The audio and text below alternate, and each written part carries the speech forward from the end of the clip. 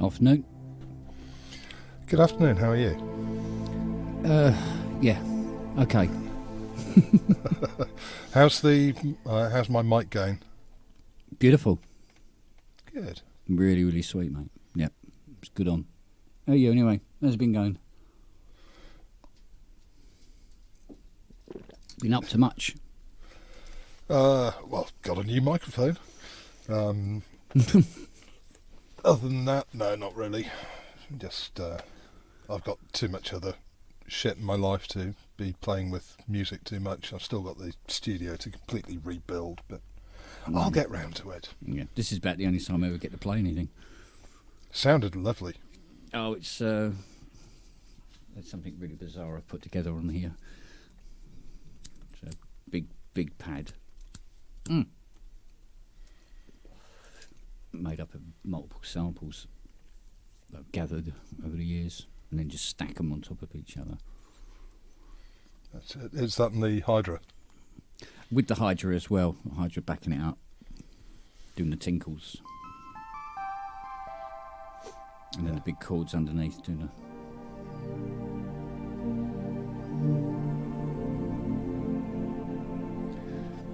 the... That's lovely. Very evolving type of thing. Yes, and nice stereo separation as well.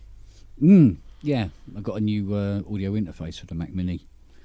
Oh. So when I talk into the microphone, I'm not all echoey for once. What did you go for? Well, old Richard Hilton hit me up and he says, "I'll get the ProSonus Revelator." All right, yeah. And I went, "Oh, okay." And then I went, "Ooh, that's a few quid." Ouch, yeah. Yeah, but the guru has recommended it. It'd be stupid to ignore it, so I went and got it. So there you go. Well, when I was shopping for a mic, I ordered a Rode NT1A and received that. And then the next day, I got a pop-up on Amazon offering me a Behringer TM1 with an audio interface and a boom arm for 100 quid. Oh, so okay. I tested both the Rode and the TM1. Yeah. And I couldn't hear any difference whatsoever. So I sent the Rode back and saved myself a few pennies and got another USB audio interface. Bloody hell. Yeah, that is good going. I mean, the TM1, I think, is based on the old Tannoy design. And it was 58 quid. I mean, with the shock mount and the pop screen. Yeah. And as far as I'm aware, it sounds perfectly good to me. Ah, well. Yeah, I mean, you can't fight it, can you? I mean, you can bitch about what Behringer does to, the small companies and everything else, blah, blah, blah. But at the end of the day, they're putting shit on the shelves at good prices, and you can't argue with that, really, can you?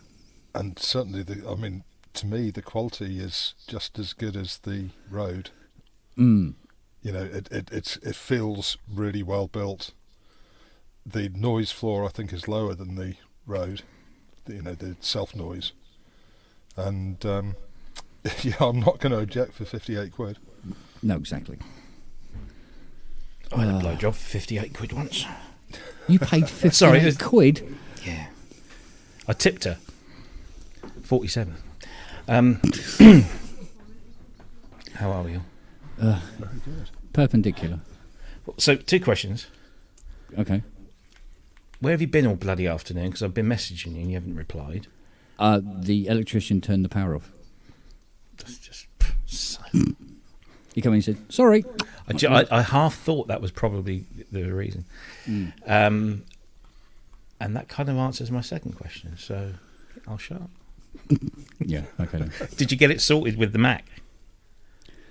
Yes and no. Okay. Because the last thing you said to me was, "I got it all working for the Mac except StreamYard." Yeah, there's always yeah. And so I said, "Can I help?"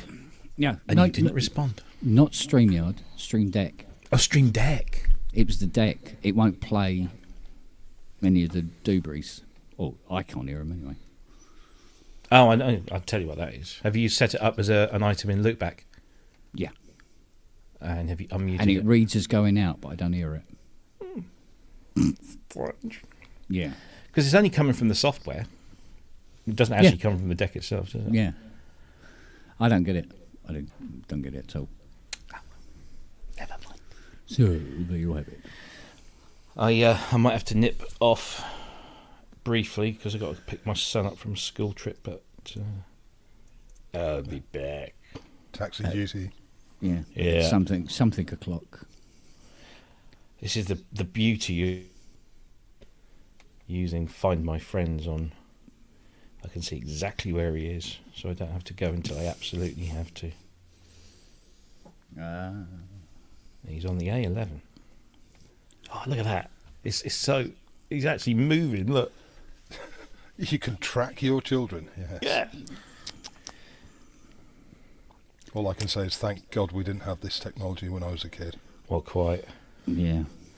But these days, thank God we do. Yeah. To be perfectly honest. Yeah, it does make kind of sense. Well, I don't worry so much about him. But my daughter. Not that she goes out much. She doesn't go out much, so... I'm just setting everything up here, because I honestly didn't think you were doing the show. I didn't think it was going to happen, actually. It was looking a bit shaky. And then the electrician went, oh, do you know what? I think we can safely leave this on overnight now and then come back in the morning. Famous last words, isn't it? That'd be nice, stumbling around the fucking dark. So was that just so they could run power out to the... I thought you already had power out into the I did. workshop. And he looked at it and he went, no. Oh, and so he needed to charge you an extra 500 quid for the armoured cable. Well, it turns out that the armoured cable that we got isn't that armoured. And it looks like the electrician that we had, who was conveniently here at the time, when they were having the radiators fitted, he said, yeah, I can do that for you. I'll give you a good price, which he did, and gave us a not good job for the price. So Standard. Mm-hmm. So it's the guy that's supplying the power to the new workshop is going to do it for us, but he says he's now got to go up the front of the house, across the attic and down. Blimey.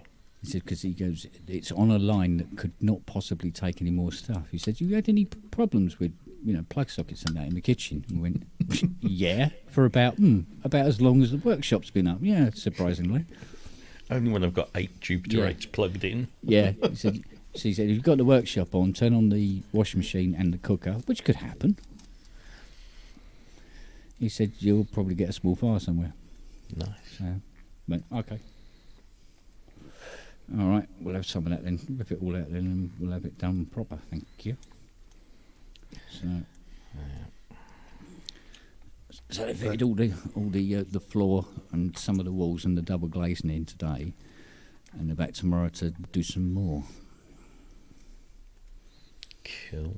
Yeah, the garden looks like a building site, but there again, so there's a field at the bottom of the garden. So, well, technically, it is a building site. absolutely. They're complaining that there's a slight echo coming from somewhere. It's all right. It's Uncle Robbie's speakers. I put my headphones on and I can't hear my speakers, and I forget to turn my speakers down. Yeah. So bad, Robbie. It's all right. It's not the ProSense network or anything, is it? No, I pair properly for that. Yeah, exactly. Yeah. This is turn the computer on and go. Off we go then. Yeah, pretty much. That's why we use the word podcast or show. Show, yeah. Show, yeah, right. It's definitely not the right word. Where is he now? So, did you miss the intro music? Yeah. Because I've got the thing open. I got your page open and I'd refreshed it and there was no live link. So I thought, oh well, I'll just wait. And I went off and did something else. When it came back, oh, fucker's live. So yeah, just about alive. Yeah. So no, I put all this these pads together that I've collected over the years from various machines where I've gone, that's a nice pad, I like that, and record it. And I got back then anyway, I had this bit of software where it would you press a key and it would arm it.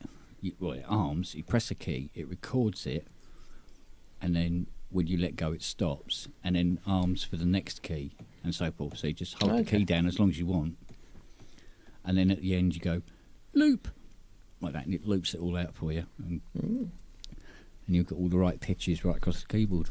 Nice. But then you have to put it in this compilery thing, I don't know what it is, it reduces it down from like 9 billion terabyte, you know what I mean, down to something useful. And I got this I don't know where I got it from. I got this program that's floating around on a rather naughty site, and what it does is it takes Pornhub. Yeah, yeah. It was Pornhub for audio, basically, because what it does is it converts your sample file into a playable contact instrument. Oh. So you can then call it up and get the contact front on it. So I dug it out today and went, oh, do you know what? I wonder if it'll work in Cubase 12. And it did. Doesn't Chicken Sys Translator do something similar? Sorry, you said. Yeah. I just felt a shudder. Yeah, something. It is similar to that, but this was a program that I got. Oh God, it was so long ago. Rainbows were in black and white. That long ago, real long time. But of course, I can take all these different pad libraries and put them in different combinations and stuff like that. So you can have like these multi-layers things going on. And yeah, I used to use it quite a bit. Dug it out again today because there wasn't much I could do today, funnily enough. So there's a CS80 I'm supposed to be finishing, but I can't do that today because it's going to keep turning the power off every 5 minutes. That's not going to be good. No, it won't like that. So, yeah, so I went and dug it out and set it all up and go, oh, that's nice, I like that. I'll have to bring that to the foreground, use it a bit more. So. I've been playing with the new Korg plugins. Oh, right, yeah. I went Kronos Future content. Future Kronos update, yeah. Yeah. Nah, do you know, I've been looking at those. Not cheap, are they? They're not cheap, and that's why I delayed until last night when I maybe had a gin. But yeah, so all right. Well, let's face that one head on. The price, £150, and that's the offer price. Is normally 200. That's not cheap. Yeah. For are these a single essentially? synth. Are these essentially the ModWave and the Mod State? Wave State and Op Wave 6. State. Yeah, and exactly 1-to-1 replicas. Then it works out pretty cheap then. Yeah. Compared to her hardware counterparts. Yeah. Sort of. You see, I'm not comparing this to something like, say, Cherry Audio that knock their stuff out at $59 top price and $39 when it launches. Yeah. But if you look at Arturia, that's the same kind of quality. And their plugins are anything between $99 and $199 individually. But you can buy it as a collection for a few £100, and then they become, stupidly cheap per, price per synth. That should be a term, shouldn't it? PPS, price per synth. So when you look at the Korg stuff, you got the Korg collection, which full price is $400, and you only get like 8 synths in there.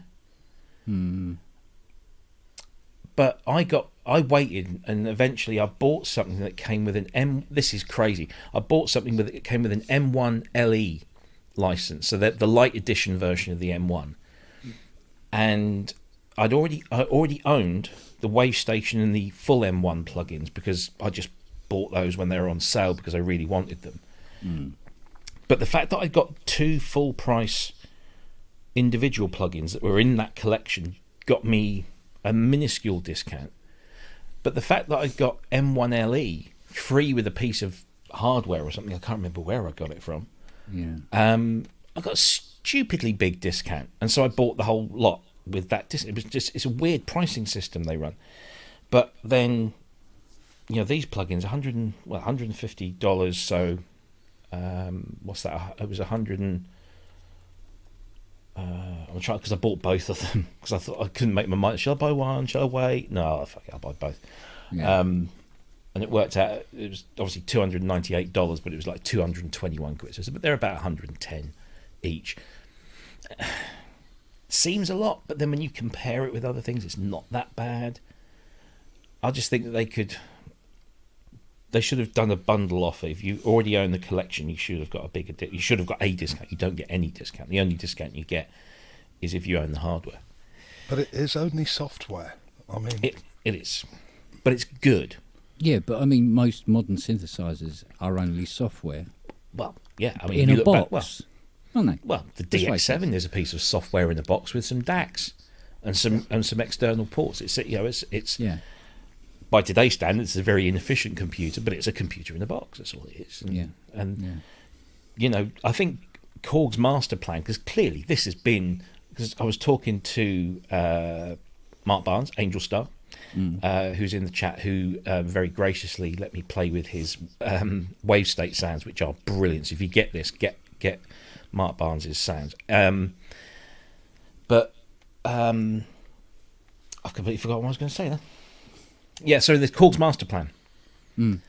He was, I think he was saying that he was using, or somebody said, might not have been him, it might have been John Davis, Suit and Tie guy, said that when Korg were developing the hardware, and just to confirm, you'd like to call Martin Ware? No, I don't want to call Martin Ware. Jesus, I won't. Who would you like to call? no one, piss off.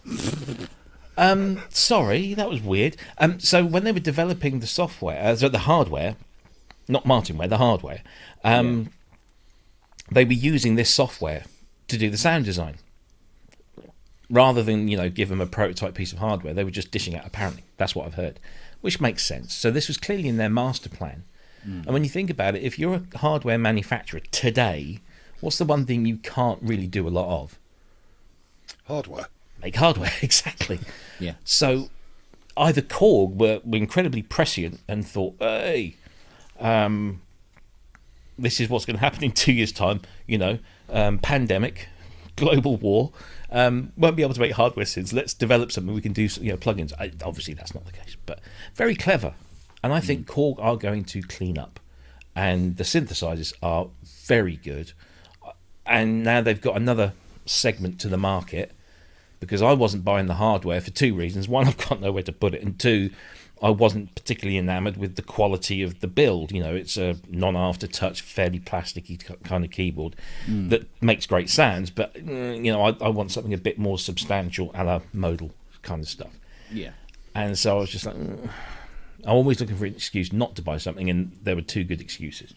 Now, with the software, there's no excuse. I can have all of the sound engine with 88 notes, and, that I can just mess around with it to my heart's content, and it's only cost me 110 quid per instrument, so that's not too bad.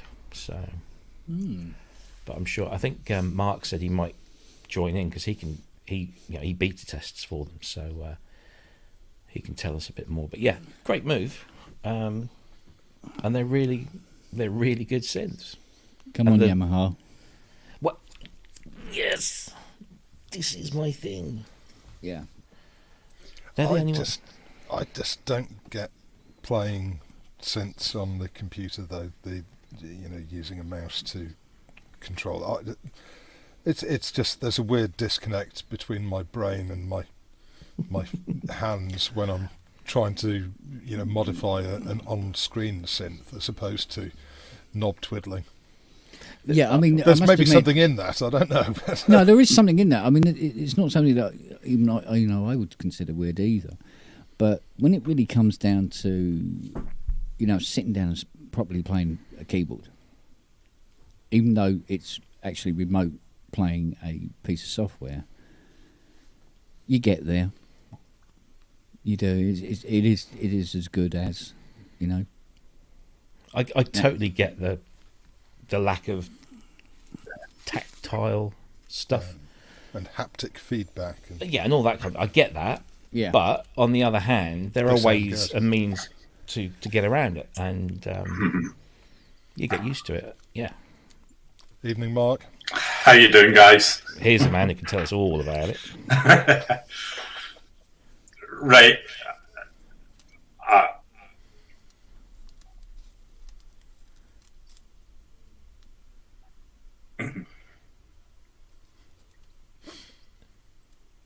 How you doing, guys? Sorry, we thought you were going to spew forth with some sort of like insider knowledge. Yeah, it sounded sort of like and. There's a bit of a delay in me for some reason. Oh right. Okay. Are you listening to the YouTube stream as opposed to the StreamYard stream? Right. That's what's happening. Right, that's me now. That's me now. I'm hearing myself coming back like 20 seconds later. Right. Yeah. I'm really pleased that they brought out Wave State Native. I mean, obviously I'm admin on the Ultimate Wave State group, which has got loads of members now. It's massive. It became enormous. I now actually feel genuinely a part of that now because I have an instrument to play. Yeah, and the thing is, like, all I've been reading all week, is people whining about the fact that they bought hardware and now they bought they've brought out the software, so they don't actually need the hardware anymore.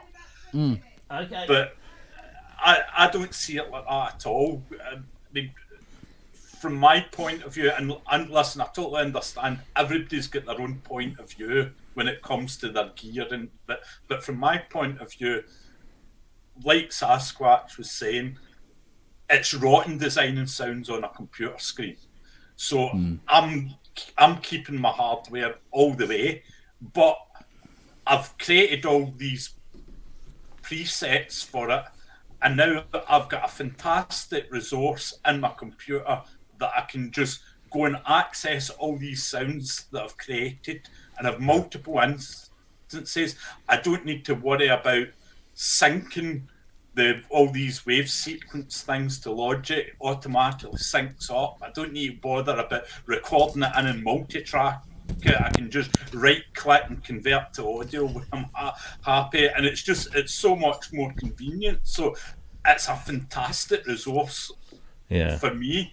And the other thing is, if you have a hardware wave state, well, you've actually got the ideal control surface to control the wave state. So you've got your knobs, your joystick, and everything that you need to control it. So the patches come out exactly the way I designed them if I play them from a hardware wave state.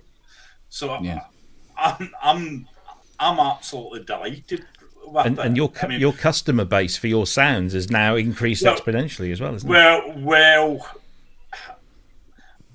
you would like to think that would be the automatic sort of logical thing to think, but I'm not holding my breath, because usually when things go software, piracy becomes bigger, and I'm noticing now, although none of mine are up yet, knock on wood, but I'm noticing quite a few other sound designers' wave state patches are now on Juarez sites, which and the more it goes software, the more you're going to get. But to be fair, if I'd have bought your patches, I could have shared those anyway for other hardware users. I know that.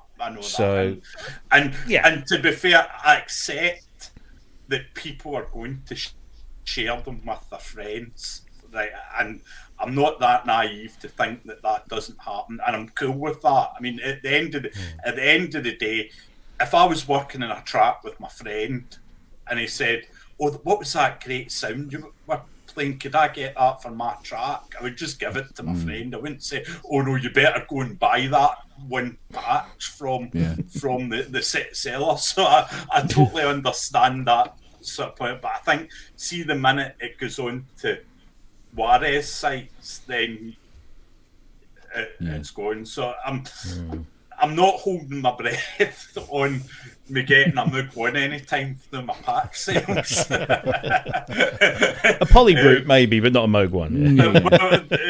And to be fair, that is actually, I'm kind of, because I've completed volume 10 for the Wave State, I'm done with programming for the Wave State. Okay. I think 200 4-layer performances is enough for one sound designer to do in one synth.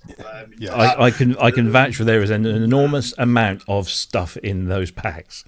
And that's the thing as well, because people say, oh, well, you only release a bank of 20. I'm like, it's 4 layers. It's like 80 patches because it's four layers every performance. Yeah. And to do that 10 times, and you got the multi samples in pack 9 as well, and then the multi samples for there's 2 gig of multi samples in there. Yeah, pack 9, and the same multi samples work for pack 10 as well. Tell me, how do you get the inspiration to do the patch design? I mean, I know, anyone who's got any type of synth, they will design their own sound, but it's one thing doing it for yourself, and it's another when you're making a commercial product. Yeah. And it's not just, I'll tweak one sound and then I'll get another. It's a completely fresh sound for each patch. Yeah. So I've always been a musician that's had to work in a lot of different genres. So I've never been like an EDM guy, or I've never been an ambient guy, or I've never been a jazz guy. I've always had to sort of cover so many bases because of what I do at the weekends. And I enjoy covering it. I hate being stuck in one genre. So for me, it's like every patch is like, it's a bit like painting a picture. I try and paint a picture in my head with sound, if that makes sense.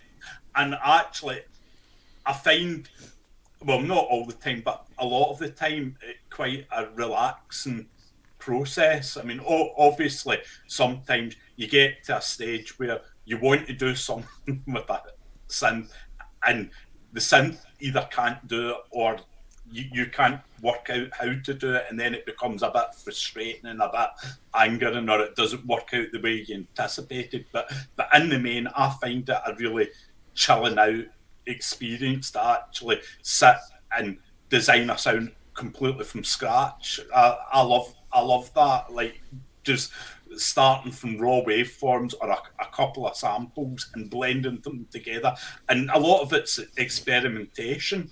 Do you know what I mean? Sometimes I'll start out and I've got it in my head that I'm going to design a lead sound, and it ends up, I end up saying no, actually this would actually work much better as a pad, and then the envelopes get changed and everything to suit a pad, and I'm like, that's actually a great pad sound, but I never actually intended it to be a great pad sound. Sometimes that's how it works out. It isn't always a case of I know exactly what the sound's going to sound like before I start. I don't have that much foresight, but see, doing it, the one thing I'm not a big fan of doing is copying other people's patches. I hate that. That's like doing covers of sound design.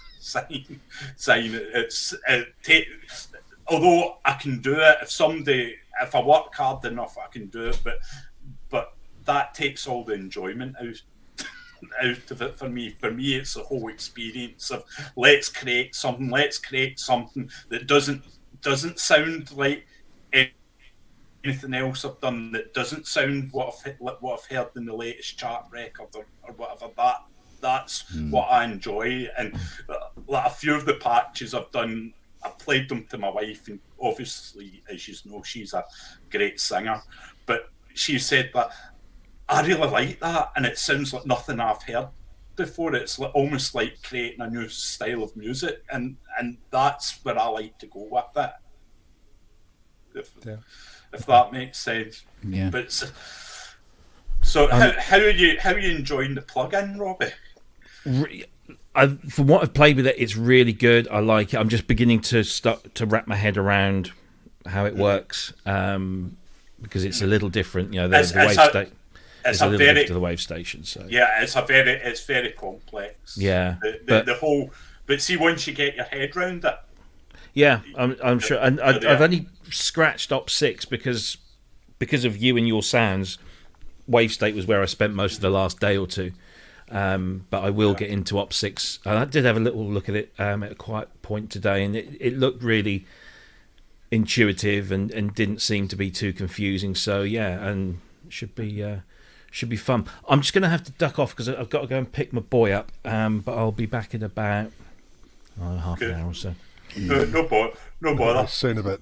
See you in a bit. So Ken, the next bank I'm doing is from ModWave. Okay, so cool. I'm working on. I've completed 11 patches or something so far. So that's nice. That's coming next. I'm probably going to do 32 for ModWave, and then another 36, so that there's 100 all in with my bank one. So it's coming. But this is the thing, and you guys maybe be able to help me with this one, right? I'm totally at a loss what to buy next and what to sound design on next after ModWave's done. Simple. Kurzweil K2700. Yeah. I'll need to sell an awful lot of wave state and ModWave patches to pay for that. Yeah. But if you want something that enables you to do really deep design, then it's something like that. That's maybe something I'll think about. I mean, the problem is as well, there's not really much new coming out, and it was. I'm like, do you know what? It's my birthday in 2 weeks' time, and I don't actually have a clue what to get. Well, there's not going to be much coming out in hardware probably for the next year. No, I know. No. And I'm a bit of like kind of a total loss. And the thing is, I got that JD08 and I love it, but it's not something you can sell patches for unless they do a complete system exclusive dump and basically wipe everything out of theirs and replace it with my set, and that's not really ideal. And then I looked at Take 5. I'm like, that's a smashing sounding synth, lovely piece of kit, but it's 128 patch spaces on that. I'm like, well, of all the people in the world that's design sounds and sell patches, that's not leaving much room for me. I think the Kurzweil can take a couple of thousand, so yeah, probably be okay there. Yeah, well, it's definitely one that I have been looking at, but it is the money, to be honest. Yeah. The big problem is, of course, that it already comes with thousands of patches as well. And you can load patches from the 2600, the 2500, the 2000. So. I mean that is the thing with Kurzweil. I've got a SP6 stage piano that's in my band van. I use it for live work, and I love the thing, but I've never actually sat and designed any patches on it because it came with so many patches, and there's so many patches from other Kurzweil machines that you could just pop into it, that I never actually seen any point in actually sitting sound design on it. I mean, unless you go for one of the so some like an Uno Synth Pro or Yeah. Well, to be fair, that's one I had thought about in the past. Was the Innocent Pro? I nearly pulled the plug in that. or the Livin series, the XFM or Yeah. Yeah. Something that people will buy, but not necessarily themselves put a lot of effort into doing patches, and they're cheap. Yeah. Well, that's really my business model for the sound design is cheap, affordable synths that are not the easiest straight off hand for your average user to sort of program, and then a program they don't have the time to program. They can spend the time writing music or playing their gigs or whatever. If it's got a shitty user interface, then design patches for it. Probably right there. Totally right. But it's something that's been sort of annoying me for a long time. I'm like, I need life after wave state and ModWave. What am I going to do? Because I'm like, and the other, there's that many amazing synths, but they're all above $2,000 to buy, and I'm like that's not going to work out, because it's going to take so long to pay back the synth through the patch sales.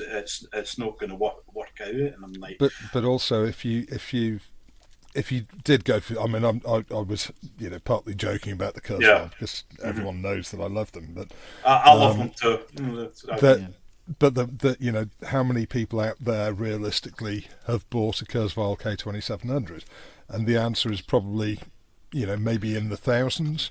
Yeah, whereas, if you're lucky. But if you target a more sort of mass appeal synth, I mean, Jamie Morden did all the patches for the DeepMind 12. And did some absolutely cracking work on that. Oh, absolutely brilliant. So it's that sort of target market that, especially if you're not, if you're realistic with the pricing for the patches, absolutely, then chances are you're going to sell a lot more of them. Yeah, I agree with that. Do you know what? See that video that Jamie done where he had the DeepMind and he had the desktop DeepMind together? That sounded polychained. Oh, absolutely that fantastic. Sounded amazing. So it did. He created a DeepMind Deluxe. Well, I mean, it does beg the question why Behringer themselves haven't done 24 voice or a 36 voice, or they've got the technology.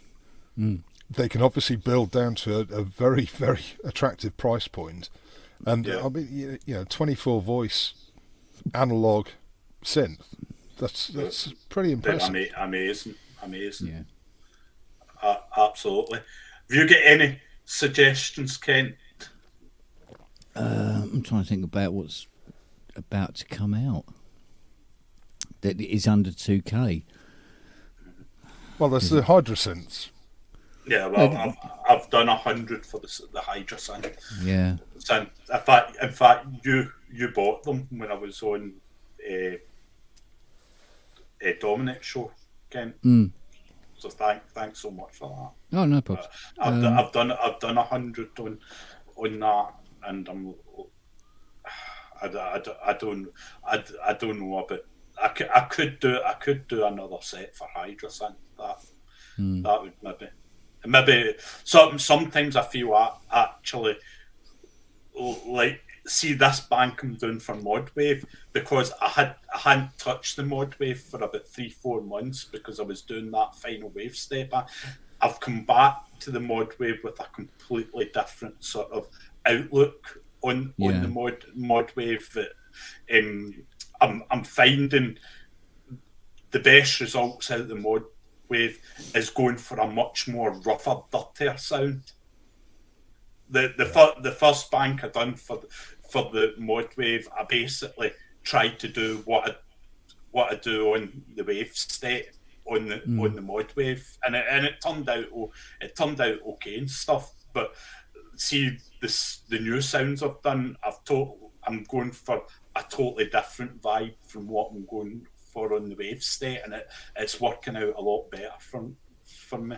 Yeah, because the one thing I found the Hydra could do with is more sort of like creamy pads, actually. Yeah.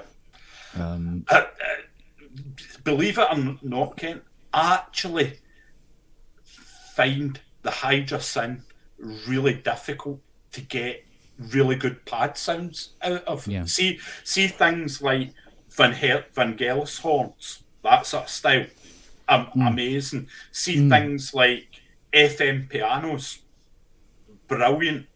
But the one area where I feel I really struggle to get something that I'm really 100% happy with it is exactly what you're saying there. Really creamy, lush pads that when you play a chord, you hold one chord and you just go, that's just that. And that's the one thing I find. And do you know what? See, I still can't understand for the life of me what it is about the Hydra synth, why I just don't feel that satisfying feeling out my pad. I've done a few pad sounds that I think they're quite good, but I just don't get that excitement of playing a pad sound. Yeah, because it's hard to put a finger on it.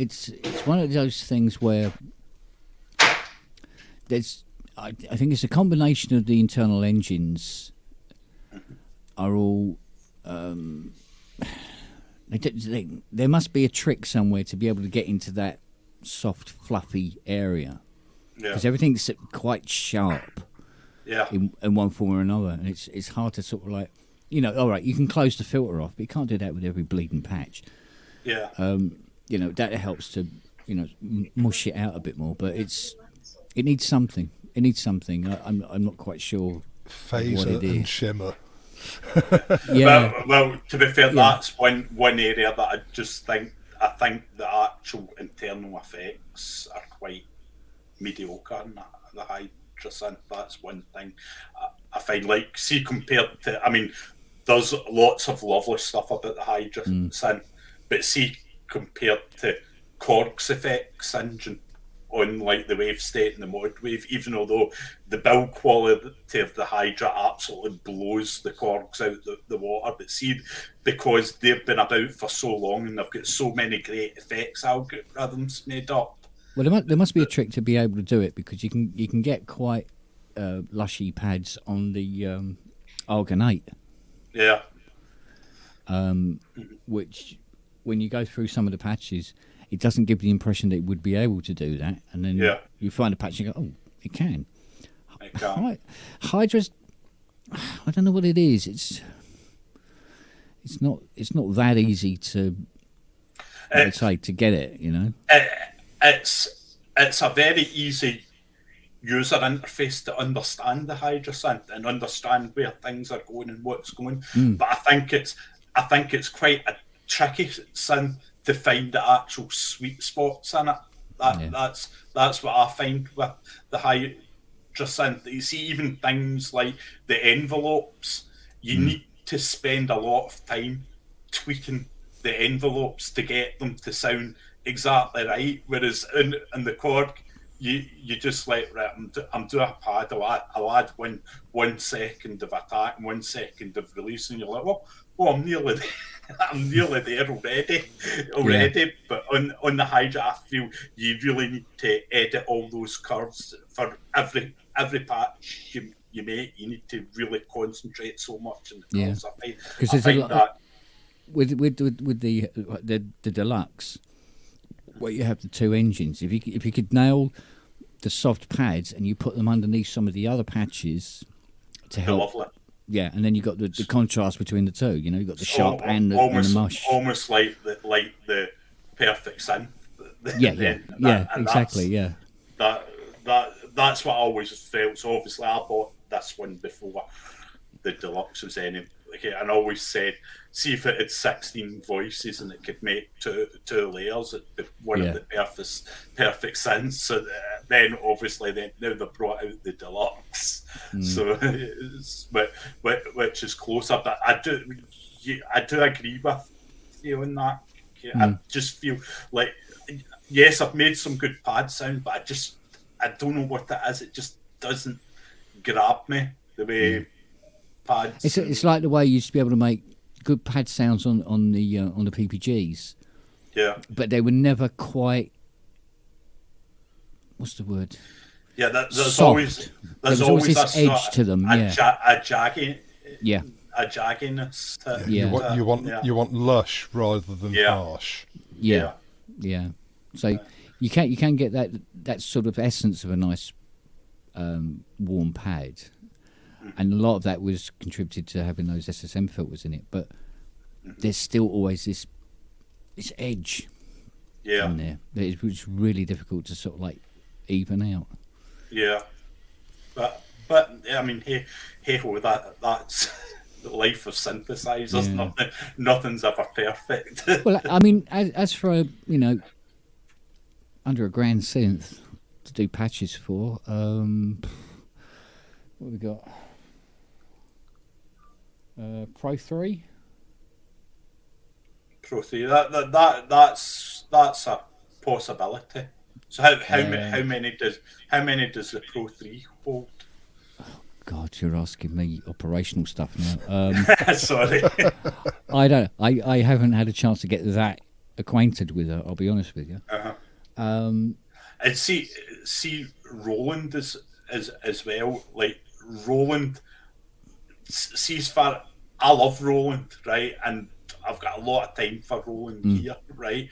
But see, it seems to me, and I might be totally like off the mark saying this, but it seems to me like Roland try and do everything they can to stop people like me selling patches because they want them to be all bought internally from Roland. And on the cloud.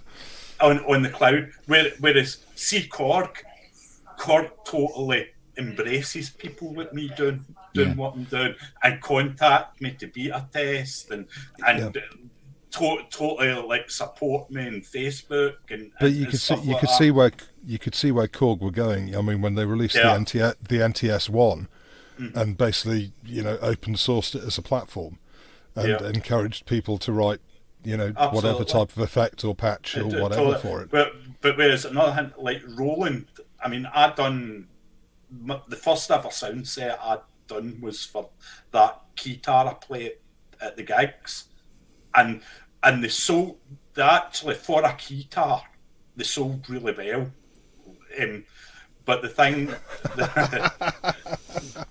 they sold really well. The thing was, it was so much hassle for people to actually transfer them into their own instruments. It was so awkward and difficult that I ended up having to take them off my website because I was like, I don't have time for this every time somebody buys a set.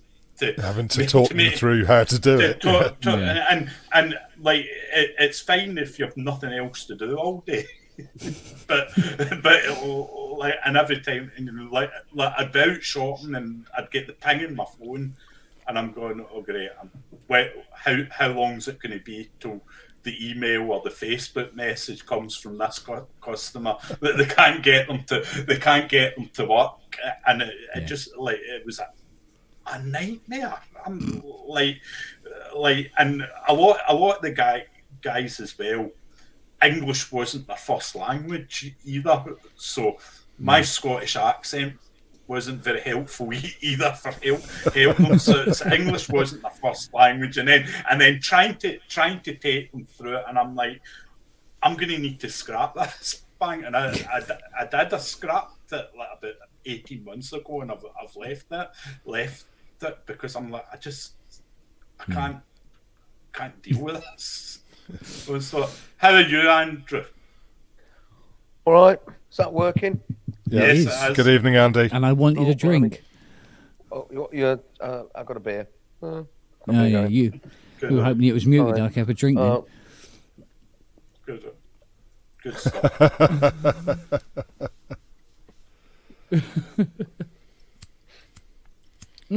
So you've been jamming recently then, Andy? No, not me. Definitely not. Not guilty. Oh, So by Grace, the way, Grace is Yeah. wrong. yeah. No, by Grace the is way, never wrong. By the way, do you want to hear clear one of the about that. lamest excuses ever? All right. Mm-hmm. We haven't been able to find a box to put those two bits in. Would you believe?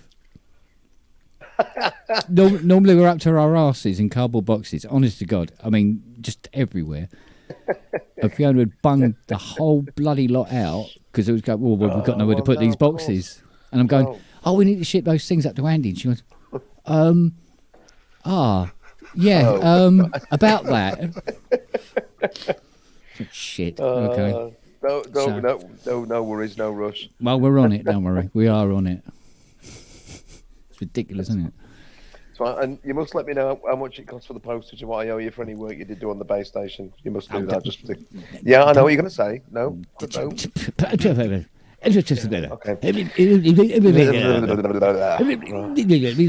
Yeah, I wouldn't worry about it.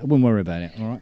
Well, yes, to Sassy's question. Yeah, a lot of fun actually. Good, because I'm sitting here noodling around and just going, "That's just shit. That's more shit." Well done. You've done a bit more shit there, Andy. Nice sound, just shit music. But so it's great actually just going up and just messing about and getting something really actually quite cool out of it for a change. Yeah, so. It can be very useful working with someone else because you can bounce ideas off each other and you can both come at it from a completely different angle and end up with something that you weren't expecting, but that works. Well, yes to all the above. Can you hear a funny whining sound? Is that me again? Oh no, it's Fiona I'm in the good at chat. It's all right. No, all right. Actually, I said. Yeah. Whinge, all bloody day, that woman. One of these days, Yeah. you're not actually going to wake up, Kent. Yeah, well, to be honest with you, that would probably be a good thing. Because most mornings I wake up and I'm going, oh God, another day. Oh God, what will today bring? Oh God. Another CS80. God, I hope not. I've got enough of them in the front room as it is. So, yeah. So, no, it was quite good today because they were doing all the stuff and constantly turning the power on and off. It seemed pointless trying to do any work, so I had a day off. Have they got the building up yet? Partially. Some up. Oh, yeah. I thought it was only going to take them 3 days. Well, today's the first day. That's builder's speak, though, okay. isn't it? Yeah. Okay. They arrived this morning bright and early. Oh, God, was it bright and early? And he said, oh, we're just going to bring the stuff around. We'll start, doing the bass and stuff like that. And within 2.5 hours, there was a bass. And I was like, oh, shit, okay. And then suddenly there's walls up and everything else. So they were out there most of the day playing with the dogs. Let's be fair. Is that the modern day Right Said Fred moment, is it? Yeah. Yeah, so no, it was quite interesting because it's a really beautiful building, I must admit. Really beautiful. I mean, compared with the shed I used to use, this is double glazed and handles on the windows and everything. It's like, Is it timber clad or? It's no, so I'm sure Fiona will come up in the chat and tell me exactly what it is, but it's like it's vinyl walled with right, yeah, composite bloody blah with foam and ting and whatever. Yeah, so it's insulated with composite walls, all that composite jazz. exterior, Yeah, and it's got it's a insulated floor, which is, my God, it must have been like 4 inches deep, and then there's a flooring that goes on top of that, and it's like, bloody hell, this is pretty good stuff, Yeah. So so that's going to be nice actually. So because the trouble with the old place I was in was in the winter, if it was -4 outside, it was -10 in the workshop.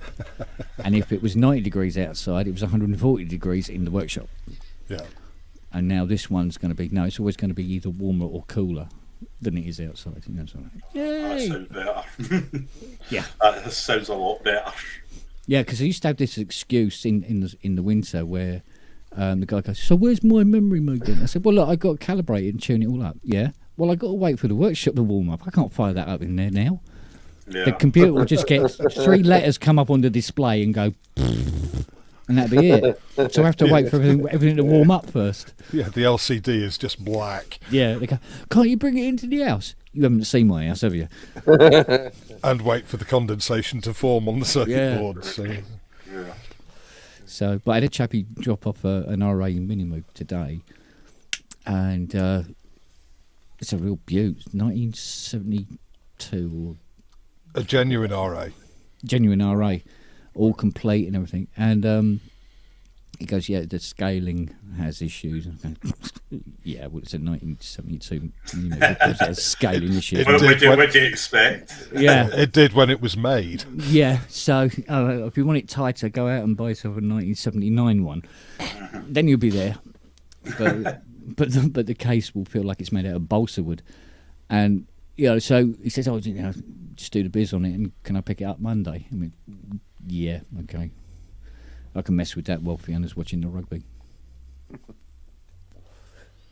But I'm keeping it to a minimum anyway, because it's just too much traffic going on.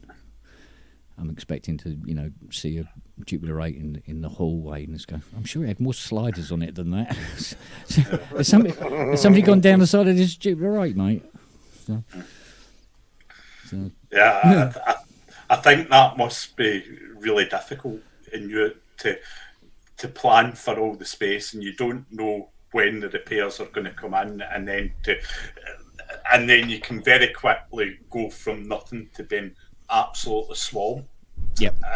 And hi, Jim. Evening, Jim. Hey, Evening, Jim. Evening. bit of a buzz going on there. Is there? And not in a good way. Somebody's got a Gen SX 1000 going droning in the background. I love the Gen SX 1000. It's one of the first analog synths ever played.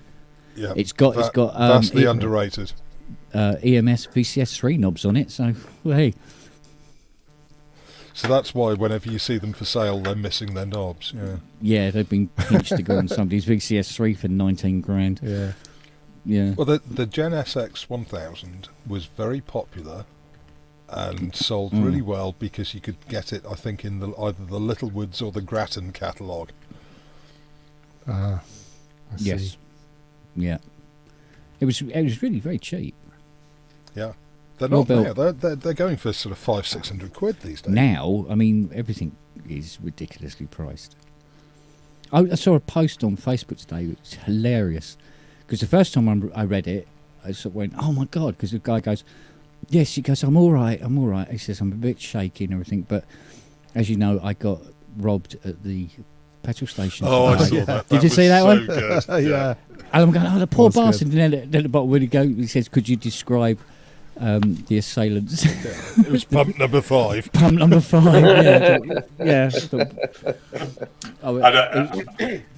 Another one that I saw that was quite funny along those lines was somebody put up one.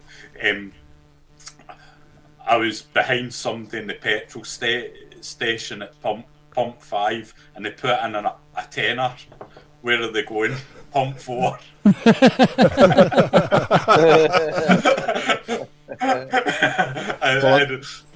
I filled up today and filled up at Costco because it's the cheapest fuel around, and it was still $1.51 a litre. Yeah. To be fair, that's cheaper than what it is up. Yeah. Tesco's is $1.56 for unleaded, but 157 here. Well, yeah, I put it cost me £78 to fill up, and I thought, I can remember it was only about a year and a bit ago, and I was paying 98p a litre. Yeah. Yeah. Yeah, but down here it's London prices, so it's £9.80 and your firstborn. a gallon. You know what I mean? So it's like, so the Chrysler has been quite still lately, I must admit.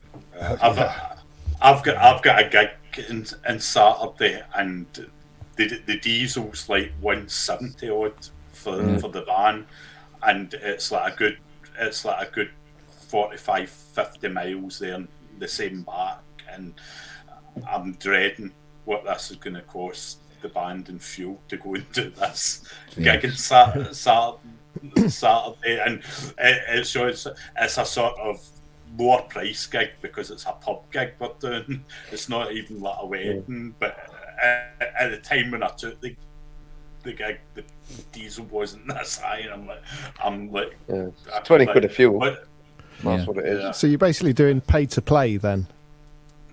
No, it's not that, not quite that bad. We're still getting these, but I would say it's going to cost me in a van with the diesel at that price. It's going to at least cost me about 50 quid and diesel to get there and back. At least, whereas like before, it would have cost me 30 quid or 25 quid, and it's getting ridiculous because the diesels hit a lot more than the petrol. Well, I mean, this fuel price increase is just going to drive the prices of everything up. Yeah. Because everything is transported. Yeah. So, whether it's just a pint of milk or, a synthesizer that's coming from the other side of the world. I mean, even the heavy fuel that is used in tankers and for marine shipping, even that's gone up in price. It's really quite scary. Yeah, it is, and as you say, everything's going up, and we're not going to see many new synths coming. Oh yeah, but do you know what has fallen in price over the last 2 weeks? Oil. Yeah, it does. And yet, hang on a minute. Yeah, wasn't there a price index which linked gas to oil? Yeah. It always takes theoretically longer to come down in price than it does to go up. As soon as it goes up, they always stick the price. Then it's index linked. Yeah. My boss at my work was telling me that our fuel bill for the month was £117 a month for our gas and electric, and she phoned them up to renew, and they said to her, well, the price now is going to be £570 a month. I'm on to which she said, no, wait a minute here, it's supposed to be going up 60%. That's nearly 500% you're putting up my bill. So she left the company, and the cheapest she could get our gas and electric was £309 a month. So it's still ridiculous. So she's going from £117 a month to £309 a month. Yeah, this is where the free market part of it all falls apart. £3,600 of electricity in a year. That's leaving your cooker on full power all the time. Well, no, that's ridiculous. I don't use that much power, and I only use gas for the central heating, which isn't on that often. And my bill's gone up from about 130 a month, which I still thought was bloody ridiculous, and they want 220 a month. Yeah. It's taking the piss. But at least that one is sort of in line with how much they were saying, because they were saying that everybody's bill would go up about 60%. But see the amount of people I know, like my colleague in the band, he showed me, he says, here's what I was for the month in gas and electricity, and it was like £470. And I'm like, he says, I'm going to need to do that. And to be fair, he's got a good self-employed business, and he does the band, so it's not as if he's somebody that struggles for money. Well, but he's saying, he says, I can't sustain that. I'm going to need as Steve Powell points out, Steve Powell points out in the chat that the standing charges are an absolute piss take as well. Yeah. Yeah. There's absolutely no need for that these days. No. No, it's crazy. Absolutely crazy. To be fair, mine hasn't went up that much, but I was already paying through the nose for my gas because, unfortunately, where I live, the only kind of gas you can get is LPG gas. Have you got the big storage tank, or are you using the colour bottles?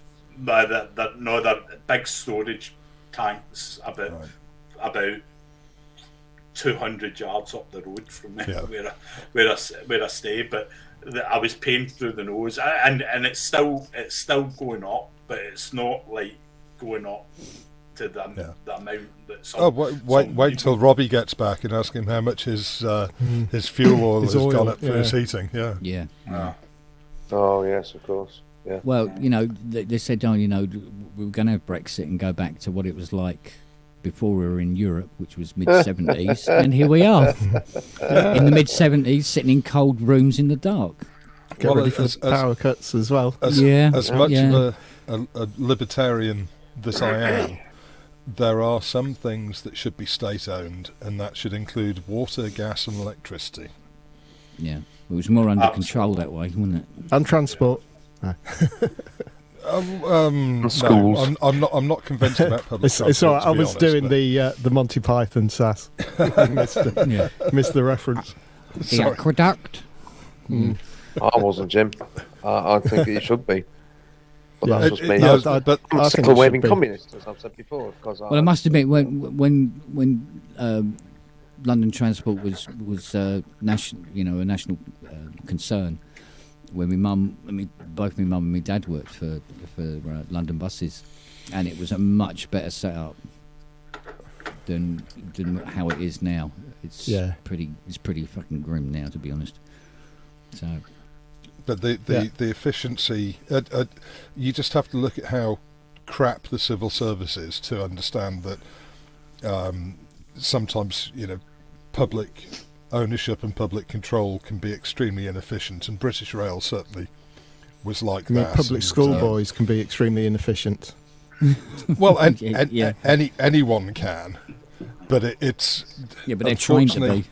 Unfortunately, these public services develop into monolithic structures, and once they're in place, it's very, very difficult. I mean, people have been screaming about civil service reform for absolute decades. I mean, you only have to watch, the old Yes Minister and Yes Prime Minister episodes to see that really nothing has changed and nothing will change, because the inertia within organisations such as the NHS, such as the civil service, it's impossible for any government, whatever colour or flavour, to enact real change. But I do think that there is an opportunity for a new way of delivering some of these public services, such as provision of essential power, energy, gas, etc. And if new structures were set up, it doesn't have to have the inbuilt inefficiencies that so many existing public services have. Well, once the buses got started to get privatised, the first thing that went with the DMSs, and they started using one-manners to get rid of the clippies. Mm-hmm. Have one guy on the bus doing both jobs rather than two people. And that's when shit really started to go horribly wrong from there on in. Clippies. Heard that in ages. Yeah. My mum was quite a clippy. She took a skinhead out with her ticket machine. I tell you what, it gave him a fractured skull. Nobody used to. People didn't mess around on her bus. Her name wasn't Olive, was it? Oh, do you know what? No, you see, the thing was, on the buses for us was a fucking documentary, because that was the life I knew. And there was a woman who worked at Kingston bus station who looked just like Olive as well. And the bus drivers were just as bad as, old Reg and what his name. My brother-in-law has just become a bus driver at the ripe old age of 50. 6.57. Wow. Career change. He was I'll a. tell No, you go ahead, something, Robbie. You get quite a good salary now for being a bus driver. I was quite shocked. I seen an advert become a bus driver. Not as good as a London tube driver, though. Yeah, probably not. But I'm like thinking, like, see all the stress I go through with children being a teacher. When they, I know all they carry on and exams, and as Andrew Bell knows what it's like, and I'm like, do you know what? I could be a bus driver, and it's not I had that exactly like a the same jump in thought, Mark. salary. I had I'm exactly the like- same I'm thought. like, The trouble is, though, you wouldn't want to be a bus driver doing the late night run in somewhere like Croydon. yeah. Honest to God, unless Light you can buses, keep a revolver under the driver's seat. You know what I mean? Right, Because they're all right off. screened up now, aren't they? So it's pretty grim. Right enough. I do deal with drunk people every weekend. Can you play this one? Oh, Come on, Eileen. the best one is, see when the band's actually playing. I don't mind this when I'm DJing, but see when the band's playing, can you put on come on Eileen? Yeah, The band's yeah. playing, can you put on come on Eileen? I used to play in a band back in the 80s, and we were just a covers band, pub band sort of thing. And the lead singer's dad was a right character. He was an absolutely diamond geezer. But when he'd had a few drinks, he'd always come and see us. He'd had a few drinks, and he would always come up to his son, who was the lead singer. Can you do Imagine? Every bloody, and we didn't. Imagine's not exactly a pub band classic. So one rehearsal night, we said, you know what? When he asked for that, let's fucking surprise the shit out of him and play it. And do it. And we did. And the look on his face, just an absolute picture. Yeah, you're totally right. Brilliant. Don't I thought it'd be want better than that. Yeah. See, this is the thing. See, when you're out gigging, right? There's music for sitting at home and enjoying at home, and there's music for entertainment and a party. And some people just can't get that. That see the music you listen to and enjoying at home, as good a music it is completely, totally unsuitable for people to enjoy and party to. And some people just don't get that concept at all. And then they moan, and then you play it, and it kills all the atmosphere in the venue because it's like totally unsuitable. It's like you're like and then you say at that time, I'm never going to give in to somebody again and do that, but you always do. and the same thing happens, and you're like why did I agree to play that song? It's actually killed this night, that one song. Yeah. Oh dear. Yeah. Hey Mark, can I ask you a question? Have you ever played the lyrics game? Oh, I'm amazed. Look at me. That's where you attempt to get as many song lyrics into your lesson as you can. Oh yeah. And you get a point for every one that slips by unnoticed. But if anybody recognises it, you lose all your points, right? Well, I lost my points this week in a year 11 lesson when I said, "Oh, what was it? Who let the dogs out? Who let the? Yeah, that was." I was actually chuffed a bit because it was quite an obscure. It was the Boxer by Simon Garfunkel. No, really? Yeah, because it's because the man hears what he wants to hear and he disregards the rest. The rest. Yeah, right. And one that he just chipped up went da da da da da da da. In the clearing stands a box. I thought, you shit. Oh man! I had to Mind give you, him I had to Yeah, give him a kudos applause. to that kid. Yeah, respect, well done. mate. Yeah, Absolutely, yeah. So I do it all the time. It just amuses an me. album B-side. Give- God, yeah. It's the thing that keeps things ticking over when I get a bit bored. So I just thought I'd just. Oh, that's brilliant. I'm going to try this now with customers. I think that's a great move. Yeah. Stop You lose quoting all your synths. Yeah. Frank Zappa lyrics. Yeah, Oh yeah. Yeah. Well, I'll have to learn some death metal lyrics. Got to be careful with those ones. Your synth is dead. Just do Napalm Death. Yeah. Oh, John, look, the first time I heard Napalm Death, I was like, what the hell is that? I've seen them twice. Really? There must be short gigs Cool. because their songs are like 10 seconds long, aren't they? Absolutely bleeding hilarious. Andy, you've got to come and see this. You'll love them. You'll hate them and love them. This is when I was a student at university, and it was just hilarious. I mean, they've been around that long, but it was like, yeah. what the fuck have you brought me to here? But it was just, yeah, look, this is our next song. This is called Kill All Grannies. And that was it. Thank you. And the next song is... Your granny's dead. Yeah, love it. Love it. It was such a laugh. I've been seen twice. I must say, I really don't get that sort of death metal groaning, grunting, or speed metal, or whatever they call it.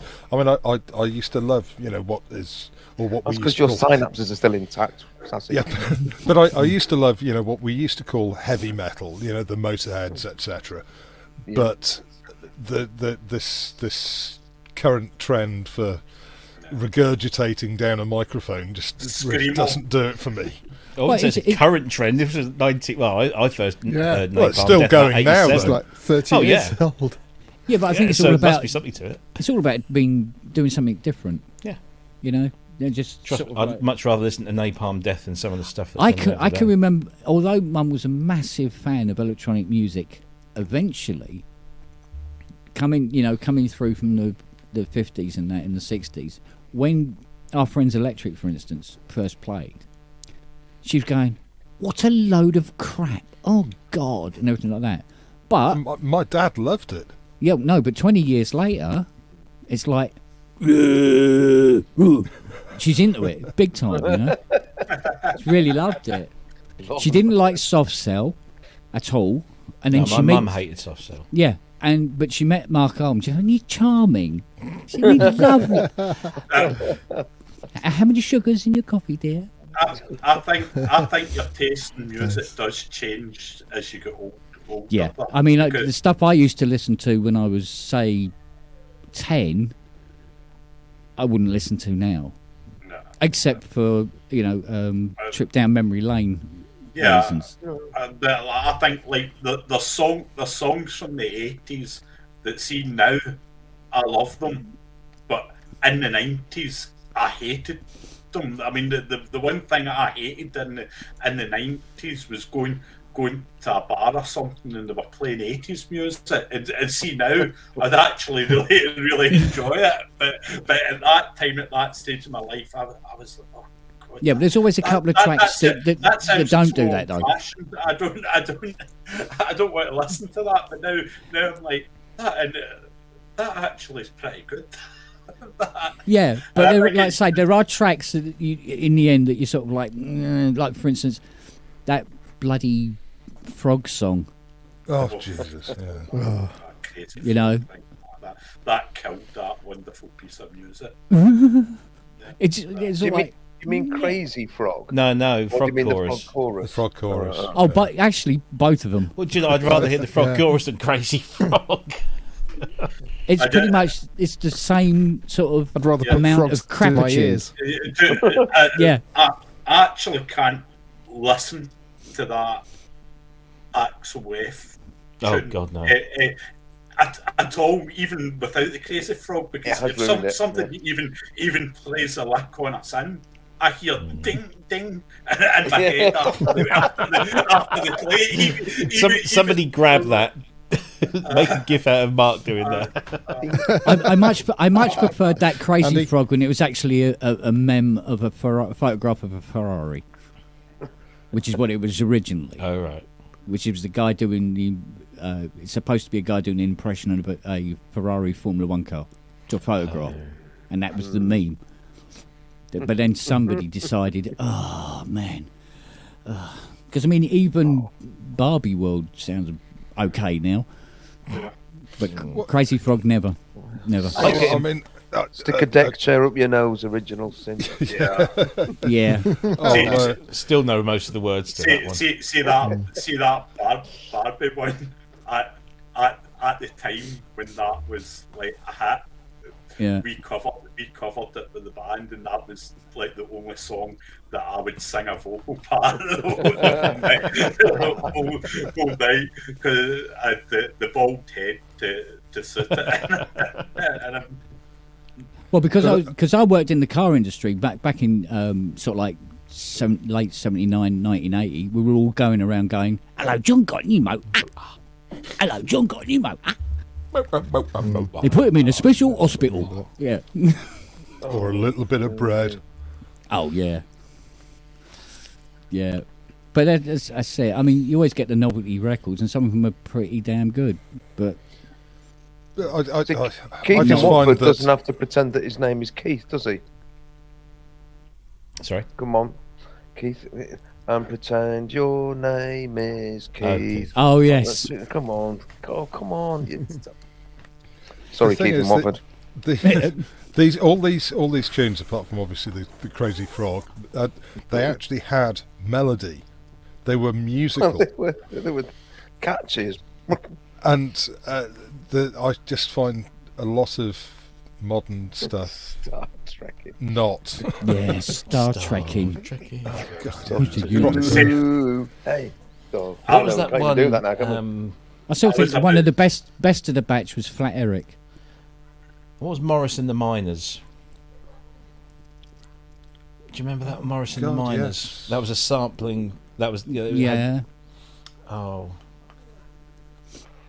can't remember the name of the song now. I'll have to Google it. I have to actually. I'll look it up. Yeah, check it out. Yeah, somebody. Yeah, I when I was a kid, right? So when I first heard Adam and the Ants, I was just like, "Whoa, this is mind blowing." Talking novelty records again, are we? It was absolutely. It just blew my mind, and I was an absolute. So I'd listened to nothing else but Adam and the Ants. Everything else just paled into insignificance for about a year and a half, and then he went solo and he sort of went downhill. I've always been a fan. I've always respected him. He's brilliant live, but now when I listen to some of those songs, Great, aren't they? they're not that great. Do you think so? Because I think. Oh, I think think Prince they've got Charming's better. still pretty cool. Yeah. No, some of the I liked singles, them, like and then I went to a Kings. phase, been back and listened back, Yeah. and I actually think these were bloody great. These were really good. There's But they're- something just. Yeah, I don't know. It's almost like they're so ingrained in my makeup, because they literally were the only things I would listen to. I'd listen to, Kings of the Wild Frontier, back to back, and then when Prince Charming came out, I just listened to those two albums, and they got Dirk Wears White Socks, and I loved that and listened to that. In fact, I actually think Dirk Wears White Socks is by far a more superior album than pretty much any of the big stuff that he did, because it was. I don't know. There's just something a bit naive about the stuff now, especially Prince Charming, which I thought was brilliant. And there's like one or two good songs on there, and the rest are all a bit. See that Prince Charming one? That's the only one I can remember. But Yeah. I only was about 5 or 6 when those. Apis Don't say that. Lapis has got the Morris Minor and the Majors one, which was the Stutter Rap. Stutter Rap, that's it. I remember Yeah. that one. The start. Nope. not recalling this at all. No. No. It was kind of at the time, like it was Me just neither. after 19. Yeah, they came from And- Rotherham. Yeah, it wasn't the Oh, guy. bloody hell. Tony Hawks. Tony Hawks, that's it. Same, Was it the same guys that did the Jive Bunny? Because they were from Rotherham No. as well. Yeah. I don't think so. That stutter rap, it was weird because it went like 19, but you expected it to go 19, Yeah. but it was like yes. 13. And it just sounded like Comedy. absolutely weird. This is wrong. How's it? It's like what Brilliant. I heard yesterday. It was what's that geezer's name? Guitar Ginger. Ed Sheeran. Ed Sheeran. Ed Sheeran. Do you know where he was born? Yeah. In the hospital. In the lab. Hebden next- Bridge. No, get I off. shit you not. No, I don't Yeah. believe that. You've made that up, Ken. No, Fantastic. go Google it. He was raised up round here. He used to busk on the streets of Dis, which is this little town about 10 miles down the road. But you dissed that, yeah. Appropriate. Yeah, quite. But now that's Yeah, he Coventry. They used to busk around here before he became famous. Isn't he heading towards the Retirement. pole position Sorry, of the sorry. person who's ripped off more songs from other people than anyone else? He's certainly going to a number of court cases. Yeah. Yeah, every song's one of 4 chord sequences. Yeah, but there was this Oh, the one have that you, he's have you seen currently the up 4 for. chord song? The video on YouTube. The 4 Yes, chord song. Axis of Brilliant. Awesome, isn't it? Axis of Awesome. Yeah, that's brilliant it. video. So good. Yeah. I was So going to say, good. I've just seen Steve And the Albo's follow-up. comment. Right, Ian. Good evening, Ian. Hiya. Ah, but Hello, Ian. See, guys, I'm gonna need to head, but it's been great. It's been great chatting and good to see you. Hiya. Steve, You too, Mark. Well, Thanks. and you, but buddy. I'm going to head. I'm going to try and catch the second half of the Scotland game tonight Oh. because that Oh, was cool. the original plan. That's why I've got the strip on. Is Kenny McLean You playing? wearing a strap on? What are you doing that for, Mark?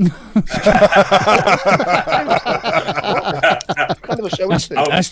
That's the fuck the other team. I'll leave that. I'll leave that bit for Cheryl. Sorry, I really have lowered the tone. it- I do most somebody it's been- apologise. It's been great chatting to you guys, but I'll head just now, and no doubt you'll be Oh, on cheers, till Mark. 3 in the morning or whatever. Yeah, you look yourself, mate, all right? Cheers, Looking Mark. for the hangover. Take care, guys. See you, Mark. Take care, buddy. Cheers. Cheers. Ta-da, Good man. to see you. Right. Can we Was play it some something I game? said? I think it. No, I think it was just the 7 things on screen was messing with his OCD. He could have waited for another 2 people to turn up. again. Yeah. Hey, Ian, how you doing? I'm good. How's everybody? All right. Yeah, Battling Yeah, on. good. Yeah. yeah, all sorted. Oh, God. I was going to suggest another game, if that's all right. Go for it. Can we play? As soon as we mentioned 1980s, best albums of the 80s that nobody ever mentions. Talk. Laughing stock. Well, what People do mention genre? it. Sorry, Whatever you like. Best time of the 80s that nobody ever mentions. Nobody ever mentions. Yeah, that's. The problem is does the late anybody- 70s and the 80s blur into each Well, other for me. we can give you some lenience on that one. I'm just M's saying that, 'cause album. I have one that really sticks out to me. I think it's an absolute classic album, and it never gets anywhere. It never gets mentioned in those lists of great albums and this, that, and the other. It's just nobody seems to agree with me, even though I think it's a standout work from that period. So I'm going to chuck in Ultravox Rage in Eden. That's mine. Yeah, it's good album. I think it's just absolutely out there, amazing album from first track to last, brilliant. Absolutely love it. Not a dud thing on it, and it's just great. Yeah, it never gets mentioned at all. But Well, I was thinking ELO Out of the Blue, but that was 1977, it appears. Yeah, do you know, I was thinking of one that went, oh, hang on a minute, I think they came out in the 70s, late 70s, not the 80s at all. Damn it. yeah, iSing's just said Gentlemen Take Polaroids, but I think Japan's albums all get quite a lot of kudos, don't they? Yeah, they do. Music of Quality and Distinction by BEF. Wow. Because that was the one I turned you on to, wasn't it, Andrew? And nobody ever mentions that, but that first album spawned so many. Like if you listen, there's a version of "You Keep Me Hanging On" with Bernie Nolan. Well, a couple of years later, Kim Wilde said, "Oh, I like that idea," and she put a single out and had a massive hit with it. "Ghost in My House" that they did with who's the lead singer of Manfred Mann, Paul Jones. And a few years later, Mark E. Smith and the Fall do it and have a bit of a hit with it. There's a good one in the chat. Infected by the. That's a Oh, good one. yeah, absolutely. That's a good thumbs up as well. He's still going, isn't he, Matt Johnson? He's got an Well, album how coming out. about Orchestral Yeah. Manoeuvres in the Dark? The album, their first album. First The one, first yeah. album. Yeah, Orchestral Manoeuvres in the Dark. No one mentions that. Dazzle about- Ships doesn't what about seem to get a M's lot of first I album? think so. It's Yes. a good, Yeah. My mate Robin. indeed, yeah. How about the adventures, trading secrets with the moon? I had to check that it was actually still in the 80s, 89. Yeah. Oh. So it's one of my favourite albums. It's brilliant. Everybody remembers Video Killed the Radio Star, but nobody really talks too much about Adventures Plastic. Was that 80 or was that 79? Maybe that's why. But even Adventures in Modern Recording, which was the second album, which some of those songs ended up on Yes albums. Yeah. Well, the Yes 90125. I mean. Yes 90125. Yeah, that's another one. That's the only Yes album I can listen to. New music's drama. Life Yes, of Luxury. drama. New music's Life of Luxury. Yeah. That never gets mentioned. No, Blondie, Yes, drama Parallel as well. Lines. Oh, brilliant. that does. 70s. Oh, no. I've got. Is that 70s now? Yeah. 1980. No, Parallel Lines is in 79, isn't it? Yeah, 78, 79. Yeah. Yeah. I've got a picture disc of that. Down Boy. Oh, yeah. I Down saw him on Boy. that first tour. I went to see him in Manchester on that first tour. She's Jesus, still that was just amazing. That woman. 1978. What, Parallel There you go. Lines? Yeah. Yeah, sounds about right. Yeah. Because Breaking Glass is end of 77, isn't it? Oh, Christ, I'm feeling old. Yeah, I know, mate. Steve Adams chucked in Yes. a corker there. Yeah, absolutely. Steve Adams chucked in a corker. Golden Age Golden Wireless. Age We love yeah. that one. Or any yeah. Thomas Dolby album. Well, true. Yeah. You know, Golden Age Wireless. I wasn't into Thomas Flat Dolby. Earth. It's weird. I got into Thomas Dolby because I saw a whistle test and he was playing One of Our Submarines is Missing. Oh, And I brilliant. that absolutely just went, this is... Yeah. Oh, Bong, but, bong, bong, bong. but Yeah, I absolutely everything love it. that was on Whistle Test was brilliant. I mean, I've got the DVD collection, and it's fantastic to watch all the Yeah. bands that were on there. Yeah, I remember watching Roxy Music on it, I think it was. Oh, they were brilliant on that. With old Eno pretending that he knobs. was really Like the knew what he was Synth doing with the synthy VCS3, Yeah. giving it some. On Synth, is it on Synth Britannia or one of the things that gets played after it? They're playing it and I'm sure it's a Synth 100. It's a really big square thing. Yeah. It's massive. It's much bigger than a VCS3. So I don't know what that was. It was some kind of EMS thing. So. Yeah, it was probably a Synthy 100. They weren't too expensive back then.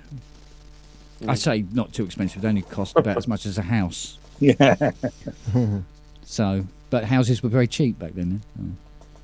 Well, XTC, drums and wires, but again, I think that was late Yeah, 70s. late yeah, 70s. late 70s again. Yeah. But even then, even the 80s stuff like None Such, Oranges and Lemons, English Settlement. I mean, there's not a bad. They haven't written a bad song ever, in my opinion. There's not a bad XTC. Even Dukes of Stratosphere is brilliant stuff. Landscape. That's just popped back into my head. Oh, Again, there's that. Oh, God, yeah, Landscape. That was a good album. Yeah. no, that's Wasn't early that- 80s. Was that? You sure? Yeah, it is because definitely in Doncaster when Einstein a Go-Go came out, that was so that would be 80, 81 perhaps. Yeah, Yeah, about then. they made that Yeah. for Eno. I think. 1981. Just- Yeah, but was the Martin's yeah, just the said they album. made that big thing for Eno. Well, maybe they did. Yeah. They got all their gear from. They got it all free from Roland. Who Landscape? Yeah, as long as as long as Roland was displayed But everywhere. What a great album title! That album, from the tea rooms of Mars to the hellholes of Uranus. Yeah. Yeah. Richard James Burgess, genius, absolute genius. I think some of the other. Actually, to be honest with you, I think there's the 70s and the 80s. There's a lot of albums where they are still talked about with reverence today. In fact, most of it. Yeah. That's be because they honest. were bloody good and they You haven't have- been better. Yeah, yeah, and you have to be really sort of like left field to just talk about an album that people go, really? What's that? Yeah. You know. I mean, you had record execs who were willing to sort of just take a chance on stuff though, and just say record an album. Let's There was just see enough how money it does. that people could, wasn't there? That Yeah. they could go, well, we'll just see what happens with that. I'm Yeah, there was interested, good not returns. just- Yeah, there was good returns on it. And yeah. you know, they'd make a load of money on something commercial, and then they'd have budget to play with to try and invest in and try and make something new happen. And that's But kind of out the window with big labels now. They're all looking at what they're going to get on a return, all their safe bets and stuff, and it's like that's what's really sort of killed things. Well, the last, I suppose, the last splurge of the record industry was probably the Britpop era, and they put a lot of money into Oasis and Blur and such like. But after that, I think that large scale investment just dried up, and it was easier just picking someone off, whatever, MySpace. Yeah. I mean, they were still Such taking like. chances on other indie bands as well, which was a good thing. It wasn't like Scroll just, up, Ty. Scroll up. just Yeah. that they were, investing in the big ones. It was like they were still trying to find new things and interesting things. Yeah. I once went to a I think gig. that's- I think I went to a gig but I think it was 1980, and there was 3 bands on. There was the Photos, who I loved. There was Holly and the Italians, who I also loved, and Any Trouble. All right. I haven't heard of any of those. I'm sorry. Yeah. Really? No, Yeah. me neither. Honestly, yeah. I loved the gig so much that I actually went out and bought all 3 albums the next day. Wow. Yeah, see, with me, he'd go out the next day and buy every keyboard they were using. I don't think there was any keyboard players in any of them. Ah, that's why I don't know about them then. That's there it. you go. Oh, wait a minute, what? Hang on. Original Synth has brought up Art of Noise. Of course. Oh yeah, brilliant. That's talked about a lot. Oh yeah. I mean, yeah, absolutely. I talk about it every week. Yeah, well, it's a seminal album, really. Yeah, but which one though? Because I think Yeah, He's saying never shuts Invisible up about it. Silence. no. See, Nah, Who's Afraid Who's of? afraid of Who's the Art of Afraid Noise? and Into Who's Battle. Afraid? Yeah, yeah. After that, they had like the albums They became had like cliches of themselves, didn't they? yes, A little bit. they And became self-parodies a lot of the time. Yeah. Yeah. Was Enya 90s or was she 90s. 80s. Oh, shit. Watermark Yeah, late was 80s, 1980s. D50, wasn't she? Yeah, it was the D50 demo album. Yeah. Yeah. But it's still beautiful. It's a great album. Still sounds lovely. Yeah. And Kate Bush? Well, it's I not an think they album. all get mentioned though. They're not They get mentioned a lot. as amazing Although- as they all are. But, A lot of them overlook the dreaming. They'll talk about well, Yeah, no. it's weird, isn't it? they'll talk about They Kick all are. Inside, Never Forever, and they'll talk about Hands of Love, and all rightly so. But a lot of people write the dreaming off as a bit weird and experimental, which is exactly why you shouldn't write it off, because it was weird and experimental. Good evening, Asio, Mr. you're Angry. a sod. Asio head, I'm going to punch you. Just going to bloody punch you. Why aren't you working?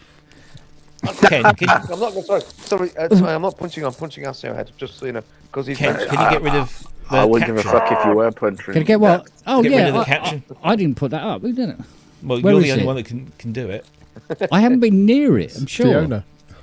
Yeah, Fiona, dick face downstairs. Where we go?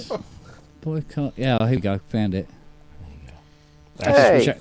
Now we can see Ty's armpits. Oh, it's, Hey all. You're right. Yeah, it's a brief one.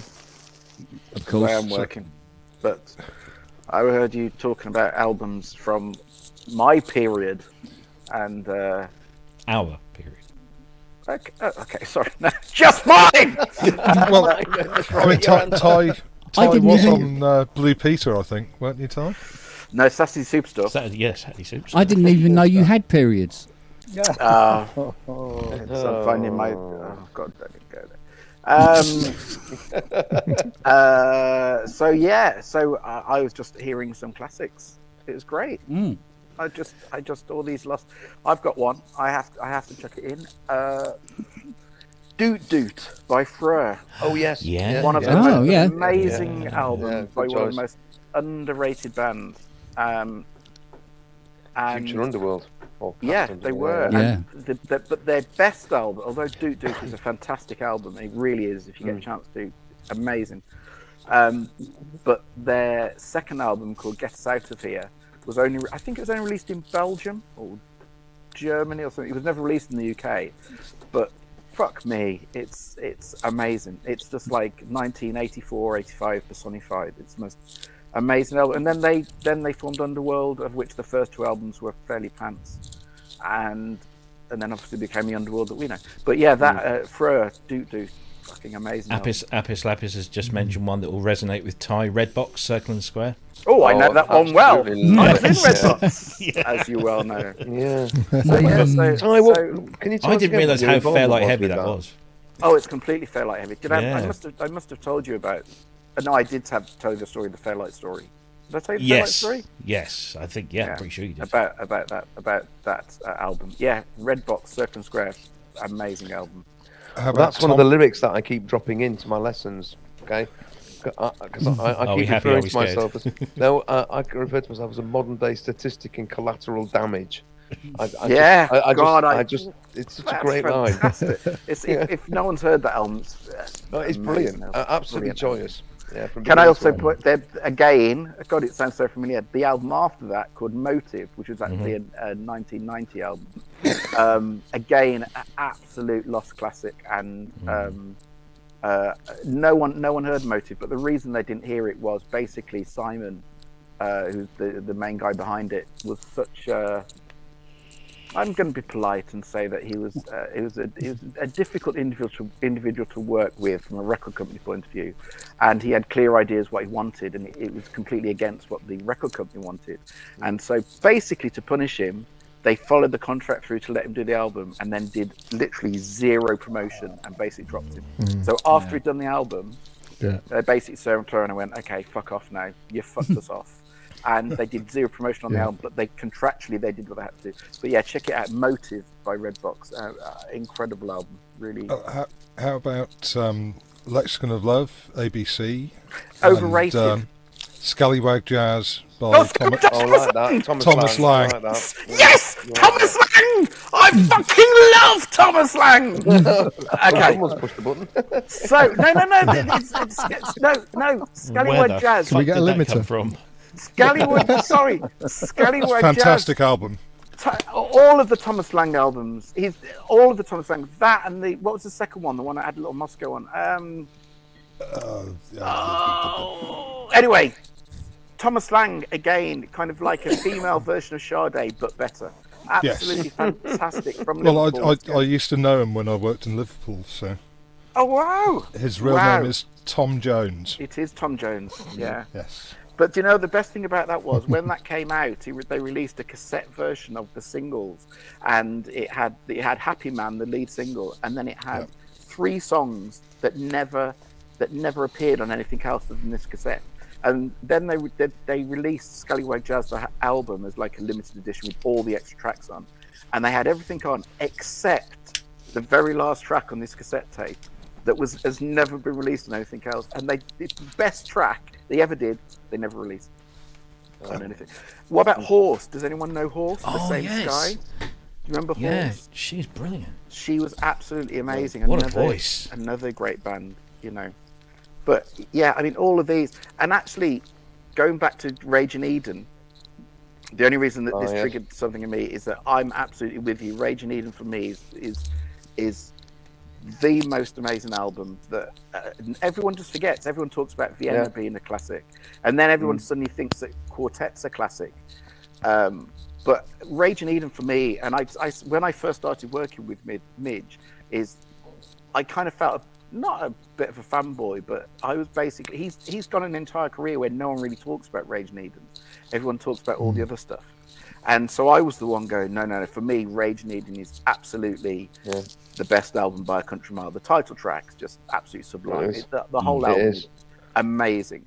And believe it or not, and I didn't believe it when he told me this, all the other albums took months with loads of pre-production and all this kind of thing. That album, literally, they just went into the studio. I can't remember how long he said. It was maybe 6 weeks. Connie Plank's in Cologne, wasn't it? That's it. And it was with Connie Plank. And I think it was 6 weeks. It may have been 2 months. I think it was 6 weeks. But literally, they walked in, no songs. They literally had nothing. My apologies. No songs. No. God, for fuck's sake, answer it. I think he has. They literally had no songs, and they just went in. And normally when albums are done like that, everyone goes in with no songs. It comes out and it's normally a shit album. Yeah. It came out and Raging Eden appeared, and you kind of think, how did all of those tracks appear in 6 weeks? Because it's an immense album, absolutely immense album. But yeah. Anyway, sorry. So, why was Lexicon of Love crap, in your opinion? No, it's not crap. No, it's not crap. I just think it's overrated. That's my problem with it. I don't think it's a crap album at all. I just think there are better albums out there. Like we were talking about Talk. I mean, all the Talk albums. Yeah, exactly. How they were just the absolute. They were amazing. But it's just that Lexicon is always cited as this amazing album. And I just like the production. Well, I was about to say, but honestly, even the production on it, I mean, compared to what he went on to do, I noticed Trevor Horn in his early days, and before that, he'd only really done Buggles and Dollar, and we won't include Dollar. But the production. What Mirror doesn't do it for you? Fuck does it? Fucking who the fuck does it do for? But Lexicon, it's okay. It's an okay album. There's nothing wrong with it at all. It's an okay album. I just don't think it's as amazing as people are making it. Especially when was it you, Seth, that said about OMD? You see, for me, yes, Architecture and Morality came out at the same kind of period as Lexicon of Love. I mean, and the production on Architecture and Morality is just amazing. I would go for that over Lexicon any day of the week. Although for me, and this is controversial, my favourite OMD album is probably not Architecture. It's actually Dazzle Ships. I was going to say Dazzle Ships. Yeah. Which is, again, it's just so... Doesn't get enough credit, that one. Oh my God, Dazzle Ships is one of those albums you come back to in years to come. And you'll suddenly go, fuck, this is a brilliant album. But there are loads of albums I've got like that. It's like, has anyone ever heard of Virginia Astley? Virginia Astley, she was a kind of singer-songwriter, did stuff in the early 80s with Ravishing Beauties, and then she did a duet with David Sylvian. We need to come on to David Sylvian. Oh yeah. Because David Sylvian for me has just done the best albums of the 80s period. Secrets of the Beehive, Gone to Earth, Brilliant Trees, all three of those Brilliant albums. Trees, I've got. Oh my God, all three of those brilliant. albums, I will literally wet myself if I even think about them. Oh. Yeah, there we go. It's just, all three of those albums, absolute classics. But she did a duet with David Sylvian, and so that's kind of how I got to know about her. And then she did a whole album with the whole production was done by two people. Half of it was done by Ryuichi Sakamoto, and basically, I mean, I'm not having you on, Robbie. You will love it. It's all FM. It's all FM. The whole album is all FM. And then the second half, not the second half, two of the tracks were done by Richard Burgess, who we were just talking about, who's Landscape. Yep. Whoever said about From the Tea Rooms of Mars, absolutely amazing album. Yeah. Absolutely amazing album. So Richard Burgess did some of it, and then the rest was Ryuichi Sakamoto with this girl singing over the top of it who sounded like she's about 10. She just sings with this really, just like a little girl voice. But the most beautiful, beautiful, beautiful album. Yeah, Hope in a Darkened Heart, that was called. Enjoy that down. From Virginia Astley. But yeah, David Sylvian, for me, absolute hero. My other hero of the 80s, Stephen Tintin Duffy. Yes. Okay, who, not particularly when he was Stephen Tintin Duffy, although the second album that he did called Because I Love You is really great. What was his first album called? His first solo album, because I think I've got that. Oh God, the first one was called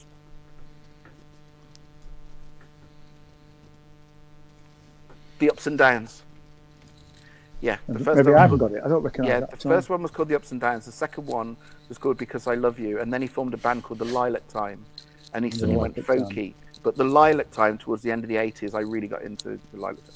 I'm sorry, I'm just yapping. Can you tell that this is you're talking about, kind of, this is... Oh, another one, another classic album, This Mortal Coil. Yeah. Okay? All three of those albums, they're all 80s albums, apart from the last one, which was a 90s one. But Filigree and Shadow, and, the song, Song to the Siren, the single, This Mortal Coil, If you've never heard those, honestly, go and treat yourself. Honestly, a little bit of cum will always come out on every occasion. Honestly, it's just. You mentioned amazing. Sakamoto. Left-Handed Dream is a really good album and rarely gets mentioned. Do you know? I don't even know that album. It's the one he did with Robin Scott, and Adrian Belew was on there as well. It's really, really good. It's 81, I think that was. Okay. No, I don't know that. Do we know this? Have you heard of the Zones from 19? It's actually not 80. It's 79. Produced by Maggio. Really? The album's called. Hang on, let me look it up. Under Influence. Really? Yeah, it's brilliant. It's power pop, but it's absolutely brilliant. I saw a clip of the Slick on, some 70s thing. Oh God, that was so bad. Oh well, he agrees. I mean, he's under no illusions. I remember seeing him on what was that Supersonic, that kind of kids pop show back in the day, and seeing, and he was on there with people like the Ribettes and all those kind of bands, and they were cool because they were another sort of basic rollers type thing without because they kind of dressed up a bit, and it was all kind of sort of 50s inspired kind of pop, and it's just there. No, he knows that they were what they were. But it's his launch pad, really. That's what it was. So, things like if you think that led on to the Visage album, another great album that's underrated. Yeah. Although, that's basically just, if you actually listen to it in the context of it's just another Ultravox album. Essentially, it is just another Ultravox album, just with someone who can't really singing on it. But yeah, there's one story I can kind of can I tell you? Yeah, I can kind of tell you. So basically, because Steve Strange couldn't sing and was a bit of a twat, and so they basically the vocals used to be done where Midge would have to sing in one ear, and Steve would have to have the track in the other ear for him to be able to sing. He apparently. All the vocals were done that way, so Mid would have to sing the vocals for him to then be able to sing along with. It's like sing along with Midge. No, Visage album. That's another great album. Someone in the chat room, I can't see who it was. Someone mentioned Cocteau Twins. Absolutely, but I would argue that it wasn't Treasure from the Cocteau Twins. It was Heaven or Las Vegas. That was their best album. Heaven or Las Vegas was an amazing album. Oh my God, everyone's coming up with some amazing. All About Eve. All About Eve. Scarlet and Other Stories. What? December. What kind of song is December by All About Eve? Amazing song. Well, Original Synth mentioned, I think it was Original Synth mentioned, or Keith and Watchford, Clannad, Magical Ring, which for me was a great album. Yeah. And I also liked Nana Cherry with raw like sushi. Right, sushi. Yeah. But I first saw her when she sang with the Slits, which was. I think it was when they did the reissue of Raw Like Sushi a few years ago. I heard the story about how she came up with that chord change in Man-Child, and basically she'd got like a Casio or a Yamaha Portatone type thing with the auto accompaniment feature, and she was literally just going key by key, and it was just doing these automatic chords, and that's how she came up with the chord sequence. Because when you listen to it, you think, wow, that's a chord progression and a half. But basically, it was just her going, and she came up with that. It was just And apparently, apparently there's only one chord that isn't used in the track. Yeah. There's only one chord out of all of them that's not used. They use all the other 11 are used. It's amazing. And I thought, that's rubbish. There's no way that can be true. And then they analyse it and go through it, and it is absolutely spot on. It is true. Kate Bush, did I miss the thing about Kate Bush? Again, for me, The Dreaming is the absolute ultimate Kate Bush album, not Hands of Love. I wouldn't say it's the ultimate. It's probably the second. Which is the one that has Little Earth on it? Little Earth? Yeah. She's done a track called Little Earth. Have you been drinking again? Yeah, of course I have. Okay. Stupid question. I don't know. What? Little Earth. Yeah, it is on Hands of Love. Yeah. Yeah. No, Oh, it's Hello on Earth. Hands Sorry, of it's Love. Hello Earth. Hello No, it's Earth. Hello Earth. Oh, Oh, hello, Yeah. Earth, then. for fuck's Yeah. sake! Oh yeah, I'll just get the title wrong, but it's okay. Hey, do you know what? Right, so far over the last 20 minutes, I haven't heard any of these fucking albums at all. Not one of them. Oh, Kent, you and I to talk. Some of these are. Do you know what? and, If it wasn't Vangelis, Hans Zimmer, or New Music, I don't know about any of these. Can I take another classic album, 1987? Black. Whenever you need some. Oh yes. Okay, can I tell my Black story, because I was a really big fan of Black, a really huge fan of Black, and one way and another, I got to meet him, and we started talking about working together, and he sent me the multi-tracks for some new stuff, and I got them in the December, and he decided to have a car accident in the January, and unfortunately died. Yeah. And I still have those multi-tracks. Wow. And I can't listen to them because I can't do anything. How am I going to turn around to his family and turn around and go, oh, by the way, and I just can't listen to him, because anyone that knows Black, Colin Firkin's voice is just fucking it's beautiful. And so I never got a chance to do it, and we were meant to be working together, and unfortunately it never worked out. But really upsetting. But to this day they're on a hard drive locked away. I'd love to listen to. I just can't do it. I would honestly, I'd be a wreck. So it's I'm sorry, Tyke, I missed that. Did you mention Black? Yeah. Okay, because that was. I mentioned all your favourite albums in that. I'm sorry about that. My dad rang, and then Call of Nature and all that business. Just interesting, because that was going to be one of my 80s choices. But it's interesting hearing what you've just said. That's a little bit of news I wasn't aware of. So that's the best bit though, if anyone's ever never heard the third album that was actually called Black, ironically. The Black album by Black, which came out in 1990, that is just absolutely pure, beautiful. And if anyone ever wants to hear a very sad song about your dad dying, let's keep it light. If anyone, there's a song, basically he wrote a song for his dad who obviously died. It is the most heartbreaking, it's beautiful. In a kind of pop vein, it's done in a kind of, not a light way, but in a very genuine, loving kind of way. Not in a more, sad way. Oh, it's beautiful. Yeah. And another album I like, which I think was early 90s, was Tori Amos, Little Earthquakes. Oh yeah, great album. Yeah, that was a good album. Yeah. Listened to for years. I'm going to have to go through this, watch all this back, and make a list. Yeah. Jim's frozen, I think. Go through all the. It's actually it is quite funny, because so I'm I know a couple of you know, so I'm in a kind of fairly new relationship, and the great thing about this person I've known since she was a teenager, and I was going to say something really bad, like so I've known her 3 years. No. So we've known one another. No, if you've known her for 3 years, that would have been even worse. Not a Justin Trudeau situation, is it? We've known one another for 39 years, okay? And what I didn't realise was I used to do a mixtapes, basically.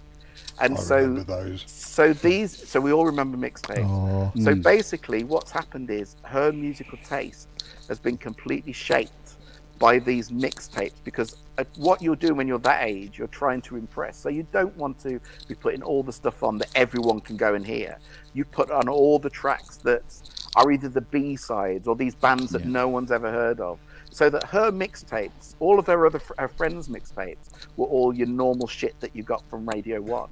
And all of her mixtapes were all these really obscure artists, 80s bands. But the great thing about it is now, we've now connected 39 years later, and all of her musical taste has been completely shaped by what I... fault. It's all my fault, because it's what I shaped 39 years ago. Basically, now, really cool, you've groomed her. I've through groomed her mixtape. Yeah. in a musical way.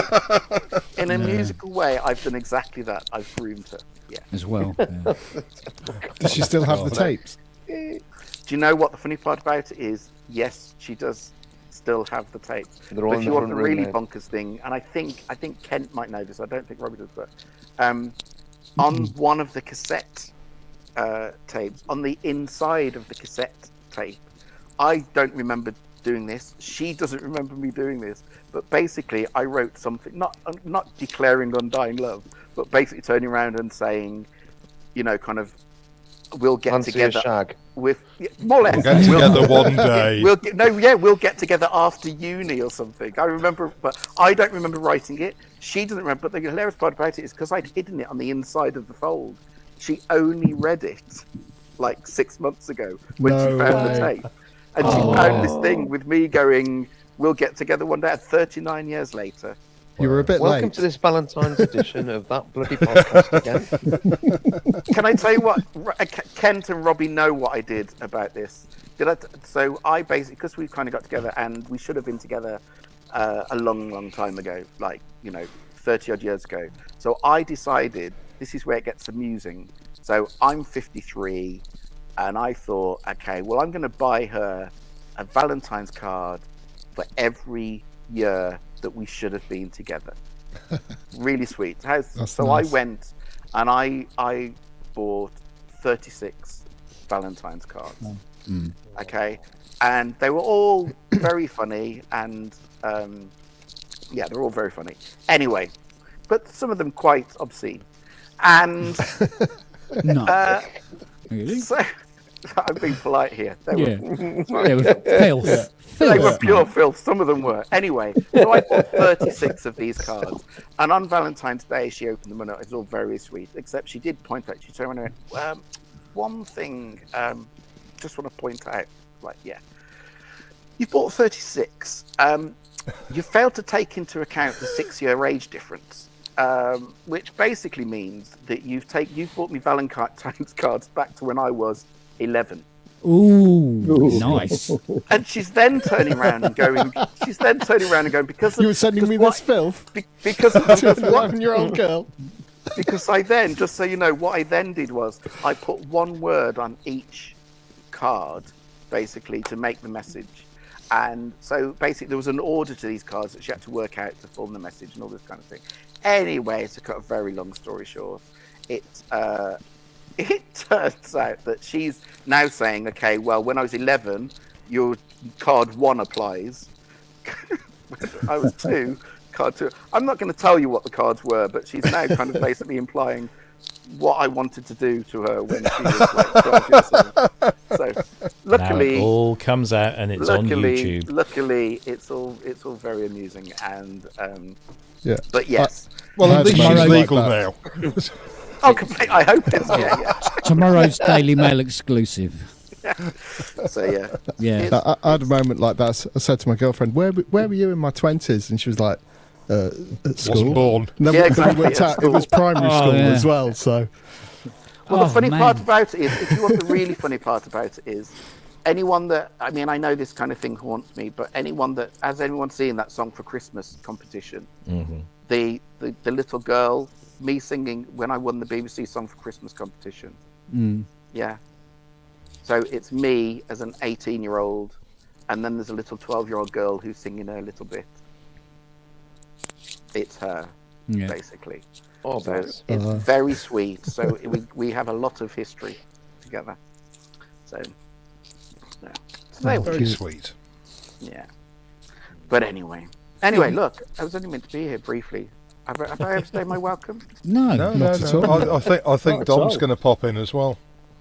Oh, great. is Well, it? look, we've got to keep this. The moment Dom pops in, I'm gonna goodbye. go.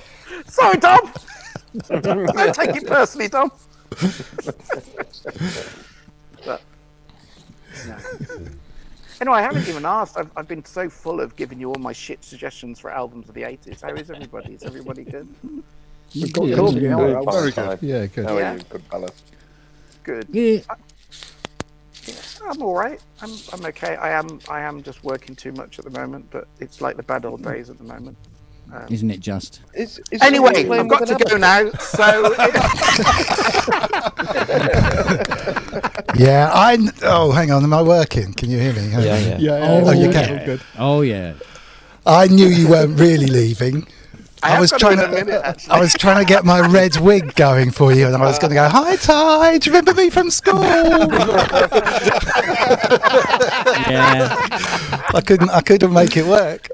I'm in a right pickle. I can't stick around myself actually because I didn't realise it was Clown Fest tomorrow. I thought it was next week, so I've got 20 minutes of music to do in the day. So yeah, that's all right. Cool. That's all right. I refuse to get stressed about this stuff. So I really just popped in to say I had to disappear. But I did want to do a public service announcement for Grace Griffin, if she's in the chat. I've just texted you. Chat, yeah. But I might have the wrong number. So if she wants to get back, because I'm trying to set up Sunday, and the text came back as undelivered.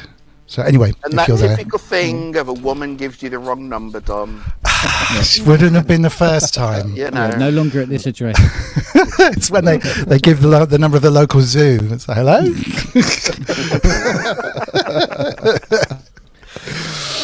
Oh well, so I'm afraid I'm going to leave you to it and go back to my reggae tinged 20 minutes. So nice. Yeah, have a lovely one. Did you have a lovely birthday though? It sounds like you had an epic one, Ty, apart from the pedo stuff. I did. What was that last? I had the epic one. Oh, good God. Apart from your Valentines card mishap. It was a genuine mistake. Okay. Well, that's on YouTube for posterity now. Oh, sorry. Dear. No, I did have a lovely birthday. Thank you very much. Good. I'm very pleased. Yeah, very pleased. Well deserved as well. I hope you managed to take enough time off. So. Do you know what? I took all weekend off. Hey, brilliant. And all his clothes off. I must admit, looking at Ty though, you expect him to sort of like come closer to the camera with a spotlight underneath him and start doing a Genesis track.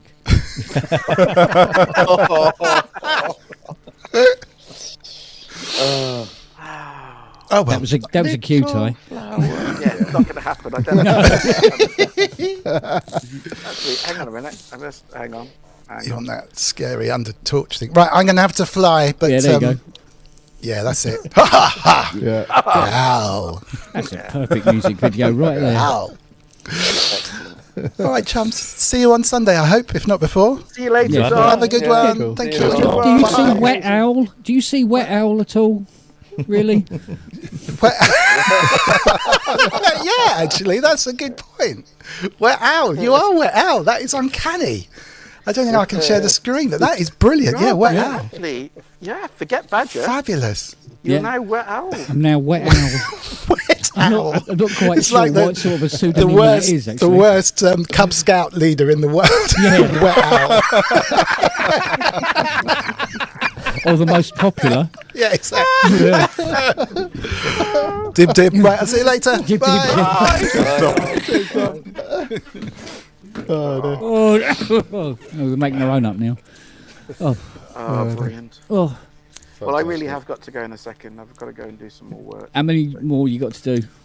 Oh, what you're trying to say is how far behind am I? Well, how much left of the first hour one? Of which one? Well, you're doing 4, weren't you? Yeah, Four- so I still am. So you're on the 4 1 hours. No, yeah. So these are there's 4 projects. One of Yeah. which there's another one on its way. So then it'll be 5 projects. One of which is 4 hours. One of which is, or 2 of which are 4 hours. Yeah. So that's 8 hours in those, and then You want to pass another some BBC. up to him up there. Internationally How the hell renowned film do you- composer. How the hell do you do 4 hours of music? I mean, Thank you, Jim. God's truth. That's that's just I on need one an project. agent. Please call. 7 albums. you I know, but No. that's just on one project. The thing is, You drag the chords out.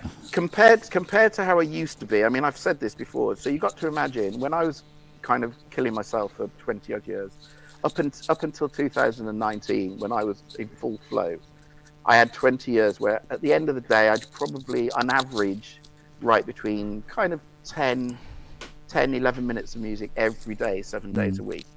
So I was kind of, you know, to write an hour of music was essentially like, you know, maybe a week's work, maybe 6 days work, 7 days work to do an hour of music. Whereas now, honestly, I can't do that. I'm kind of struggling to get, I don't know, 3-4 minutes done a day. Yeah. And so but probably it's trying to tell my mind that I can't do that, if that makes sense. Do you know what I mean? It's like, although I know I can't, so automatically from day one on any project, I'm automatically behind before I even start. Yeah. From day one. Yeah. So Wagyu said 3 minutes of music and 3 hours 57 minutes of reverb tails. No, I wish. Yeah. I wish. And do you know what? I did a track yesterday actually that I was just, because all the stuff I do tends to be quite, you know, big and epic and whatever. And there was actually a track that actually had to be, it was like 3 minutes of real minimalist piano and strings and whatever. And it was, honestly, it was almost like a day off. It really was genuinely just like a day off of, God, I can just leave chords to just linger and not have to worry about, you know. Yeah. But there we go. That's how I know. That's how I know I'm doing it wrong, because it takes me about 4 minutes to do 4 minutes of music. There's nothing wrong with that. There's nothing wrong with that. Yeah, if it works, I suppose. But yeah, you know what I mean. Yeah, but when you start getting, you know, the string libraries out and everything like that, it's like cement. It's not that so much. It's more the fact that, you know, to do orchestral stuff and do it properly, you have to think like an orchestra, which means I have to be every member of an orchestra, which means that every time I'm playing one chord, I'm actually doing a full orchestral arrangement of one chord, which means that it makes no difference if that chord only lasts for 2 seconds. I've still got that 2 seconds to write, you know, for a full orchestral arrangement. So it's just, you know, it's not effort, it's just time, you know. Yeah, consuming. Yeah, but it's okay. I'm not gonna complain. It's Oh yeah, can I also just say, by the way, because it was pointed out to me by a loved one, that when I was having my moan last week about, you know, kind of first world problems, my very first world problems of having to spend money on gear and all this kind of thing, it was pointed out to me that that was a bit of a twattish thing to say. So only in terms of, it was pointed out to me in the current climate and the current world we live in at the moment, where, you know, kind of it is very much a first world problem, and I do appreciate it's very much a first world problem. You don't need to apologise, because you work. You know, we can all joke about it, but your career is writing music, and I'm not blowing your trumpet here, but you do a bloody good job of it. Well, it's I you know, there are plenty of people who you know, kind of work really. I mean, the thing is, I've always said this, but I've always said this. My dad was a car mechanic, and he worked 6 days a week. He worked from, you know, 8 o'clock in the morning until 6 o'clock at night. He hated every minute of his job. He used to come home with his hands in fucking tatters, and because of his hard graft work, his back was shit, his hands were shit, and that was hard work. I don't do hard work. I sit on my fat ass and I write tunes. That's all I do. It's only and to actually write. Yeah, but it's hard work if you're not very good at it. No, but it's yeah, but it's not hard work for me in terms of mentally. It's writing music for me. I've always said this is as easy as breathing or speaking English or whatever. It just flows. It just happens. It's only the amount of time and effort you have to dedicate to it, and the things you then have to give up to be able to do it. Like, so for example, I mean, those 20 odd years when I was writing 10, 11, I mean, at one stage, the most I've ever done is 22 or 20 something minutes of music in a day. And to do that, you have to almost, the sacrifices I've had to make. I mean, you know, in previous relationships, you know, I mean, there was someone I was with who, when we were together, 7 times she went on holiday by herself.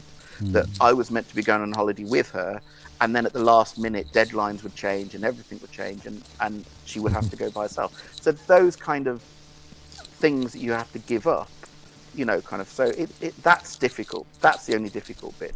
But in terms of actual effort, but even so, even getting all of that, you know, kind of me coming here with a first world problem, bearing in mind the current circumstances where fucking hell, to fill a tank of, you know, petrol in a car at the moment is going to fucking bankrupt you. So for me to be sitting here going, kind of, well, I'm sorry, I'm trying to find ways to, spend money. It's just a bit of an insensitive, wankery thing to do. And But it's pointed cheaper out to me buying a by synthesizer than it is filling your tank of petrol. It is, yeah. Back it up. Yeah. Go and buy a synth. Yeah. But anyway, Like, with, so I with the just cost of wanted- electricity, I think I'm going to switch to acoustic instruments. To be honest, Well, genuinely, joking aside, I mean that I've always joked that the studio never gets switched off, and I'm really, when you have one of those smart meters fitted. Yeah. So they came to fit my smart meter a few years ago, and he set it up at the average use they're like, for this a is house. faulty. Yeah, well, he set it up. He set it up. Well, there's two stories I'll tell you. So there's that one. He set it up, and he told him, "This is, we'll set it up for the average house." Basically, obviously, it starts at midnight. Before it gets to 4:00 in the morning, I've used the average household before it gets to 4:00 in the morning for the day. The other thing was, years ago I looked at having solar panels fitted on the house to try and save some electricity. Offset. And they came, they did the entire quote, they did everything. She was here for about 2 hours. She did it all, and she was very enthusiastic about how much I'd save and how much over a period of time it would pay back and all this kind of thing. And the woman turned around at the very end and went, so if I could see one of your electricity bills for the quarter. And then she laughed. Yeah. For the quarter. And I turned and went, yeah, okay, if I could, Anyway, so I gave her it. And she turned around and went, no, I don't want it for the year. Then it gets better. She said, I don't want Yes, it you for the need year. to buy another 5 acres just for the solar panels. Honestly, she just turned around, just shut a thing and turned around and went, forget I was even here. It's a complete waste of time. You won't save any money whatsoever. You'll never get the money back. So my electricity bill is huge, and genuinely, I am actually sitting here kind of going, fuck. I mean, I know for a fact that my electricity bill is the electricity. Last month they contacted me to say that everything is basically more than double, and you do sit there going, fuck. If it carries on this way, I mean, mine is just going to be. But You have to factor in that if you start switching things off, you're going to have to pay Kent an awful lot of money to rebuild the power supplies. Well, that's the thing. That's why everything is just left on for forever and a day. No, turn them off. Really? Turn them off, you tight bastard. Yeah. When I spoke to the electrician today, he says, he said, oh no, this armoured cable you got running down to the workshop, nah, no good, mate. No, we can't use this. We'll have to run it up the front, across the attic and down, and then run the whole new one down to the workshop and everything like that, and do a few bits and bobs and everything like that. And went, okay, so got a rough quote. He says, he says about 1,500, maybe 1,000, 1,500 quid on top. I'm going, hang on a minute. Mm-hmm. Here we go. So, and that I haven't even got bleeding the flooring for the workshop yet. Oh God. No, it's a bonkers world. I laid my own armoured cable for that reason. Yeah, this is the thing. Like, it's the cabling, the power to the workshop has to be signed off by that company. So they bring in the electrician to do that particular job, which is fine. And that was all included in the price, at least from the shed down to the workshop. But it's now the fuse box to the shed that's the problem. So as I was telling you, Ty, yesterday about the little puff of smoke in the kitchen, and we didn't know where it came from. It was like colder again, was it? Oh, yeah, do you know what? Well, I don't know. I'm wondering if I should give it to Behringer to fix now. They seem to know so much about it. I sent Kent the Behringer post about the vocoder that he's got sat in his kitchen. I saw that. Yeah. Oh no. Yeah. I must admit, I'm going, it does look better than it did when you first got it, at least. Mate, I don't know. Oh, that reminds me, I'll pull that thingy out for you tomorrow, Ty. Oh, great. Yeah, that'd be lovely. And take a pic. That'd be wonderful. Okay. Fantastic. Meanwhile, look, I'm going to love and leave. I will look again later. I've got to finish this track, otherwise my head will explode. So I'm going to finish this one track. If you're still around when I finished it, I may stick my head in and annoy or come up with more album titles that I've suddenly remembered, because this is my shit. I mean, honestly, this era, that is just all of my, all these obscure albums. That's just my love. Yeah. That's why I've completely missed out on this period, because that's when I would be out of work and exceedingly poor. Mm-hmm. So I couldn't afford to buy music. Can I point out that during that period, I too was exceedingly poor, but No, we're talking sitting in a dark room at night with the lights off because we can't afford any. Oh God, we're going to get into the Four Yorkshiremen sketch again, aren't we? Can I just say, honestly, anyone, look, Kent knows when it comes to this one, you've lost, because there was one major thing that you all had that I didn't have during the 80s. What was that thing? A library? Electricity. No, electricity. I didn't have electricity. I didn't have running water. I didn't have electricity. We didn't have gas. You think I'm kidding? I'm absolutely not. We didn't have food. We didn't have food. You had water. You had electricity. I did not have those things. No. They came to the house, but we weren't allowed to use them because it cost money. Yeah, and I used to have to lick road in the morning before going to work for 4p a week. Where were you living, Ty? See, I told you. I think I was living in the English Channel somewhere. That's got lots of water in it. Yeah. I was living in the Midlands. Drinking water, bloody luxury. We didn't have water. We didn't have running water, hot water. We didn't have a fridge. We didn't have anything. Obviously, we didn't have electricity. It was in the Midlands. It was in a place called Polesworth by Tamworth, and all it was in a cottage in the middle of the countryside. It's beautiful, but there was no amenities whatsoever. So yeah, absolutely truth. We used to have a generator that ran on diesel that my dad would, kind of warn us, turning around and going, "Okay, we're gonna have put the Jenny on," and literally, I'd then get like 2 hours where we had electricity in the house for like 2 hours a week, and I'd be there with my first synths, and of course, by the time they'd warmed up, okay, turning off the electricity now. Yeah.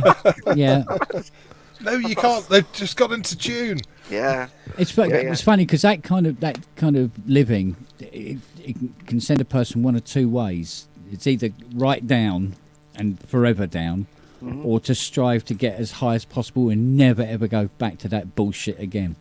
Oh yeah, I mean, Kent and I, we always, we were both incredibly piss poor. I mean, we were. Oh my God, so piss poor. But it shapes who you are. It shapes who I think we've found why you don't turn stuff off now. Yeah.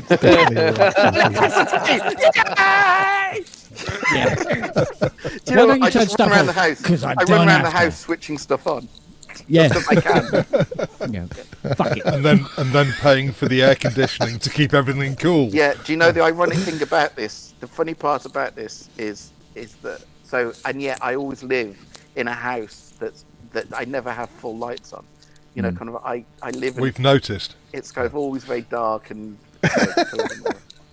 But do you know how bad it is? This is how awful it is. Is the fact that Oh no, I'm not going to tell you this because it is really embarrassing. So I'm not. No, I'm not going to tell you that. No, I'm not. Because it is. Even I know it's. You've probably told me already. So basically, I love a hot house. So you've got to understand. So we had no heating. So we genuinely had no heating. The entire heating for the house was one coal fire in one room in the house. There was no other heating in the house. Okay, so I was used to one piece of coal freezing my bollocks off. Okay, and so I always live in a very warm house, and it's always warm. But it's now got to the stage where if it's too warm, rather than adjusting the heating, you put the aircon on. I put the aircon on in the house. And getting back to these first world problems, Ty. It's just like I don't think you've done yourself any favours. I can see Greta just looking on me. Can I put the irony that last year when I was doing this Greta Thunberg program about the planet, and I'm sitting there with the heating on and the aircon on to compensate for the heating. Yeah. I must admit, I was a bit like that as well. It was sort of like, bollocks to the rainforest. You know what I mean? And it was, but yeah, I mean, I've settled down now, but all the time I could, I was going, oh god, this is fucking great. No, the planet is very much fucked. You arseholes like me should really just be shot, basically. This is where we need Dom with a sample of Greta saying, "How very dare you!" Yeah. Yeah, this is it. I mean, it's quite bad, isn't it? So. Anyway, honestly, I have got to go and do some work. And that's the 6th time he said that. I have got to go and do some work. I'm E flat, E flat, mate. Always go for E flat or a D. F sharp. Nah, D minor. D minor. The saddest chord. I'm doing F sharp right now. Hey man, play all the white notes. You're all right. That's just perverse, Jim. Stop it. Okay. I'm going. Love you. Like have a good evening. See you later. See you, fruit bat. Actually, I do need to go and work on something in F sharp. I've still got this track to finish for, I think deadline's Saturday, but I'm not going to be able to deliver then. So I think tonight's probably my last night of doing it. So I'm going to give that a go and maybe pop back later. All right, buddy. Sure. Right. See you, Jim. Awesome. See everyone again. See you, Ron. Cheers. Buddy. Take care. Bye. So, Bye. Did everyone see the post from Behringer today about their door? No. Hold that thought. I need to go and point Percy at the porcelain. What is that? The front door or the back door? We'll come back to Behringer. Well, we'll come back to. Can I just compliment Ian on doing the best impersonation of a licorice all sorts I've seen in anything? Can I just say, this is my favourite jumper, which Jane absolutely hates. So I'm quite. I don't mind being a licorice all sort. I'm really quite happy about that. That's not a problem. Cool. I'm going to check this out then as well. The next one, Ty mentioned Tamworth. Most famous rock stars come from Tamworth. I have no idea. No idea. No. Which also ties into previous discussions. I give you Julian Cope, and I'll give you Kilimanjaro by Teardrop Explodes. That's a great album. Ah. Yeah. So is he from Tamworth then? Yeah. Right. Well, originally, then he went up to Liverpool to study art at the art school in Liverpool. It's not much. I mean, all right. Two roads down is where. What's his face? Oh Christ! Chris Page. Is it Chris Page? Is it Chris Page? No. It's not Chris Page. Jimmy Page. Jimmy Page from. Yeah, he used to live a couple of roads down. They were all Midlands, weren't they? No, he used to live down here. Oh, damn. Who was the mid? Oh, it was Deep Purple. Was it Deep Purple? No, Black Sabbath. Black Sabbath, they were all the Midlands ones, weren't they? Yes. Yes. Yeah. Black Country, isn't Yeah. Yeah, hence. it? Yeah. Yeah, Black Country Sabbath. And Tony Iommi lost his finger under a metal press or something. That's right, yeah. Yeah, but for some reason down here it's all Hollywood actors. It's where all Hollywood actors used to live for some reason. Yeah, we've got... No. They were born here, and now they're Hollywood actors. Like what's his face? Tom Holland. All right. He's from up the road over there. About 4 miles down the road here is where what's his name? His family still live there. Superman. Chris Reeve.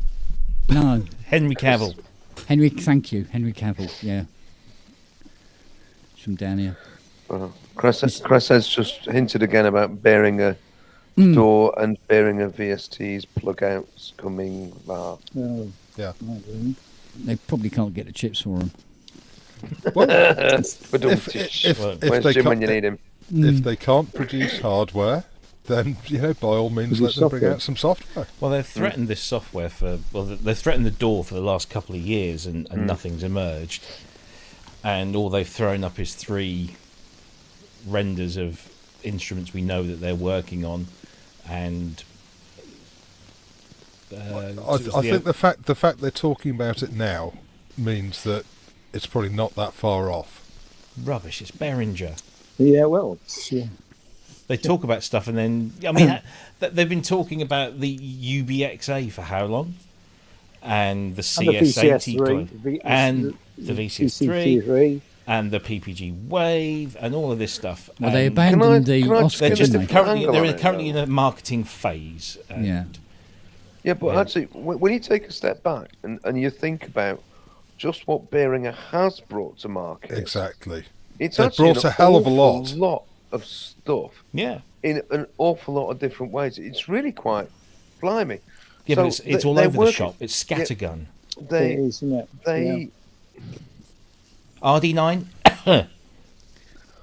I agree. But even the stuff they have produced has been, £20 R&D stuff. But they've done it. They've produced it. I mean, from the Deep Mind onward. Look at how many synths have they actually put out? Well, the Deep Mind 12 has got. So they were doing the, was it the 106 in that Deep Mind 12? They stole Analog Renaissance's VCF BCA design for it. So that's nice. It's nice, cheap R&D, and you can get them out. Then you got the Model D. Let's copy a Mini Moog. It's not rocket science. Yeah, but they have. It's the fact that they've built them. It's one thing copying a circuit. Yeah, but how long ago was the Deep Mind 12? Sorry. How long ago now is the Deep Mind 12? 2017. What? Yeah, 6 years. Yeah. Right. So they've definitely spoken more about stuff they were going to do than they've released, because they've talked about reproducing just about fucking everything. Yeah. But what they have produced, has been sold quite good. Very well. Yeah. Yeah, and it's definitely. But they've spoken about doing so many things. Yeah, but and for a big company, why is it taking them so long? I can't criticise. Well, they built a new factory in Malaysia, didn't they? So they could handle their own production rather than outsourcing it. Yeah, but if you want to get product to the shelf, they could have carried on as they were until the factory's built. There's been I think they've shipped nothing more going synths. They've shipped more synths than any other company. Yeah. And look at their modular stuff as well. I mean, that sort of came from the left field. I don't think anyone was expecting that. Hmm. And okay, there's no R&D, but they still have all the production set up. The production costs, the production line, the management. As you know, it's not cheap to get a product out, and for them to be able to ship all that stuff at the prices they do. I mean, before Robbie came on, I was talking about the mic I bought. I ordered. Did you buy it then? I ordered a Rode NT1A, and it came, and I used it for a day or two, and then I got a pop-up and was offered a Behringer TM1 with a UM22 audio interface and an arm, a boom arm, for less than £100. So I bought that, did a side-by-side with the Rode and the TM1, and I couldn't hear any difference whatsoever. So I sent the Rode back. So I'm using a Behringer TM1, and I can't hear how I sound, but certainly when I've been playing with it, it sounded clearer than last week. It sounded bloody good. It sounded lovely. Yeah. I mean, I can turn the gain up slightly. I don't know what difference that's making, but certainly the recordings that I've been doing with it have sounded as good as the Rode. I mean, for a long time, and this mic's £58. Yeah. For a long time, I wouldn't buy. I stopped buying stuff completely. mainly because of just the way that the Uli Behringer behaved. Really, I mean, you've probably seen you might not. I did a video on the Peter Kern thing, which I thought was absolutely despicable. Now that they seem to be doing less of that, but this is a company with history of doing stuff like that. Yeah, but as I've frequently said, if you care about ethics, you won't buy anything that Apple makes. Or actually, anybody. there's quite a few. Anybody.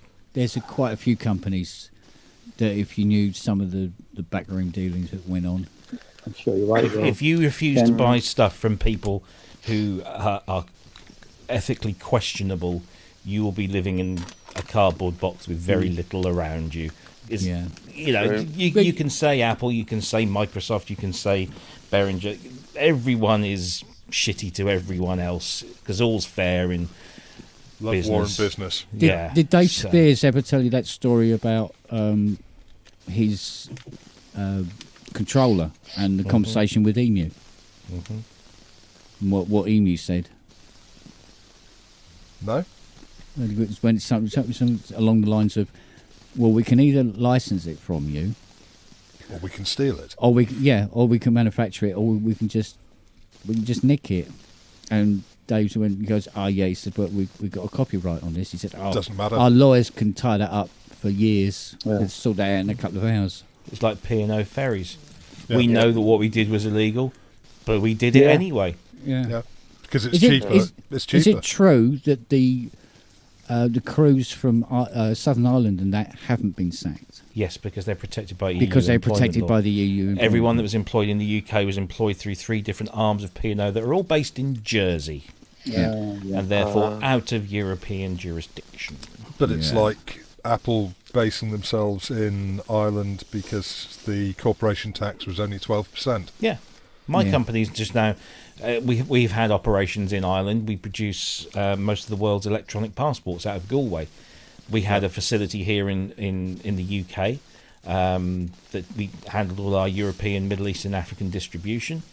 And then they shut it down a few years ago and moved everything lock, stock and barrel to Galway. And they told us it had nothing to do with Brexit, but right, whatever. Yeah, right. Yeah. Of course. And because when I worked at Gateway Computers,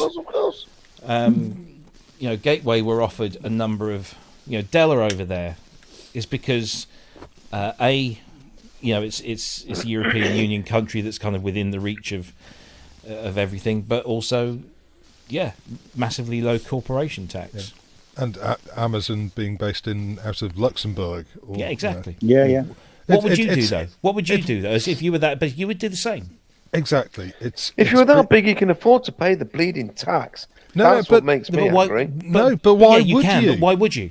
If somebody is saying legitimately, come to us and you don't have to pay a penny, or you pay the least that you could possibly pay, would you not do that?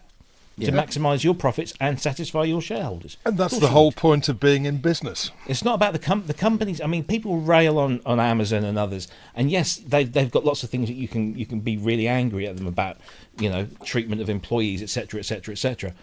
But the fact is, the reason they get away with it is because they can get away with it legally.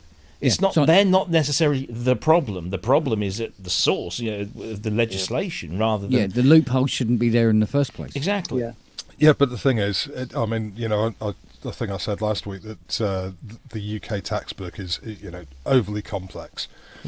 But the problem is that it doesn't matter what any one country does, there will always be another country that will pop up and go, you know what, let's try and attract, and you can guarantee that.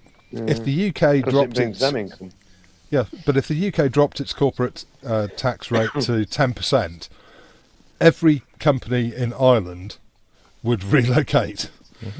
Well, they do, don't because they? It's just when that it's 5-year business. rule ends. Yeah, because they do a thing where come to Ireland, and for the first 5 years you don't have to pay tax. All the companies go to Ireland, set out a business, and at the end of 5 years, bye. Yeah, or business rate relief or whatever. Yeah, whatever it is to keep them there, There was one year where my little company, which turns over about 100,000 a year, paid more corporation tax than Amazon. Yeah. Which seemed. And there's nothing illegal about that at all. No, exactly. It seemed wrong, but the fact is that Yeah, so I mean, the point there's is legal and there's ethically wrong. Yeah, but you can't really apply ethics to business anymore. Those days are gone. I mean, the thing is, though, the days of people building Port Sunlight don't exist anymore. But you can't go Amazon. I think they even offer to, but you can't go as a business to the government and say, look, I don't think I'm paying enough tax. I know that legally I'm paying exactly what you want me to pay, but actually I think I need to pay you 5 times as much. How do I do that? Oh, you can. You can voluntarily pay tax in the revenue if you choose. Yeah, but it's not going to be what everybody wants them to pay. I mean, it's not. If you can do it, if you're allowed to do it, they will do it, and it's not morally correct. Yeah, but you do know that if these companies did pay the proper amount of tax, guess what? We still wouldn't be any better off. No. Yeah. Because the governments would just find bigger things to fuck up on. Yeah. Well, I mean, it'll never reach, grassroots again.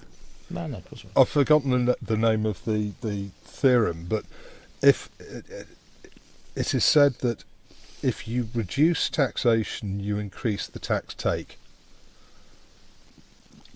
especially when it comes to businesses. You make it more attractive for a business to do business, it will do more business, therefore will end up paying more because of its increased productivity. Yeah. But it's like when I'll see that on the news tonight saying about, we've got to try and do something about, the price of fuel.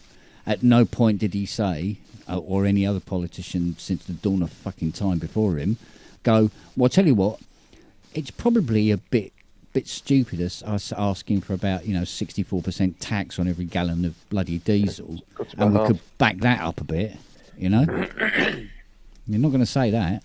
Did you see him on Sky News? I don't watch Sky News, but I saw the clip, and he was being pressed about the fact that he was saying the government is saying don't do business in Russia and sanctions and all this, and yet his wife has a significant investment in a company that does huge amounts of stuff in Moscow, and she questioned him about it. She says, how can you stand up in Parliament and say, we should, as businesses, UK businesses, we should not be doing this, and yet your wife's business is doing exactly that? And his answer was, well, I'm here to speak about the thing that I'm responsible for. My wife's not here, is she? Yeah. Yeah, where he could have said, actually, he goes, oh no, because my job is to stand up and say sort of the right things in the right areas, but fuck you all, basically. Yeah. I'm all right, Jack. Sounds right. Exactly. Guy Fawkes is never around when you need him. It's funny, they celebrate firework night, don't they? It should actually be their fucking morning. Well, I mean, they did say that Guido Fawkes was the first honest person to enter Parliament. Yes, true. Hey. Yeah, that's the thing. It's got to the point now I want Scotland to invade. It's shite being Scottish. Come down here, it's warmer. What was that line in Train Spotting? It's shite being Scottish. We're a bunch of wankers, but when we got invaded by the English, and they're an even bigger bunch of wankers. Colonised by a bigger bunch. Yeah, it's great. I love that line. Well, it's grim up north. Aye. Well, it depends where you are. Exactly. Yeah. Well, Hebden Bridge. And where is north? Well, it's just about. If you're in London, it's isn't that where the North Circular is? It's yeah. Yeah, pretty much Watford, and then you're done. North of the Watford Gap. Yeah. So. But anyway, getting back. So Behringer are doing this free door. Yeah, and to that they've suggested they're going to do 150 VSTs, plugins, synths, whatever. What are they copying? Well, any idea on what any idea of what Whereas site they're going to? Well, I mean, is it going to be a Bitwig? Is it going to be an Ableton? Is it going to be a Logic? I mean, it'd be great if they did a rip-off of Logic. If only to piss the Mac users off. Oh, man. Here's a question. Not having, like I say, I've only bought one Behringer thing in the last few months, really. One synth. How reliable is Behringer? I haven't had any problems, and I've got maybe, I don't know, 4 or 5 Behringer synths. Right. I've had no problem with the synth at all. And I lost a knob off the Deep Mind, and one of the knobs, and I contacted Behringer, and I was quite happy to pay, and they sent me a pack of them free. So, well, I can't criticise them. I think that. I mean, I'm getting Behringer stuff coming in now. Right. Yeah. Well, I say coming in, and we can take that back out again. Because it's surface mount anyway. But neutrons and what have you, they're still But I see them as disposable. I mean, it's the same with. Well, that's the point. That is the whole point. They bring them to me. But I mean, the thing is also, how much of it is the thing itself failing? How much of it is that something's happened because somebody spilt a pint of beer on it or stuff? I mean, I've had no trouble at all with the synth stuff.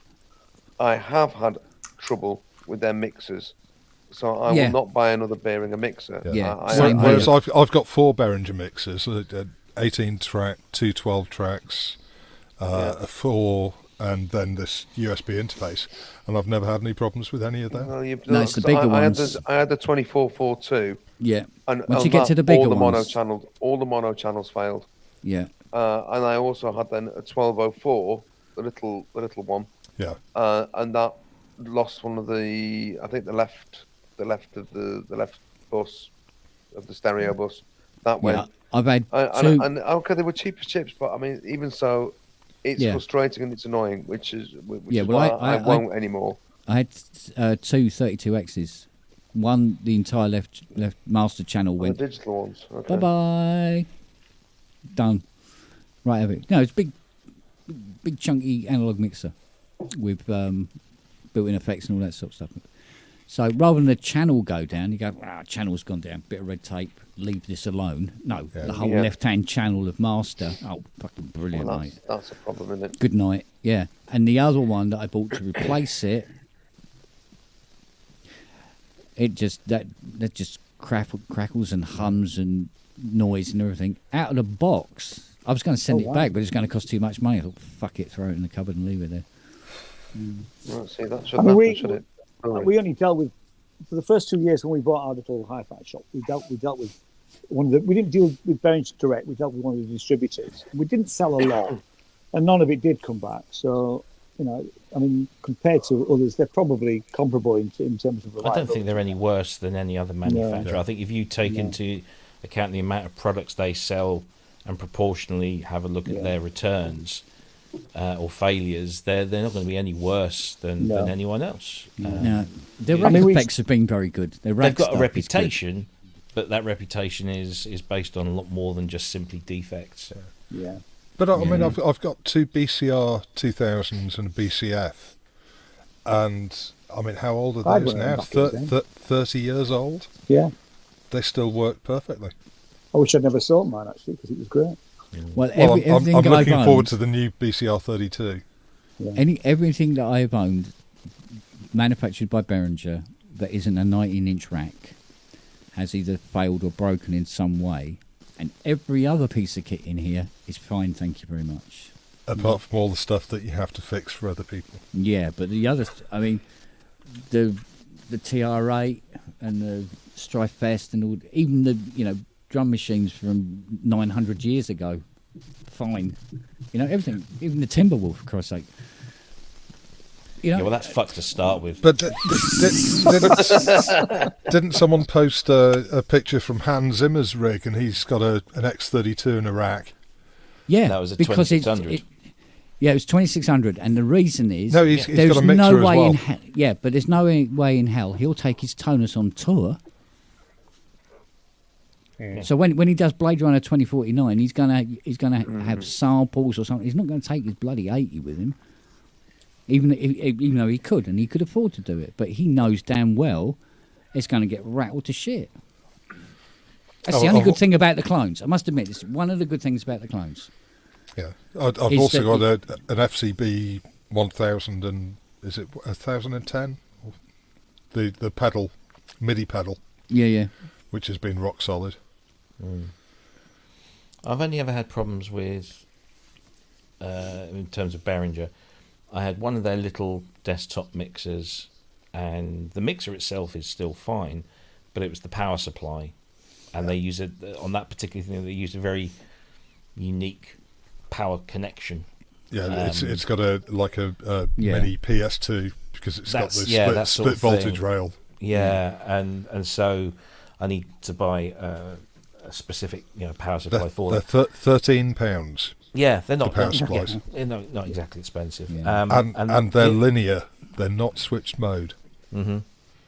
So there's no noise. And I must admit there are things like it's you do tend to focus. Well, I tend to focus on Behringer when stuff goes wrong. But there's other problems I've had with other gear. I must admit. I mean, even this PreSonus Revelator interface I've got for the Mac Mini. Although, you plug it in and it works. When I went to register it, it went already registered product. What? Thanks, Thoman. Oh. So, and it took over a week to get here. I thought Ben got one really quick, didn't he, when he ordered something from Thoman? Stuff I got last couple of weeks ago was a week. Yeah, this was like they've got better because I bought my Hydra synth from them and it took bloody weeks. That was before the end of the year thing happened, before Brexit. Yeah, but there was something else turned up. Oh, it was the Behringer TB3, and that was about 3 days. It was really quick. Yeah.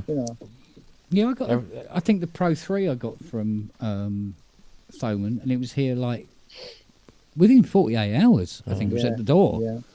But you can kiss that all goodbye now, I suppose. Well, no, I mean, so I everything I've ever ordered from Thoman before Brexit was here within a week at maximum. I mean, you could order it on the Monday, it'd be there by the Thursday, mostly. The stuff I ordered a couple of weeks ago, which was a bunch of Jasper's accessories and another line mixer, took exactly 1 week from order to arriving at my doorstep. I ain't got a problem with that because the prices were good and I paid my taxes and it was all taken care of, so I didn't have to worry about duties and stuff. It was. I mean, that's the big problem for. I mean, I was talking to Korg the other day, and they are finding it very difficult. That what's happening is that Thoman and companies like that abroad are selling synths at just about trade price in the UK. Yeah. Which is obviously hitting the UK market because they're not, Korg UK are not getting those sales. Yes. Whoever the distributor is in Germany or France or wherever, and it's a problem, Well, I mean, the local Dawson's here is just closed, which is sad because I used to like wandering in there, and I honestly think that retail for a lot of music gear is pretty much dead. I mean, unless you're in a market like Anderton's, that have built up a reputation and have suitably sized premises. But the days of the little small music shop that I could go and buy clarinet reeds from, or guitar strings or whatever, have gone. As purse strings tighten as well, people are going to go to the cheapest place, and that's going to be the likes of Thoman. It's business rates that kill small businesses. Oh yeah, there's that. Yeah. I mean, you're right, Sash. Because I mean, we ran our shop for 7 years, and all right, it's closed now. It didn't close on our watch. It closed, last summer. Yeah. But it was things like business rates and having to continuously compete with Thoman and GAC and Andertons. I mean, we're 17 miles away from Gear for Music. In most cases, we could actually compete with Gear for Music because what we would say to the suppliers was, sell us it at the same deal. If we don't take that deal, if you say, all right, if you buy 10 synths, we'll do it at this price, but if you buy 2, it's this. Then, but offer me the same deal is what we always used to say. That doesn't always happen. So clearly, they do special deals for the bigger boys when the smaller little mum and pop shop doesn't get a look in, But, and that was always the problem, and it still is. But it's that personal relationship that you used to build, and the same with record shops, in the days before the HMVs and the big Virgin mega stores and all this sort of stuff. You could develop a personal relationship, not just with the retailers, but with the other customers. I mean, I can remember, walking into our local little music store, and there'd be signs up saying, do you want to join a band? Do you want to do this? Or you'd be in the record store, and they'd put some music on, and you go, I quite like the sound of this. Oh, well, if you like this, how about listening to this record and that record? And it was little bands advertising their local gigs, all this sort of stuff. So it was more a community and the personal service. So I bet that sort of thing still happens today in the independent shops. It does, but there are so few of them. It does, yeah. But they're well patronised. Yeah. Yeah, I mean, my local record store. Record collector here in Sheffield there's always plenty of people in there. Yeah. I mean, I know what you said is true. I mean, I used to meet all sorts of interesting people and had some great conversations and made some good connections in Warp here in Sheffield. Yeah, I mean, obviously that's gone now, but you're right, Sassy. That day is, for the larger part, gone. People have to go and seek it out. Yeah. But it is in little pockets. It is still there.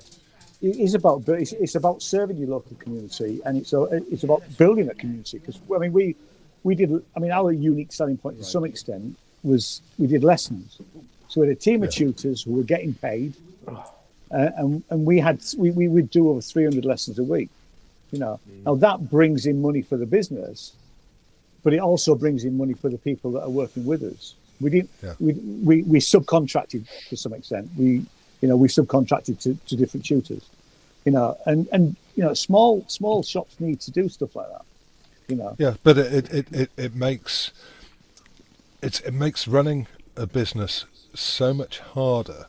But also, depending where you are, I mean, the iniquity of, say, business rates. So if you're in a high street in Liverpool, for example, you might only have 800 square foot of retail, but you'll be paying 40,000 a year in business rates. Yeah. So that's before you've even opened the door.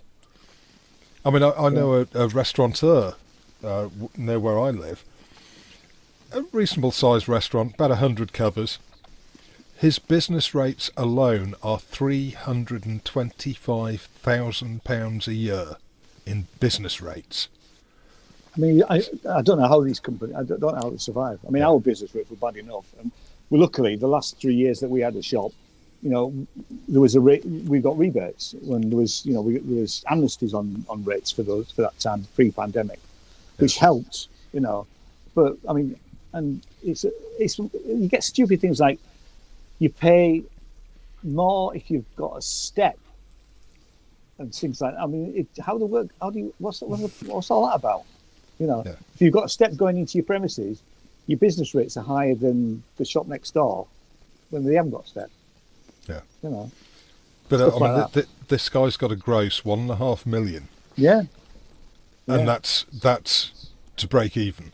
That's no profit, no director's dividends or anything like that. No. It's 1.5 million. And then he starts making money. It's terrible. Yeah. Anyway, on that note, I'm going to have to go.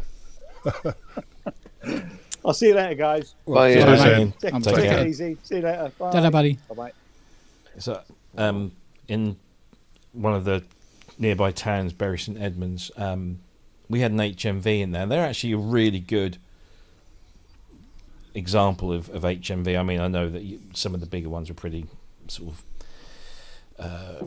bland and box shifting types, but the guys and girls that worked there were very knowledgeable and very attentive, and we knew them all by name, and they knew that I would spend more money with Vinyl Hunter, which is the small independent that I'm a regular at, but they would always look after me. And when HMV went towards the proverbial pan for the second or the third time, and then they got taken over by that Canadian guy who's got a chain of record stores out in Canada, I think. They got to renegotiating their rent with the company that owned the shopping precinct that they were in, which is a fairly modern shopping precinct and was built about sort of 10, 15 years ago with a live entertainment venue at the heart of it, and then shops and food places all around it. And they knew that the business, that HMV was struggling, and wanted to stay there and wanted to carry on renting, but they kept putting the rent up. It wasn't the rates; it was the corporation behind the shopping precinct that just said, "No, we want more money." Yeah, completely blinkered to what was happening. Yeah, and therefore HMV said, "Well, look, we're trying to run a sustainable business now. We're struggling, and this guy's taking us over. We don't want to pay that much. We're happy to pay what you've been charging us." Oh no, well, we've got people that we can throw into this thing. And eventually HMV said, "Okay, fair enough, we're gone," and got replaced by JD fucking Sports.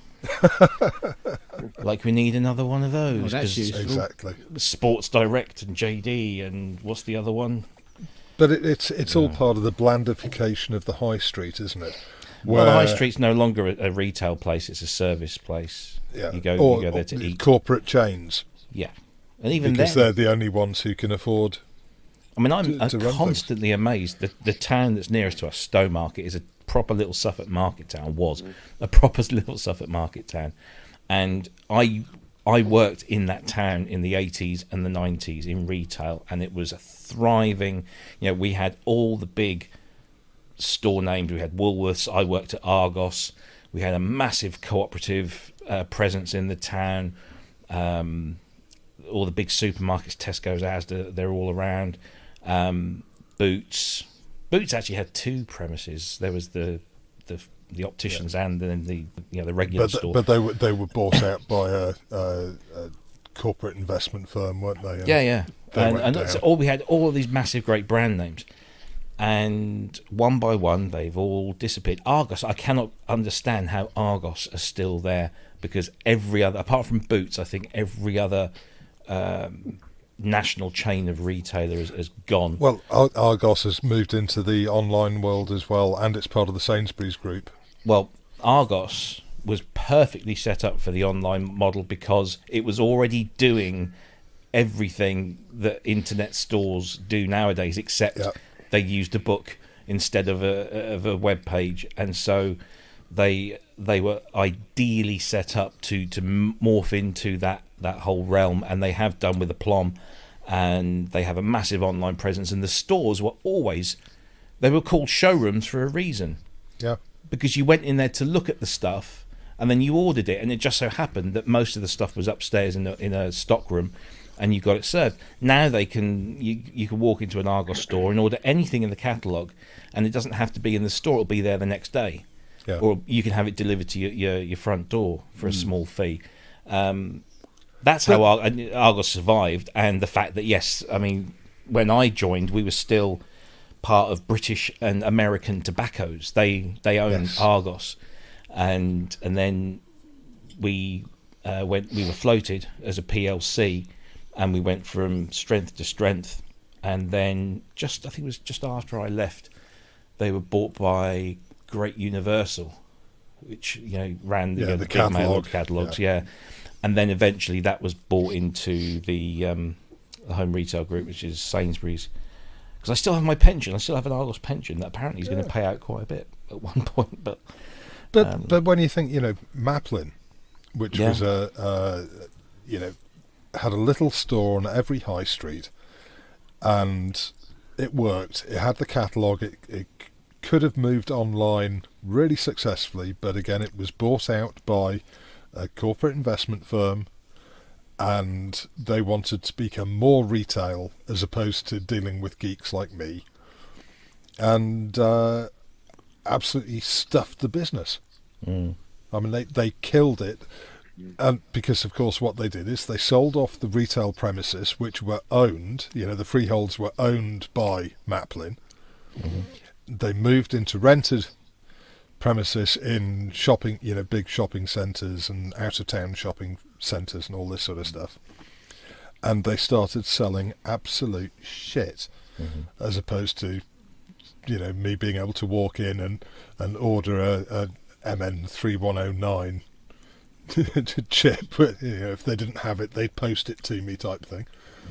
And again, you knew the people behind the counter, and all that personal service all went out of the door, and they thought, no, we're going to start selling Chinese radio controlled cars and all this sort of stuff, and absolutely just stuffed the business. That was one of Argos's clever ploys back in the day, was they never owned any of the properties they were trading from.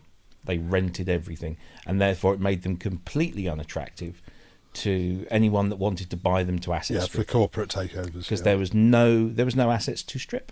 And but that's what killed Woolworths in the UK. Woolworths used to own all their premises. Yeah. Then they sold them off, and they started renting. They did a sale and lease back on all their premises, and then the new landlord started putting the rents up and up and up and up, and forced them into bankruptcy. Yeah.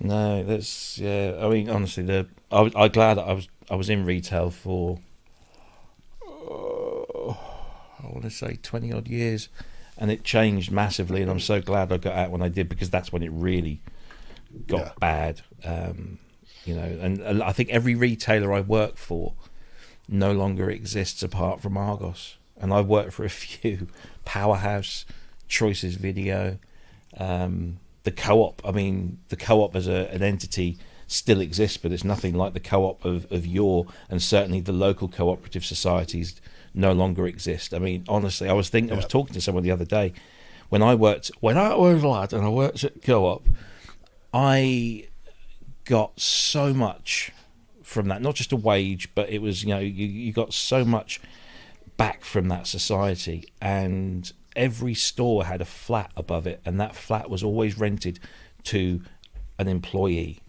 at £10 a week, and it was just I'm a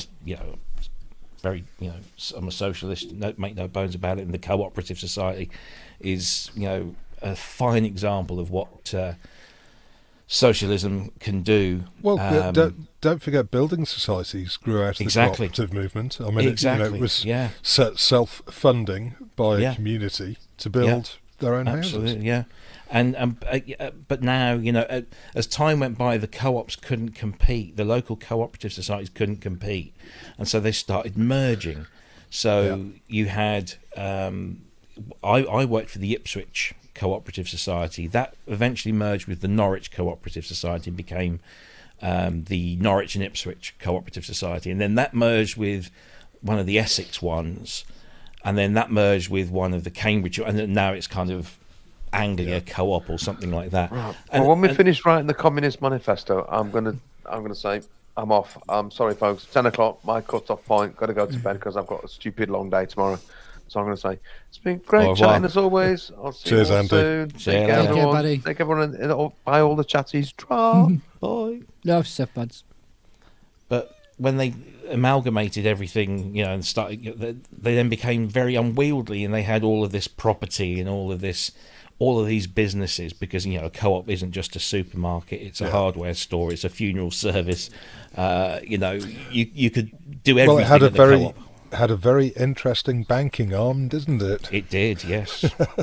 I mean, my first experience of banking and finance was through the co-op, and it was all done incredibly well. And you had your share number that you used every time you bought something from the co-op, so you got a little kickback, and then you could use your divvy at the end of the year to pay off your HP or whatever it was. It was all back in the day, it was a properly great. It was just a great place to work, great camaraderie, and eventually it all just got blanded out and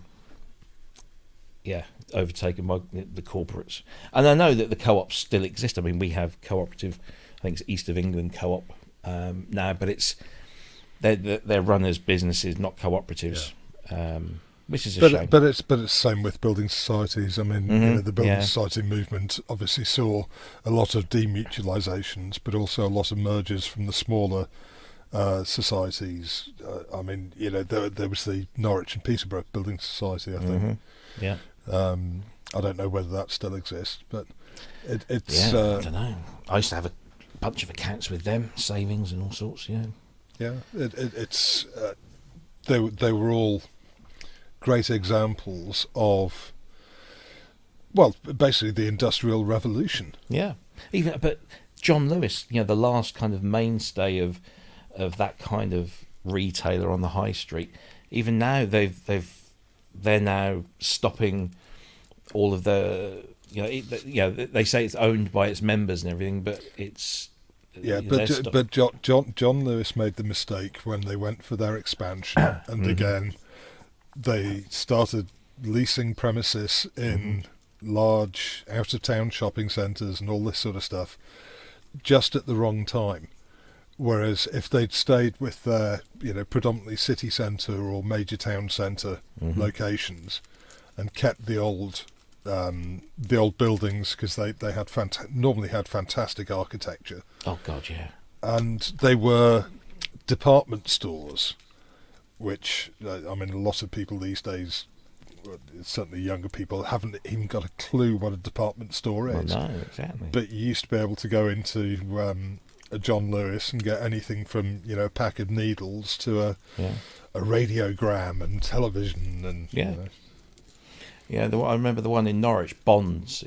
This is before they then did the whole name change thing and called everything John Lewis. But Bonds is a fantastic building, still there, still trading. Because didn't they just recently announce that their Never Knowingly Undersold is now no longer a thing? So they can't compete. I mean, no. Amazon is fantastic. I mean, I use it because it's convenient and it's cheap, but I know that my using it is just driving another nail into a coffin of a traditional British retailer. Yeah, but I'm trying to buy an AV receiver at the moment because my last one died during the last power cut that we had. Go to Richer Sound. Well, that's exactly where I always go. All my hi-fi equipment has been bought from Richer Sounds in the last, 20 odd years. Yeah. There or thereabouts. And I have a certain budget that I want to stick to. I don't want to spend too much money, but I do want to have Dolby Atmos. And I need to have a few other things. It needs to have 4K pass-through and all that kind of thing. So I've got the 2 or 3 models in mind. And I go to Richer Sounds, and on their website it says stock erratic. Now, I understand why the stock is erratic at the moment, and that's fine. So it says stock erratic, please call us, because every time I go into the Richer Sounds store in Norwich... They haven't got one. They haven't got anything. They haven't got a thing. So I ring them up at their central number and say, I want this. This is the model I want. This Sony. That's the one I want. Oh, well, we don't have that at the moment. Stock is a bit erratic. I said, yeah, I know. I've seen that on your website. But we do have this Denon that's twice the price. Why would I want to do that? Why would I spend, £800-900 when all I really want to spend is about £300-400? And I gave up in the end because they just never got anything in. I go onto Amazon and they've got it for $349.99. It's £100 less than Richer Sounds. And I'd got a £75 Amazon voucher because lots of people love me at work, and we have this kind of payback system. You can give people points, and points make prizes. And I accumulated £75 worth. So I 350 quid. I threw 75 voucher, 275 myself. I got a really good deal, but of course Amazon now say they're still out of stock and they're not expecting anything until next month.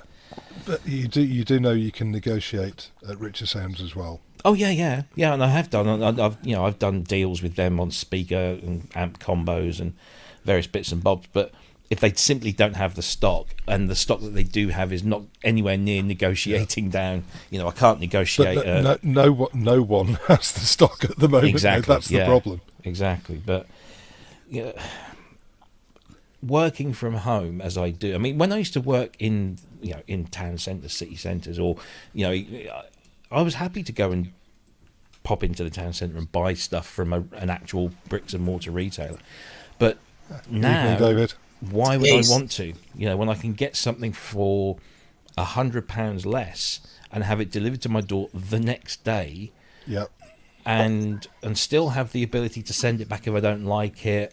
I know, Well, again, like you say, you think about if I'm buying from Amazon, I'm just supporting a company that's mistreating its employees or might be not paying enough taxes here. But bottom line is, my wallet is my main concern. So, yep. Well, again, where else am I going to get a mic like this for 58 quid? Yeah, exactly. Exactly. Hello, David. Hey, I was in mid-flow. I couldn't. Oh no! It's poetic.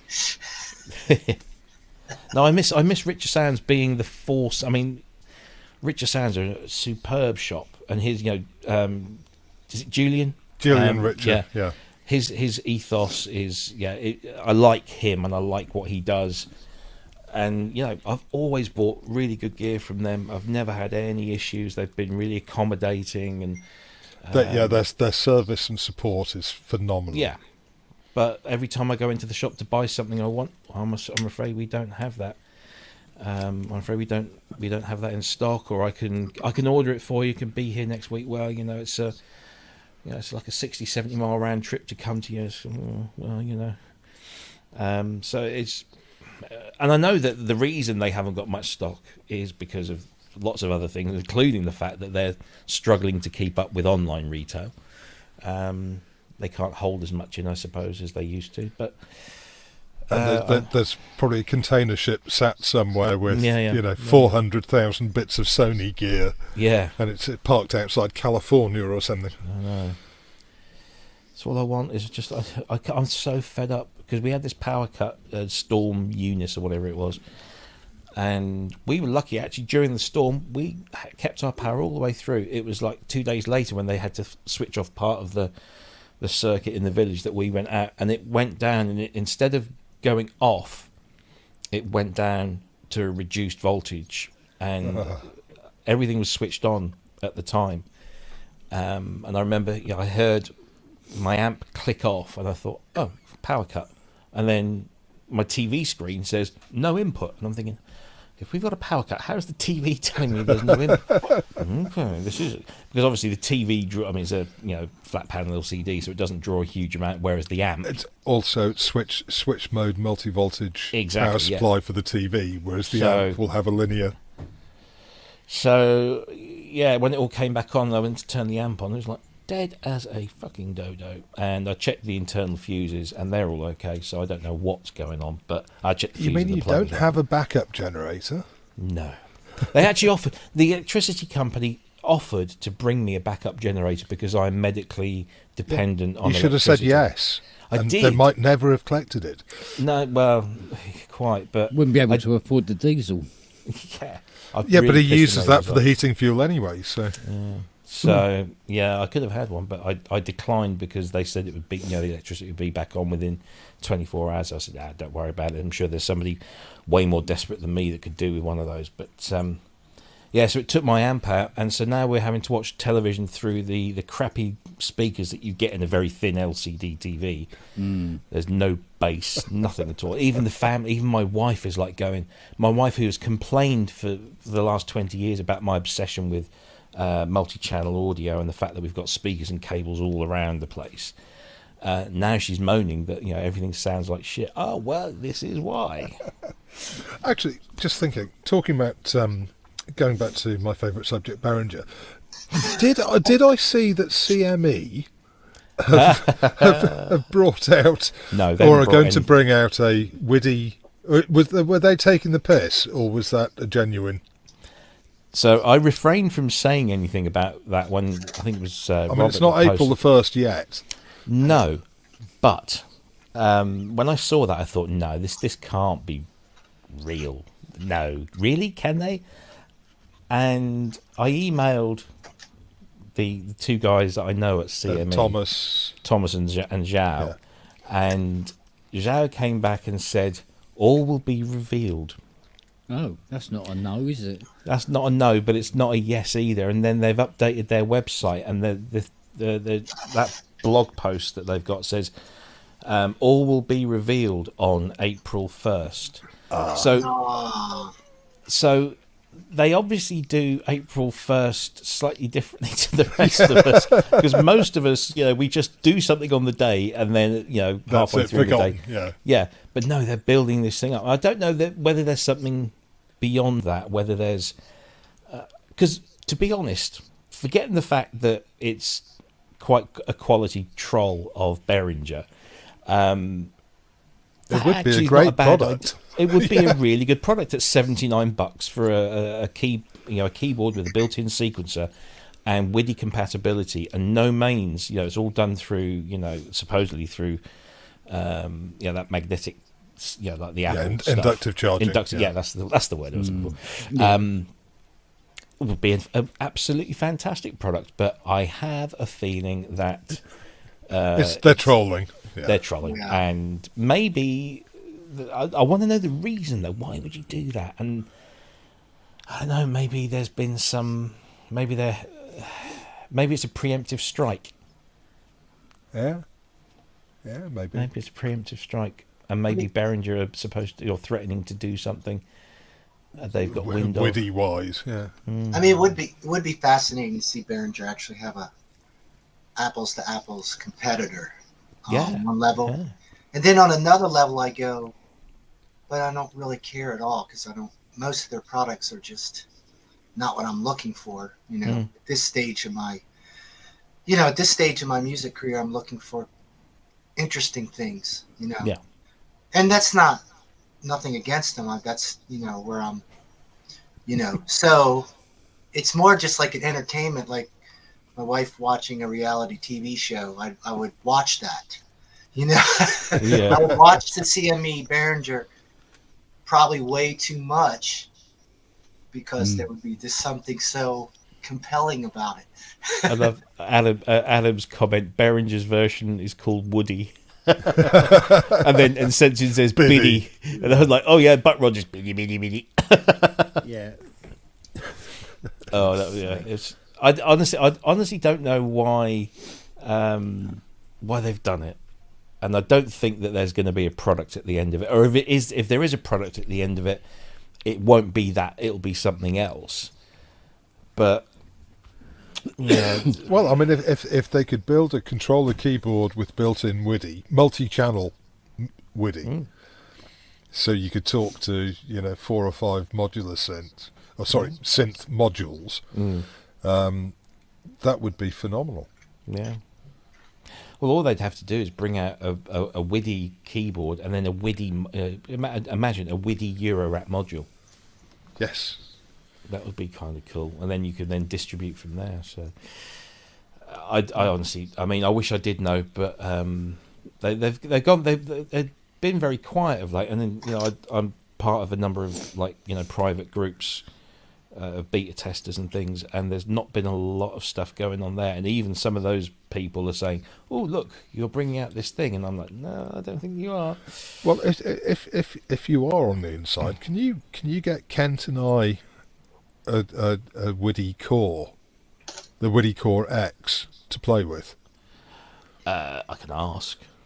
Because I don't know what component situation is with that. I think Kent would find it interesting, and I certainly would, because being able to build that into an existing synth and not even have to plug a WIDI master into the back. Well, this is why I thought phenomenal. When they announced the WIDI core, I thought, hang on a minute, what you should have done was launched a product that eats your own dog food.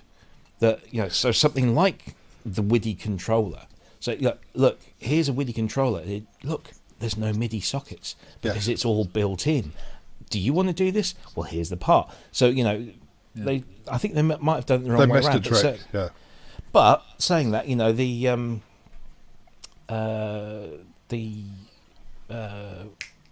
I completely lost my bloody thread again.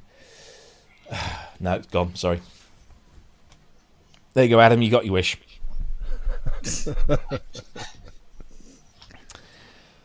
Right, I'm going to go and make a coffee. I'll be back in a sec. Hockey dokie. And it's not Andy's fault. Ah, there's Andy. Hey, everybody. Hey, Andy. Finally eating my lunch at 3:30 p.m. Yeah. Oh, wow, yeah. Yeah. See, it is a glow. Joys of IT. Yeah. Oh, you guys had quite the topics today, from what's this? corporate takeovers to yeah.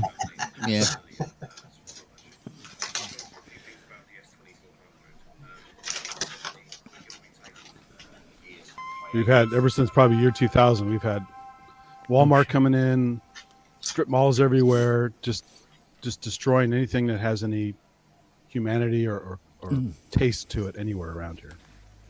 Well, Guitar Center, right, Andy? I mean, they really, I remember when they came into the DC area and started just literally buying every smaller music store. And, which I got to tell you, that was probably smart of them to sell out about that point, because it was only going to get worse. Yeah, but now they're terrible. Well, I heard a lot of inside info for a while. I had a friend who worked at GC Pro. Uh-huh. And he actually dealt with the big bands and the famous folks and all that stuff, and had a lot of crazy stories about that. But also just how horribly managed it was, and it's a shock it's still in business. It's depressing. There's one in Denver. It's just, well, at least maybe one I went to. It was just the most depressing, the keyboard section. I was all excited because we were near there, and I'm like, just drop me off here. I don't care where you guys go. I'm going to run over. And I spent about 10 minutes in there. There was just nothing. There was nothing interesting. I was like, the U section is always really good. That's my favorite part now. Just go right to the U section. Yeah. When I played drums now, it was really cool, right? For years, that's where I went, and I could go look at cymbals and snares and everything. But yeah. Sorry, just to interrupt. Somebody's just tagged me in a post by Isla Instruments. They're ceasing production of the S2400. Brad is just tired with the chip shortage and busting his ass for all those, and so he wants to take a break. He'll do it again. Yeah, he'll do it again. But right now, that means if you want an S2400, get it now. Otherwise, it's going to go crazy. 2 days ago, he made an announcement. They're down to like 600 units, I think. Yeah. Oh man. I think I get paid my bonus tomorrow. I think so. I need to do some maths. The magic thing was to get in early. I got it at 9:50. Yeah, so. Every time you say that, every time. The sad thing is I don't use it enough. I'm a dork, So. Oh man. Yes, that's a bit depressing. Yeah. So what's new in the skip this week, Kent? Nothing new this week. Most of the stuff that was supposed to go has gone now. So it's actually full of rubbish at the moment. We've got ordered the pickup for tomorrow, and then they're dropping off yet another skip. So yeah. So that's our fifth or our sixth 8-yarder. Like skip meister. Wow. Yeah. So if it's we do this any much longer, it's going to end up on Google Maps. Evening, Andy. Hey, how's it going? Yeah, not too bad. You busy? Yeah. I heard you guys talking about Apple earlier. I know it's your favorite subject, so. Second favorite. Yeah. Well, third favourite. I mean, come on. It's Kurzweil first, then Behringer, then Apple, So I heard a quick mention of WIDI stuff. I know something that's not official, can't be talked about really, but is it just a newer keyboard, do you think? Is that because the X key is great? I love the X key stuff. So somebody mentioned on one of the boards, how much does it weigh? And I was so tempted to say 0 grams, because that's exactly how much it weighs. Trust me on this. This isn't Vaporware. This isn't a thing. There's something else behind it, but it's not a thing. Yeah. So don't get too excited. But then again. So what did you do at Apple, Andy? You worked there, didn't you? Oh boy, I've had probably 4 or 5 jobs there. First was a rep at local stores like CompUSA, CompUSA, Computer City, and I think Whole Earth Access, for a while. And then that was just this kind of, they needed help with their in-store marketing stuff because they didn't have proper point-of-purchase crap, and they didn't have good people working there who knew anything about Apple. Basically didn't know anything about Windows either, but so I used to be there as the guy setting up all the props and talking to the public about stuff, and was that in the sort of Macintosh days, or? Yeah, this is pre-iPod and all that kind of stuff. Yeah. And then let's see, I worked there for a while. Then I worked at the company store at Infinite Loop when it was the only store they had on the main campus. Basically doing some sales assistance, but a lot of IT kind of stuff there too, and demoing things, and so that was kind of fun. I actually met Guy Kawasaki there once. He asked me some really weird questions. I think he was trolling me. And then what happened to him? I don't know. He just disappeared off the map. Yeah. But he was an interesting guy, at least in print. In person, he was not that impressive, but I think he was just having a bad day. But and then I had that. Then I went to some other corporate stuff for a while. Came back and worked in QA for Aperture, working on the photo app, and did that for about 2 years at Infinite Loop again. And then we got moved to the Valco thing down the road, old HP site. And then finally that contract ended because they only give you these windows that they can't give you a head count. They just move you to another contract if there is one. Yeah. And I worked for the IT back of house for Apple stores worldwide, coordinating router switching at the back of house at the Apple stores in Italy and Sweden and all over the world, basically. And then also doing some local support with the stores and stuff. So I got to learn all the ins and outs of the Apple stores and all the weird shit that they do. And and then I went off to some other companies. I'm back to the company I was at in between the other Apple jobs, the laser company. So all over the place. I was at Nikon for a while too, but this is my CV. You're hired. Yeah. Well, actually, I was supposed to be a biologist, and I was, unfortunately, the other day, my friend, who's like a former teacher, travel friend, and mentor in a lot of ways, just died. He was just almost 85. There's little trivial things you get from surgery that, he didn't get COVID, he didn't get cancer, he didn't get horrible stuff. He had some knee replacements and got a horrible infection. Oh. And then on top of that, his wife had just died like 4 months ago, and she was also amazing. And I think he just had a broken heart and just couldn't fight it. So he's gone, which is very sad. But man, he changed my life. I mean, if I didn't get into IT to pay some bills real quick, I would have fought it out and got my PhD in biology. So yeah, it's tough biology, huh? I knew a few of the when the weed industry took off in Colorado. It's kind of related. All the botanists went from unemployed to highly sought after. I mean, that's true. And I thought, what a strange world we live in, right? You get your botany degree, just kind of for the love of it, and then next thing you know, weed industry's like, get over here. We love you. Bizarrely, I was reading that the UK, I think, is the world's largest supplier of CBD. So even though cannabis is illegal in the UK, CBD isn't, and the UK produces the largest amount of CBD in the world. Well, it's proven to be a great medicinal. So yes, probably only beaten by Stinger missiles, isn't it? Do you know what? For a country that's where the population's not allowed to have guns, we don't have to make a lot of them. Well, we've always been good at that. Yeah. I mean, historically. And we're also good at designing and developing modular nuclear reactors, which we don't use. Mm. Yeah, the SMRs, which is a shame. Yeah. You guys have some nuke power, though, don't you? Or not at all? Yes. Oh, yeah. Just not enough. Yeah. I'd rather have a lot more.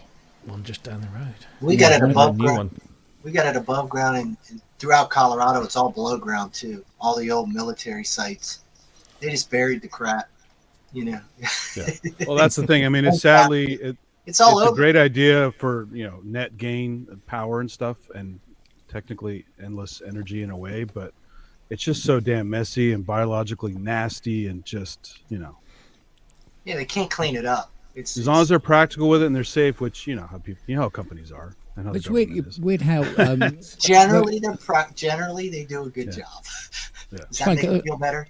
I read somewhere about the nuclear testing that America had done, and it did a lot of testing. Was it 1,480 odd nuclear tests? Probably, and Nevada is just full of them. Yeah. Yeah. So I go, that one worked. Try another one. Yeah, all throughout the Midwest, it's pretty cool. I mean, it's kind of cool if I do some historical research for environmental stuff, and just finding out all these old bases and just like what happened. Yeah. It's very we cleaned it up, and I'm like, yeah, clean up is kind of a. Well, you can still find the glass that was formed by the fusion of the silicates, can't you? Well, yeah, and our worst testing was Bikini Atoll. That was awful. All those soldiers, all those Navy guys got irradiated, didn't know it, and all died of horrible cancers and just everything years later. Yeah. My maternal grandfather was on Christmas and is it Christmas and Easter Island? One of the two, or both of them. I can't remember when they were doing the testing. UK were doing testing out there in the 50s.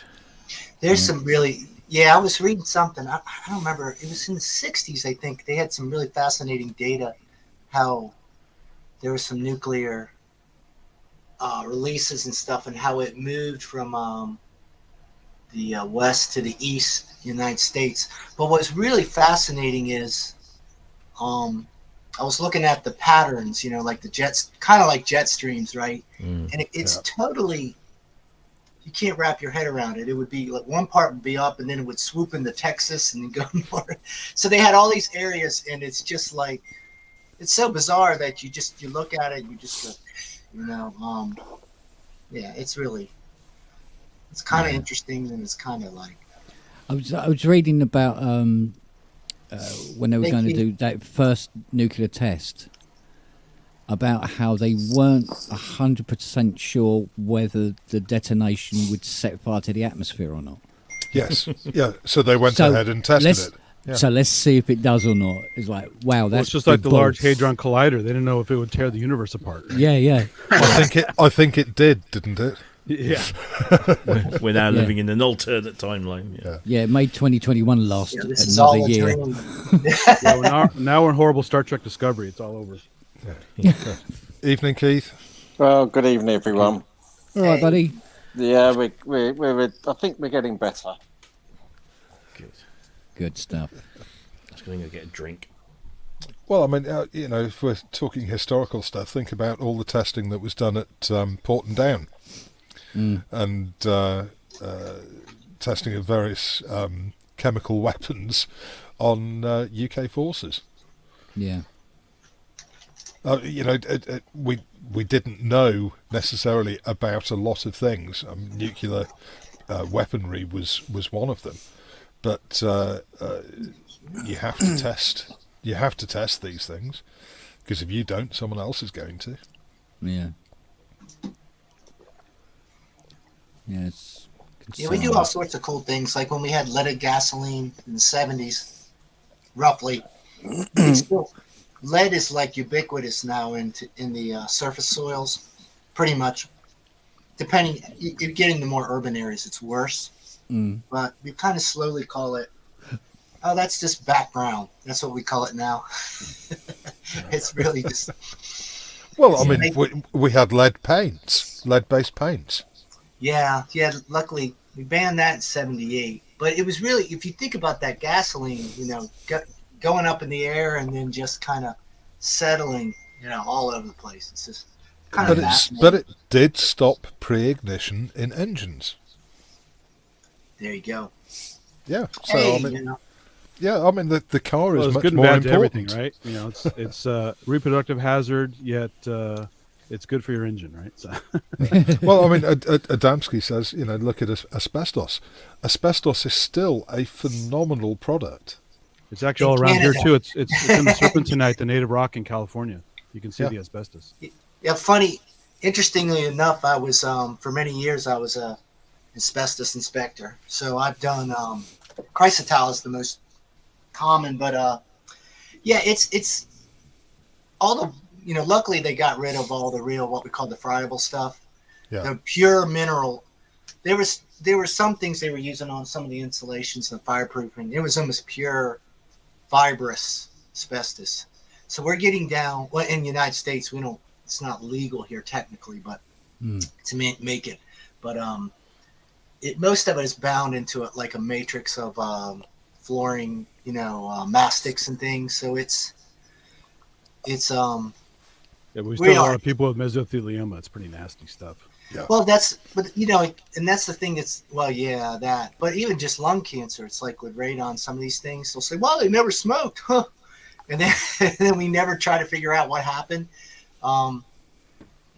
Everybody's body's different, But well, I mean, asbestos was used in brake linings in the railway industry and also the automotive industry.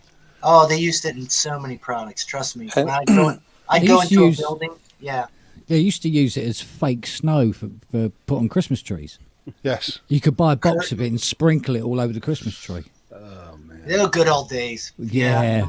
There was Asbestos Man, I think he was an actual character. Yeah. Well, radium glass. Yeah. Yeah. Oh, sorry, uranium glass, not radium glass. We had radium paint on the watches, though. Radium paint for watches, yeah. Yeah, I think I'm the expert on radium. My dad had those lead soldiers, Yeah. Oh, yeah, I used to make them. Yeah. Yeah. So I still have a few. I think they're a lot, primarily lead.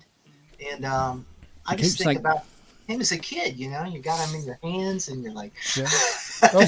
Just keep making the same mistakes over and over again. Because like when the story I told you about how I got radiation poisoning from all that radium in my nan's back garden, and he goes, oh yeah, it used to be a face cream and pep up pills and everything put something radioactive in it. I'll do it, boys. And then they've gone, oh, do you know what? I don't think that's very good for you. Let's move on to something else. Well, the Victorians used lead-based paint for their faces. They used to take the where you get atropine from, Atropa belladonna, the really poisonous plant, and they used to use it as a beauty aid because it makes your pupils dilate. So women with large pupils were considered sexy. Yeah. Yeah, it's just we just keep doing this. But I mean, because we had the council came down to us, even though we'd bought the house by then, and they go, "Oh yeah, we've got to do an inspection to see if there's any asbestos in the house," but I don't think there is. And so they went around the house and went, "Yeah, you're right. There's no asbestos in the house." And we go, "Well, I can tell you for a fact that the top of our porch here, this ceiling here, that's asbestos. You see all that cladding on the front of the house? That's fucking asbestos." Yeah. I had those, the asbestos tiles.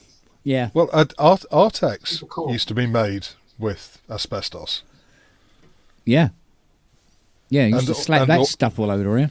Yeah, and all the garage roofs used to be corrugated asbestos. Yeah, our garage roof is asbestos. Yeah, there's popcorn ceiling type stuff. That's what. That's the Artex type. Yeah, that's what we got. Textured ceilings. Yep. Just keep painting it. Just keep painting it and painting it. No, I mean, in all seriousness, it does help encapsulate it. Because that's really, as long as it's fine like that, it's just, well, the guy next door took a sander to it to make it smooth on his place. And when I said to him, I said, "No, Jesus Christ, you shouldn't have done that." He goes, "Why?" Oh, don't worry about it. Don't worry. Do you have a HEPA vacuum by chance? Yeah, no. What do you say at that point? You're just like, yeah, just go, yeah. Just if you're thinking of doing it to any other rooms, wear a mask, or better still, just don't do it to any of the other rooms. Just get a plasterer in and just go right over the top of it or something, But don't sand it. After a while, I couldn't stomach the yearly updates, the trainings, because the first thing they'd zoom in is on health effects. Yeah. And they would make the worst case scenarios all the time. Yeah. And just and you're just like, you know what? I can't handle this anymore. Like, this is too, because really when they look at the health effects, they're using pretty conservative numbers to come up with the toxicities and the cancer rates. But, look at the LD50 testing that I presume they still do on some animals when it comes to product testing. Yeah. The doses that they give these lab animals are. Yeah, it's not. Well, it's not practical, really. It's really hard to wrap your head around the reality of what dangerous is. But a funny story is I dated a girl that worked in a lab, and one time she didn't want to test this little lab rat. She stuck in her pocket, and it was our pet for a long time. It was really cool. She was like, I'm not doing it today. She stuffed it in her pocket, and I love that little rat. It was cool. Well, I always had a dilemma having to work in the zoo for many years part-time. Oh, yeah. I love animals, but I had to kill some animals to feed other animals, and I'm a vegetarian. So it was rough because I don't want to do it for me, but I'll do it for these animals because they have to eat them. So, yeah. Yeah. It's tricky, isn't it? Yeah, it's weird. It's weird. I mean, I would go so out of my way to, help a field mouse or something, but then go home and have roast chicken. It's the hypocrisy knows no bound. Hypocrites. That's just humanity. Yeah. Well, I'm not. I admit that. I still hunt, and I'm quite happy. I will only kill something if I'm going to eat it. Same as fishing. I'll happily go fishing, but I'm not one of these people who sit and spend a weekend trying to catch some carp.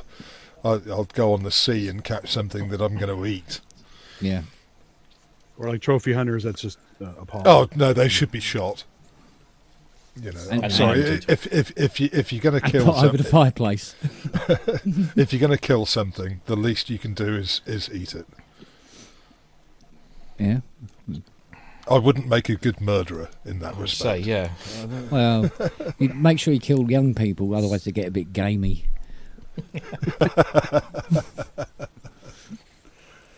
So how's Keith? Bearing up under the strain, really. Tested positive for COVID on Sunday, but having driven 500 miles to go on holiday. So that's where I am. That's where I am now, on holiday. You're still up north? Yes, as far as Aviemore in Scottyland. Yeah, okay. So mainly staying in. Had the dogs out for training 2 mornings when there's nobody in the forest, but us. So they're doing all right. I'm doing all right. Just need to start doing some negative testing now to come out of it, really. Yeah.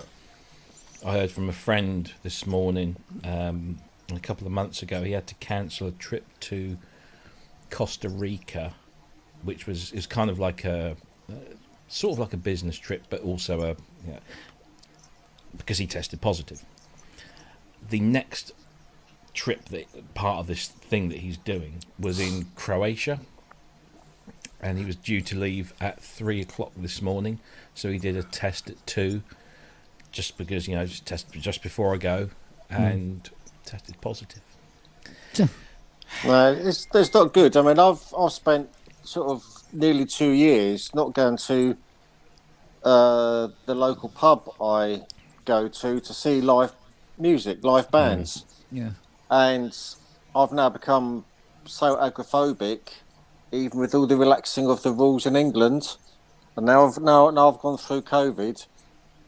I was just building myself up to going back to these gigs at the pub, enjoying a pint or two, nothing great, and it's just put me right back because the pubs, if you like, is unregulated. You know, it used to be regulated. You have to book a seat, hold your hand up to get your drink, put your mask on or whatever to go to the toilet and things. You know, but now they've all gone back open house. I can't bring myself to do it. I can't bring myself to put myself into a crowded situation, which is unregulated. So, you know, it's a shame because they have some excellent bands that I really go and enjoy. Yeah, but you've got to admit, though, the bottom line here is that it's not ready to deregulate. It was done too soon. I don't think it was. I think with the Omicron variant, it is obviously a lot less severe than the Delta variant, and at some stage, life had to get back to normal. Yeah, I mean, all I've got is a positive test, and I even sent off I've done the lateral flow and I've done the P thingy, what's it? And they still don't tell you what variant you've got. Now, from what I've had, which is all I've had, is a bit of a stinky cold, an occasional dry cough. Yeah, it sounds like Omicron. Yeah, that's what I mean. I think I've had the least of it, but it's, you know, it spoiled a holiday for the two of us, and you know, because I've virtually been housebound and things, and the weather up here is just been so great. It's been warm, sunny, and things you just want. You know, I bring a bike up to go out. You know, a bit of mountain biking and things. Yeah. I haven't got the energy. You know, that's the other thing. The downside is the lack of energy through it. So, you know, it's just been I could have sat at home and been miserable there. Yeah. No, yeah, but I could have been miserable in my synth cave, couldn't I? Yeah. You know, simple as that. You know, and not had. You know, you're going to go. You know, I'm going to go and say, well, 500 miles on a diesel. It's 500 miles one way and it's 500 miles back. And geez, that's £1,000 just in fuel. Well, I don't know, but it's you know, it's going to be sort of between, you know, my van's a 90-litre tank if I run it dry. Ouch. And you can only use your card for up to £99 at the pump. Yeah, which I hit the other day. I did that for the first time ever. Yeah, I think we've gone back to paying in the you know, sorry, for things like that. We've gone back to paying in the kiosk because you can go over your £99. But yeah, before that, not a problem. You know, getting the tank filled up. You know, you could do on your £99. You just go. You know, but so there we go. Wow. Yeah. But it does certainly from what I've been reading, it seems that Scotland, for some reason, has had more of a spurt in cases than I think the England islands. has. I've got friends out on is it Uist Island, one of the Outer Hebrides. They've just bought a croft, and the COVID figures there, not because of them, has just gone rocketing. I bought mine up from work. This COVID, I tested all right Thursday, Friday, didn't test Saturday, and then Sunday it was just to a point where I'm sure this is what it is. We brought the tests up with us anyway, so I took one. But I know mine come from work because Thursday the manager tested positive and went home. Thursday night, the guy I worked next to, and I was still clear on Friday, but. So I left it to Sunday, but you know. Yeah, weird. Yeah. Yeah. So you didn't take any synths up with you? Sorry, any synths? Oh no. Holiday? Actually, I mean the iPhone's sitting on the MacBook Pro and that's got the OBE on it. So technically, yes.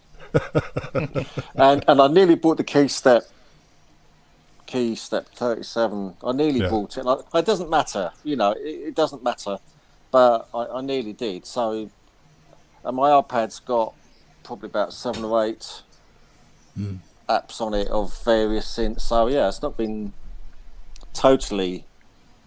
I have had the choice of doing stuff, but it's I don't know. It's just a little bit different because the two of us haven't really gone anywhere. Sort of, we've I don't know. The wife just felt a bit housebound as much as anything. She could get in the van and go somewhere and do things. She does bits of shopping and whatever, but as far as it goes. I do find it odd that with this virus that one person in a family can get it, but it doesn't necessarily mean that the other people are going to either. So I mean, my sister got the Delta variant. She was really, really sick for about three weeks, and it probably took her 2 months to get over it. Yet her husband and the kids didn't get it. Yeah. Well, no, it's a 9-hour trip for us in the van together. Yeah. My wife hasn't picked it up for me.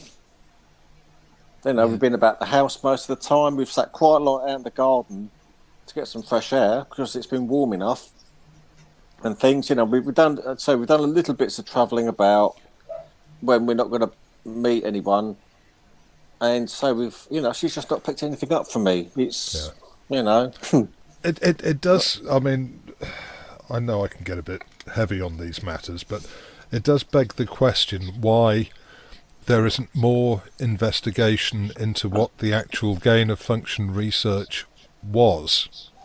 What was it that they were trying to develop out of this coronavirus?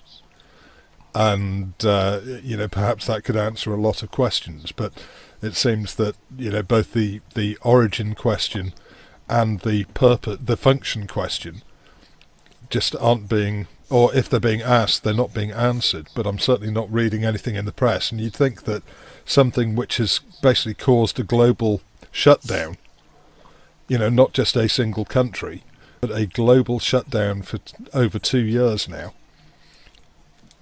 the journalists would be, champing at the bit to ask questions and get answers.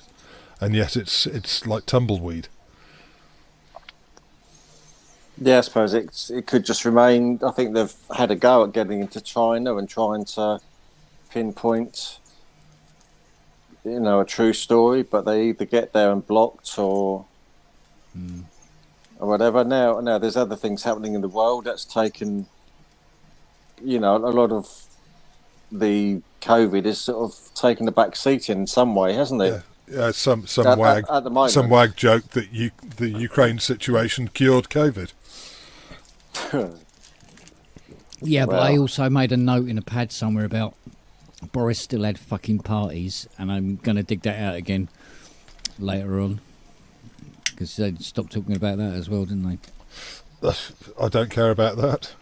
I don't care what anyone did during COVID. That's up to them. I mean, my neighbours, theoretically I could have grassed them up because they had parties, they had family members round, they had the grandkids round all the time, and I thought, good on them. Yeah, but we're talking about the people that were instilling the law in the first place, that stopped people from being able to be with their loved ones when they're fucking dying. Yeah, but they were also stuck in an office with each other. It's to me, it's neither here nor there. Frankly, I don't care. I don't care what anyone did, and I think that any sensible police officer wouldn't have approached people in parks who were sat having a sandwich, 25 metres away from anyone else. I think to a certain extent, some people just went absolutely stupid. And I just think that, the majority of people, I think, can be trusted not to be dicks. And I don't necessarily think that the people in Downing Street were dicks. I think that they were working in an office, probably quite a pressurised environment. If they let their hair down, if they had beers or wine or what, I don't give a shit. They were doing their jobs. I saw plenty of nurses fucking around on TikTok. So no, I don't care whether the Prime Minister had a party or not, because I don't think it's relevant in the whole scheme of things. But also I think that if anyone was fined for breaking COVID regulations, they should be refunded, because I think that was bloody stupid as well. Yeah, well, yeah, I'm not so sure, because it just shows what they're actually like. Yeah, well, I mean, Keir Starmer was having a beer in an office with a group of people. So what? Who cares? Well, yeah, the thing is, right, that they've taken on the job, and the job involves a certain degree of accountability. And that's not accountability, mate. Is it?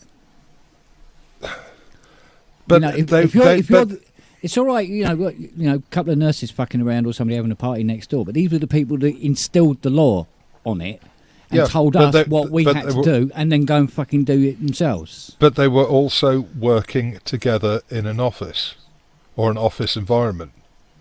It's not many other people working in office environments, but they didn't send out with a suitcase to go and fill it up with booze at the local office for an office party. I know plenty of people who were working in offices and did exactly the same thing. So but again, they weren't the people that set the rule and the standard. Yeah, but that's where the accountability comes in, man. But to me, I don't care. Yeah, but I don't think it's relevant. No. If they can do it with that, what else can they do it with? They're politicians. They're civil servants. What do you expect? Yeah. They're politicians. not, they are accountable. No, but the civil servants. I mean, we were talking about the civil service before, about it being a monolithic structure that's almost impossible to change. They have a sense of entitlement. They actually have entitlement that we mere mortals don't have. I know. Yeah. I mean, I know the environment very well. Yeah. Yeah. But that doesn't make it right, does it? No, but it just is. Yeah. Well, those guys are always going to get away with shit. It's just this is it. I mean, again, look at the US politicians who were pictured enjoying, meals in restaurants without wearing masks, and going and getting their hair done 4 times a week and all this sort of stuff. It's politicians. They set the rules, but they don't think it's going to apply to them. Yeah. But, I mean, if you set your expectation levels at the lowest point, then you will never be shocked by what any politician does. Mm. Oh, I doubt that very much. Yeah, it's a solution, but not necessarily the right thing to do, is it? But also, I don't envy any politician. I certainly envy some of those in the civil service with their gold-plated pensions who are earning more than the Prime Minister for doing absolutely fuck all and taking no responsibility. Mm-hmm. But, I mean, politicians are at least accountable in the ballot box. Civil servants aren't. And when was the last time a civil servant got sacked? Yeah, it was the same with the permanent secretaries and all that lot, isn't it? Yeah. Yeah. So, yeah, but there again, I got something about just something about Boris. Just want to punch him in the face repeatedly until there's the messed up hair. Is that it? Is that what? Yeah, until there is bone in his stool. I stopped getting angry with politicians a long time ago, and the old adage. That no, I agree. You get what you vote for. Yeah, I wouldn't say angry. Not all of us got what we voted for. No, I wouldn't say angry. Or don't vote for if you're apathetic. Right? Yeah, but not angry, but definitely irked by it all. Mm. Yeah, well, I think a lot of people are irked. I mean, I'm perhaps different to you. I think that I could understand the first lockdown. I think that was pragmatic because we didn't know what we were dealing with. The subsequent lockdowns I was extremely unhappy with because I couldn't see the benefit in creating massive damage to our economy, and seeing, you know, people like King John Drakeford in Wales and Nicola bloody Sturgeon in Scotland acting like emperors, and seeing a country like Australia and New Zealand being effectively cut off from the world completely for 2 years, whereby they're not even allowing their own citizens back in, unless of course you happen to be a very wealthy citizen, then they'd let you back in, but you know, not the plebs. And I just think that the economic damage that has been wrought upon the world by knee-jerk reactions to something which, yes, in many respects was very frightening, but that's only because they weren't allowing discussion and rational debate about what it is that we were facing. And we're going to pay the price for the next decade. And I think if we'd had the first lockdown and then managed things much more sensibly, I mean, there were lots of roles that could have been done from home from the start. I think that's a very good thing for some people, but not for everyone. And I think that it was a brutal way of dealing with something that could have been managed much more intelligently. I don't think there was any intelligence in the lockdown. It was just no, close the doors, that's it. And I will never forgive any politician who was involved in lockdowns in any country. I think it was foolish, and it will cost us dearly.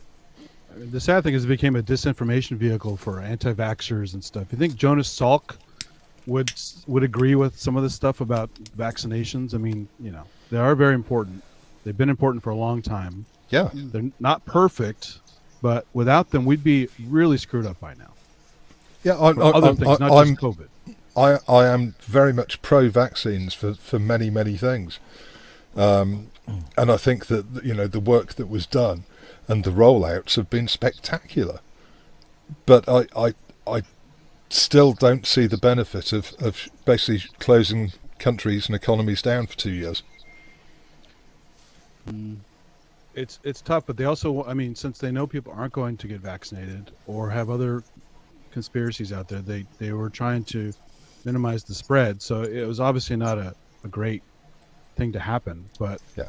But unfortunately, you have to get a bit draconian when people don't listen to common sense and but I don't, looking out for others. Even if you're not susceptible, others are, and it's all about looking out for everybody else. But I don't believe in mandating vaccines.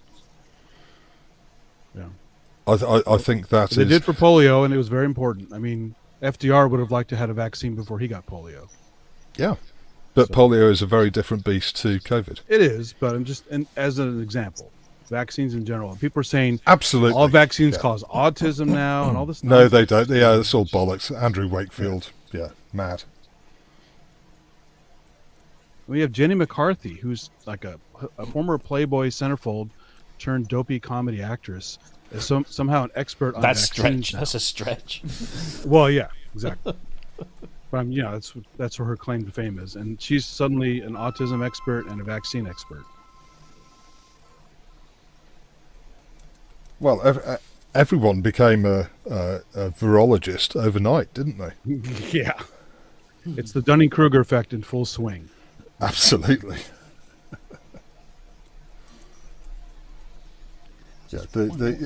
I think also the media, I hate the phrase mainstream media because it's not just the mainstream. I think the media as a whole, and that includes, anyone from a blogger up to a national broadcaster.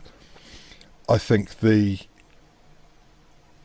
did not help, and I think actually they went some way to encourage the politicians to go much further than I think many politicians were comfortable with. You know, it was you know, scare.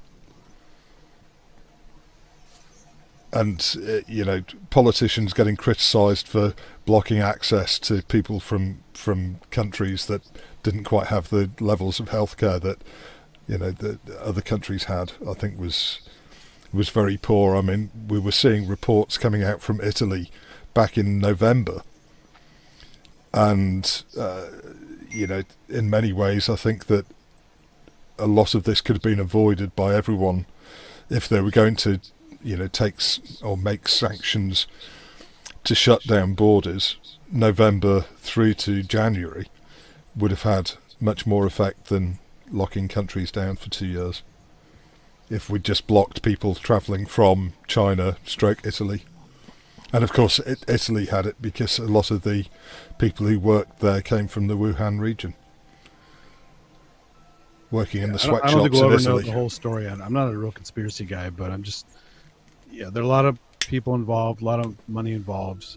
Any of that kind of sketchy research can be used by anybody, even though biological warfare is mostly outlawed. Doesn't mean they're not doing the research. So yeah. Well, I mean, you know, I have joked over the past 2 years that this has been the most effective biological warfare attack in history. It's not. It's not intended as such, but you know, the side effect. The side effect is that, you know, it shut the world down. Yeah. Would have been a good opportunity for a reset, unfortunately. It could be called a great reset, couldn't it? The trouble is, it all came back and go, no, nothing's changed. I mean, it sounds cold, but we need more population control if you want a real reset, because we're overpopulating like crazy. So... Yeah, I'm sure but if you say that, you get called a Nazi. So, of course. No. I'm sure. Stanford University formed this group called ZPG, Zero Population Growth, and it's very biologically minded about common sense and overcrowding and health of any species. Really, you study herd animals. Yeah. And look up this thing called gas. It's a different kind of gas. Gear acquisition syndrome. Mm-hmm. I'm sorry. General adaptation syndrome.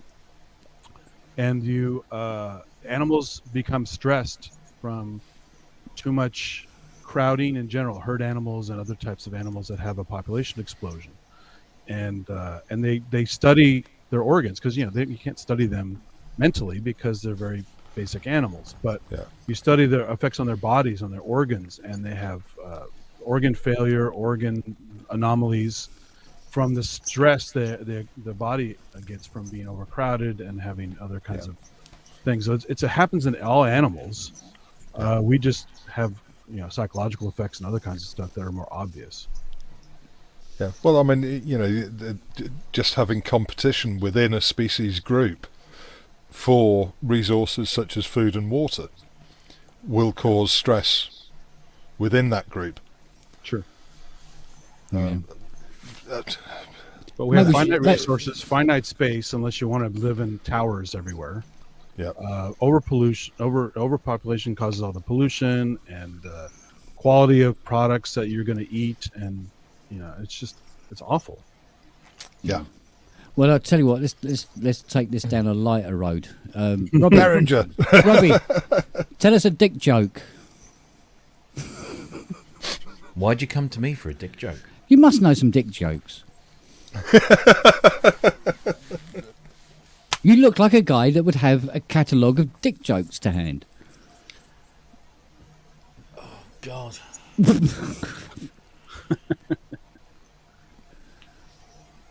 Two nuns in a bath. One says, "Where's the soap?" The other one says, "Yes, it does, doesn't it?" Sorry, that was the only thing I could think of that just off the top of my something head that wouldn't get slapped down by somebody for being politically incorrect. Or yeah, but I think it's all right if it's a dick joke. Dick. Do I know any dick jokes? I'm trying to think of something. Tricky. I'm trying to remember the 10p, 10p, 50p, £1. Do you remember that one? No, I don't remember that one. I'm trying to remember the joke. That was kind of...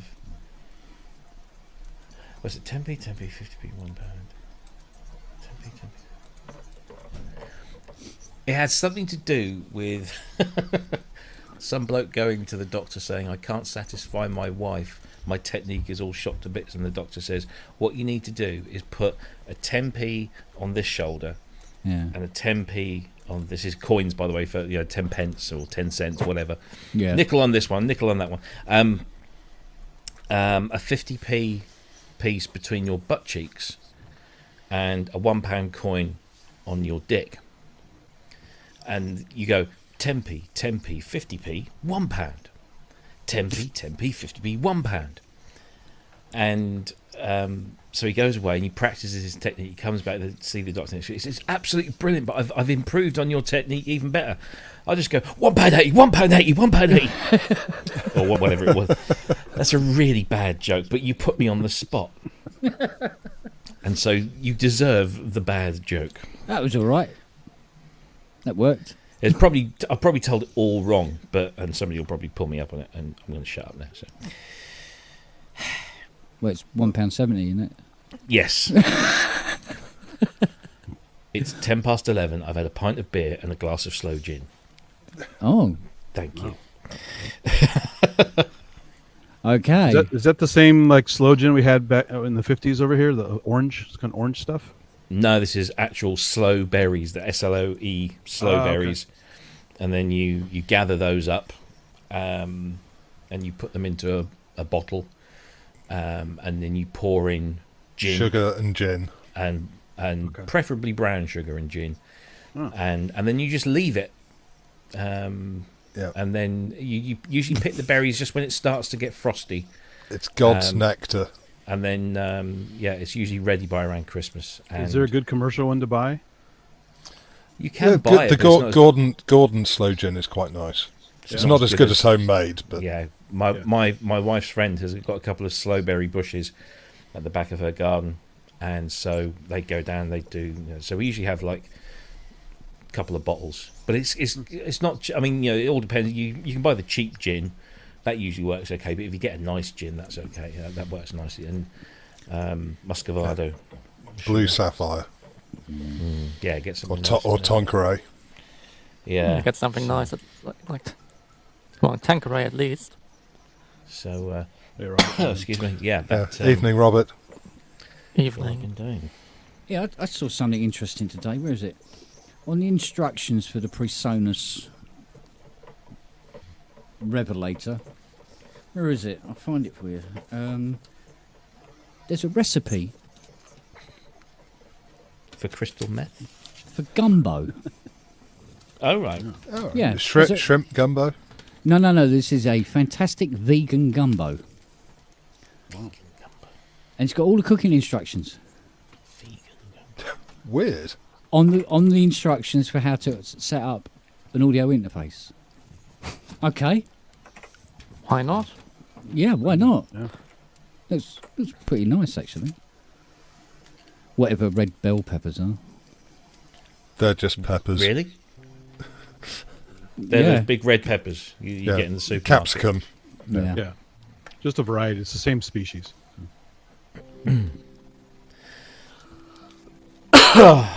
So what else is in the recipe? Well, let's have a look. Let's see what the ingredients are here. Rice, onions. 80 millilitres, of all-purpose flour. 70 millilitres of vegetable oil. Millilitres. Sorry, I'm being an arsehole. No, it's all right. I have to apologise, but I was cuddling Nelly last week, and I was giving her a nice little. Because she does this thing. She gets up real close with you, and I was giving her a nice little cuddle, and the doorbell went, and she leapt up and she snapped a tooth. Oh She wow! hit me in the face, so bleeding hard. Okay, sunflower oil. Yeah, 2 onions, diced. 2 celery stalks, diced. 1 green bell pepper, diced. 3 cloves of garlic, minced. 1 litre of vegetable broth. 1 handful of okra, cut into pieces. Slimy stuff, yeah. Oh, okay. Tastes okay, but it has a really weird mouthfeel. is mucilage inside of it, basically. Oh, nice. It's a bit like sea slug. My relatives in Louisiana actually grow it. It's pretty weird stuff. So. God. 1 red bell pepper, cut into pieces. 250 grams of mushrooms, cut into pieces. 1 cauliflower, cut into florets. Ooh. Presonus Sweet Darling Cajun Dry Rum. Are you fucking kidding me? That's what is it? Presonus Sweet Darling Cajun Dry Rum. Had to be a tie-in. There you go. Yeah. Salt, thyme, smoked paprika hot, black pepper, 2 to 3 bay leaves, parsley finely chopped, and a spring onion thrown at the wall casually. Yeah, and then I go, oh, okay, that's one for Fiona. She loves to cook. So, yeah. See, I'd chuck some cayenne pepper into that. Oh, so yeah, that had more spices in it for gumbo. Yeah, it's weird. Yeah. Quite interesting, but there you go. So we need to start a campaign for all synth and audio interface manufacturers to start putting recipes into their instruction manuals. Yeah, how to brew. They have beer. to have the tie-in. They have to make their own thing, like the rum, right? Wasn't it a rum? Yeah. So was it rum or rub?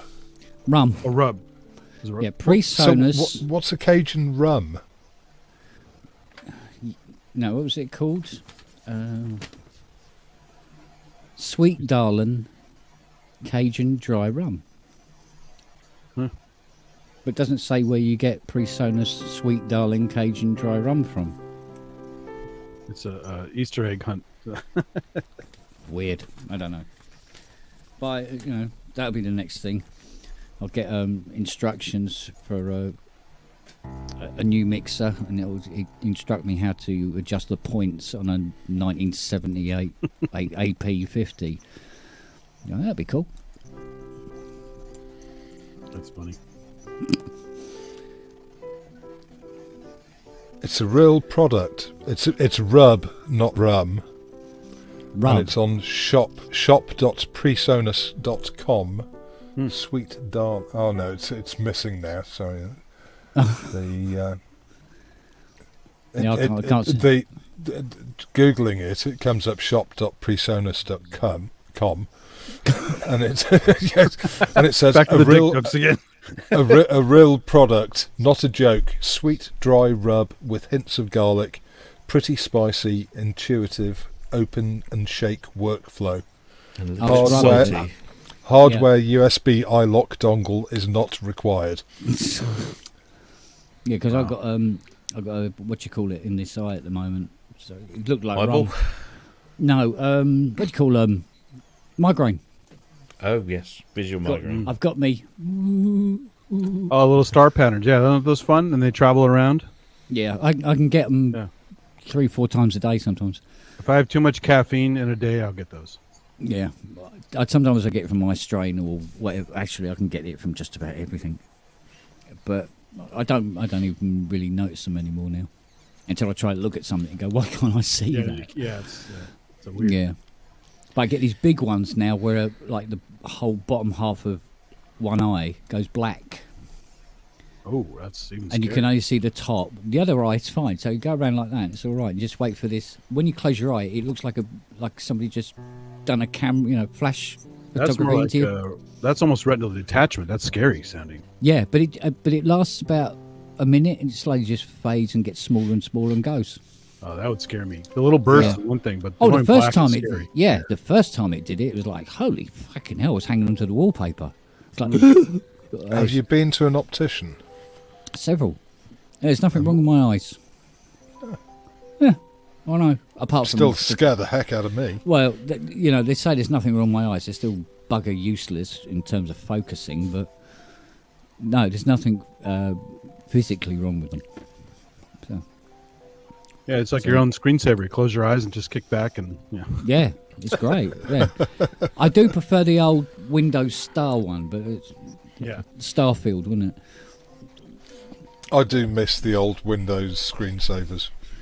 Oh, I don't. I don't. I like the goofy After Dark ones. They were fun. Yeah, the after Flying dark ones were toasters. good. Yeah. They had the Dilbert ones, and they had Bloom County ones. They had all kinds of stuff. Yeah. I went and had my diabetic eye screening test on Tuesday. And they stick these drops in your eyes to dilate your pupils so that they can get a good scan. And it stings like a bitch when they put them in. And then after about 30 seconds, your tears kind of dilute everything, and you're okay. And then you're indoors for most of this, and everything's fine. And then they do these 3D scans of your eyes. Step outside into sunlight. And you step outside, and it's like. And and it lasts for about 4 or 5 hours. And so I was in here, and literally I had this blue light on. That's about as much as I could bear. And the blind, it was bright sunny day, blinds were down and everything. Yeah. And then everything goes. I mean, I'm short-sighted as it is, but even with my glasses on, everything was just like had a tinge around the edge to it, and it was like, I can't do this. It's horrible, absolutely horrible. But the funny thing was, I went for my regular eye test at the weekend, and they told me that I needed a new, slightly stronger prescription than before, which is fine because I'm getting old. That's going to happen. And then I go for this diabetic thing, and they do much the same as an optician would do, except trying all the different lenses. And I did the distance reading and stuff, and she said, it seems like your eyesight might have improved somewhat. And I said, no, because I've just had my test and they've upped my prescription. She says, oh, well, you're reading better than you were last year because you can read the bottom lines. And I was, oh, okay, fine. So, yeah, God knows what's going on there. You just got better at reading. Yeah, I remembered them from last year. Memorize the chart. Using the same letters. Yeah. But when I had my regular eye test, I went in and they do the pressure tests, and they do the retinal scans, and the 3D scans, because my mum's got glaucoma, so therefore they test for all of that. Yeah. And you get your eye tests for free, which is cool. And they never check. I mean, my mum said to me when she got diagnosed with glaucoma, when you can go and get your free eye test now every year. And I was like, why? Because I've got glaucoma, but why do I get free? Well, it's hereditary. So do I have to take in a form or anything? No, you just tell them. And you do, you just tell them, oh, my mum's got glaucoma. They don't check. God. So I don't know, but anyway, so I have all these pressure tests, so they blow into your eyes. And stuff? They do that, and then they do the 3D scans. It goes like this, and then do like this, and whatever, and it comes up. And it's really clever because they show you, and it can see all the layers, and it can see exactly where all the faults may or may not be. And then they do the retinal scans as well. Yeah. Then they go and sit down with the thing, and you don't sit in a chair anymore with that thing. You just sit at the desk, and they just move this thing in front of you, and there's no big screen on the wall. You just look at this kind of computer screen, or it looks like a computer screen, but it's not. And you do all your readings and what have you, and they get you the prescriptions. And then after that, you choose your frames, and they do all the measurements, and they say, we're just going to do your field of view testing, which is where you put your head in, you've got that big kind of semi-globe. And then you have to press the buttons like Space Invaders. You have to press the button every time you see a little white light. And I'm normally quite good at that, and I was just picking them out, and no problem at all. And because of COVID, they won't give you a regular eye. Normally they give you an eye patch. Yeah. But they're not doing that now, so they're putting a tissue around the lens, and so you have to, because this thing is pushing on my eyelid. Yeah. And when you're looking through one eye, and you know that your brain starts to merge the darkness of this eye with that. Yeah. And so I started missing, apparently. And so now I've got to go back for another test because they think I might have, it's an early sign of glaucoma if your field of vision isn't as wide as it should be. And I'm absolutely positive it's fine. It's just this fucking tissue. But now I've got to go back for another check with a more senior optician. But take your own eye patch. Well, yes, that's what I'm going to do. But what's wrong with just holding the hand over your eye? Well, it's because the equipment. If you do that, you've got to rest your chin on all this kind of stuff, I guess. Yeah. So, but yeah, I honestly don't think there's anything wrong. I like it when I had my eye test, and they said, "Oh yeah, the eye test is free," like that, and they come round, and they gave me the eye test and everything like that, and they go, "Yeah, you will need new glasses. We'll have to update your prescription." I went, "Yeah, okay." Here you go. Well, I like those frames. I love those lenses and the coatings and all the rest of it. And they go, that'll be £1,000, please. Go to Asda. Get your eye test done at Asda, and the frames. You know, they do all the designer frames and whatever, and you can get a really good pair of glasses for £200. Yeah, being an agoraphobic is expensive. I'm used to it. Now, mine was £300 this time, which is about par for the course for varifocals. I had the reactor coatings on there and the anti-glare bits and bobs, but I'm very lucky that my company gives me a health plan, and even the free one, I can get about £65 of that back from the insurance company, so it doesn't work out too bad. But yeah, they used to prescribe cannabis for glaucoma. Yeah. Good for anything, that shit. So well, it's one of those drugs that if they would only do more testing on, I mean, it could effectively be almost as ubiquitous as aspirin or paracetamol. The pharmaceutical guys don't want that. They want to start throwing more shit at you. So yeah. I mean, God forbid you use a natural product. Yeah. But they do say that, if salicylic acid was invented today, it would be illegal. I mean, the amount of side effects is amazing with aspirin. The amount of effects is amazing, but also the amount of side effects is astonishing. But the amount of good that it does is incredible. Yes, I mean, it does a lot of things. I mean, relieving blood pressure. I mean, that's the only reason why I would ever take aspirin. I think it's quite useless as a painkiller.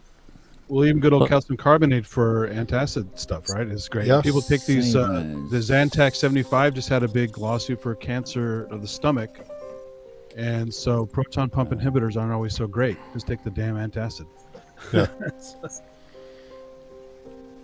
Yeah, but make sure it's calcium carbonate and not sodium carbonate.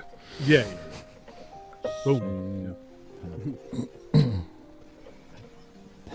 Right, okay. Just remembered I've got to save this setup on my Cubase, because I'll forget it and then I'll come to it tomorrow and go, what was I doing? Got a memory like a bloody sieve now. Is that right? Yeah, there we go. That makes every day an adventure. Yeah, no, I don't want to lose this one, because it took me, nearly 5 minutes to put this pad together. Yeah.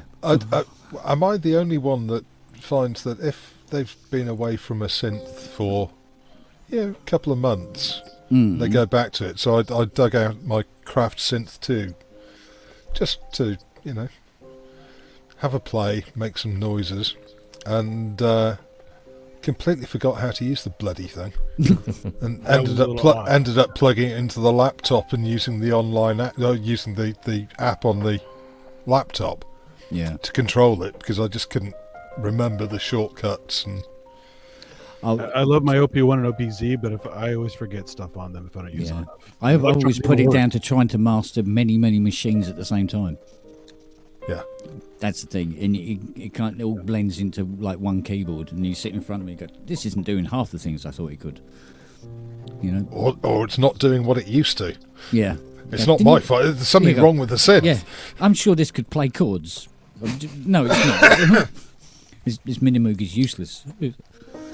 So yeah, you kind of get confused from, especially we've got machines that tend to have very similar kind of front panels as well. But that's where the visual, the really good visual ones help. So the ones with big touch screens and stuff like that is ideal. This is what you do, stupid. I think synth manufacturers who demand that you do multiple key presses to change a single function should be outlawed. I demand a knob per function.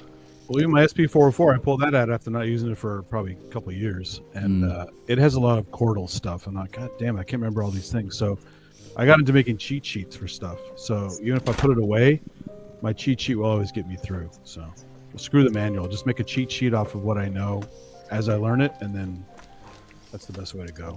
Well, I watched a Heinbach video this week, where he was using the QY 100. Oh yeah, those are great. And a fantastic little thing. So I pulled mine out and thought, I'm going to have to download the fucking manual for this again because it's so bloody complicated. Well, especially in programming all the accompaniment parts and stuff. That's where it gets crazy. Yeah. There we go. Hey, he's back. I'm back. As if anyone cares. Hi, darling. How are you? How's it been? What have I missed? That's a COVID talk. Yeah. Oh, really? Fuck, yeah, not a lot, missed mate. that. Yeah, you're all right. Oh, fucking hell, the fucking piano's back. Shut the fuck up. Who is it? Yeah, have a big chord instead. Okay. I spent No. I spent the quite fuck a long time putting a pad together. Thank you. It's a beautiful pad. Oh, it is indeed a beautiful pad. It is. Oh God, yeah. I feel like Is that all I'm really Hydra synth or is that deserving my mixed? name today. Again? What did you say? Hello? Who? I don't know. Which one? Was that native? Was that... Oh, well, hang on a second. Oh, you Was it- fucker. Yeah.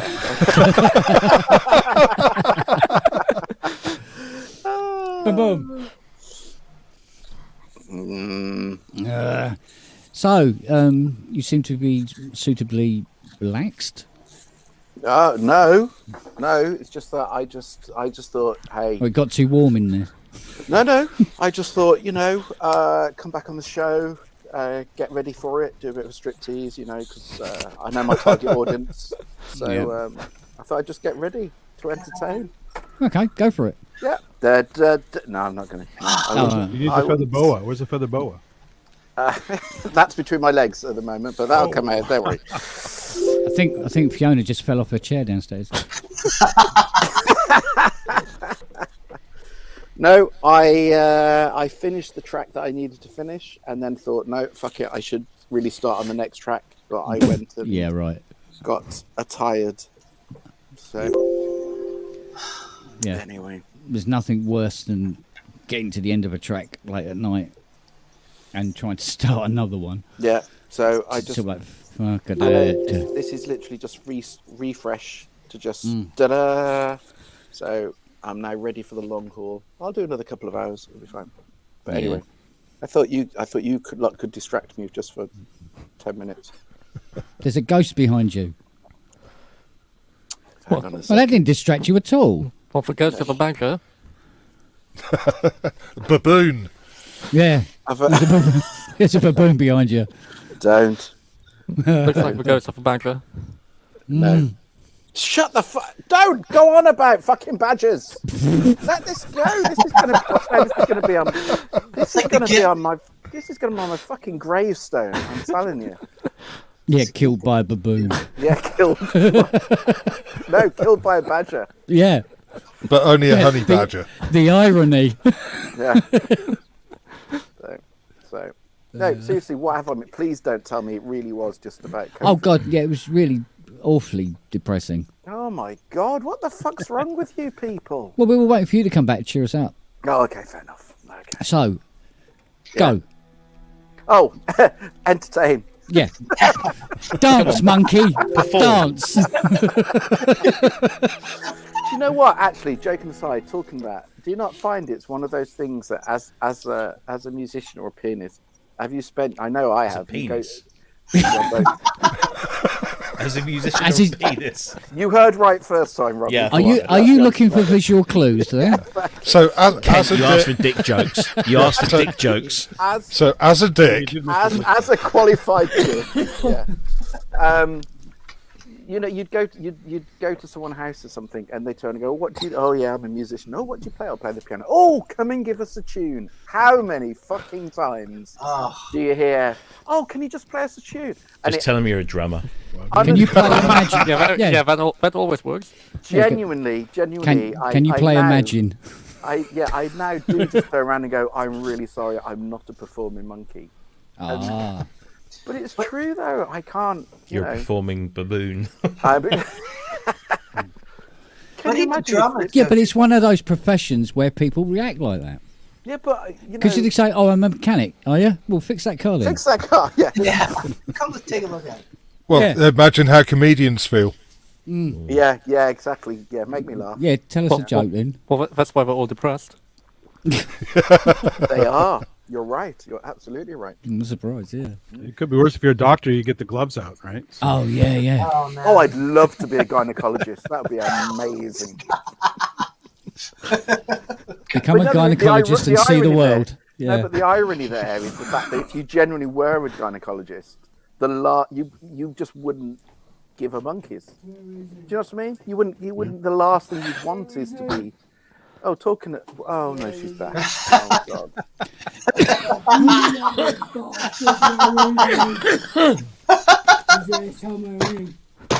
Good, yeah. Splash it all over. That's freaking brilliant. Yeah. Plot spoiler: the new Star Wars, the Emperor is a badger. That would be an improvement, actually. Yeah, it would actually. I want whatever Fiona's drinking. Yeah. Yeah, what are you drinking? Huh? Absinthe, clearly. Milk. Who? Milk and honey. Milk and honey? Yeah. Oh, yeah. Me. You sent some slow gin over there. Oh, God. Wow. Anyway, evening wags. Anytime, any pain. See? Yeah. You thought I was the mad one. Oh, bye, Fee. See you later, darling. Bye, darling. Bye. Aww. No, it's still a challenging wank.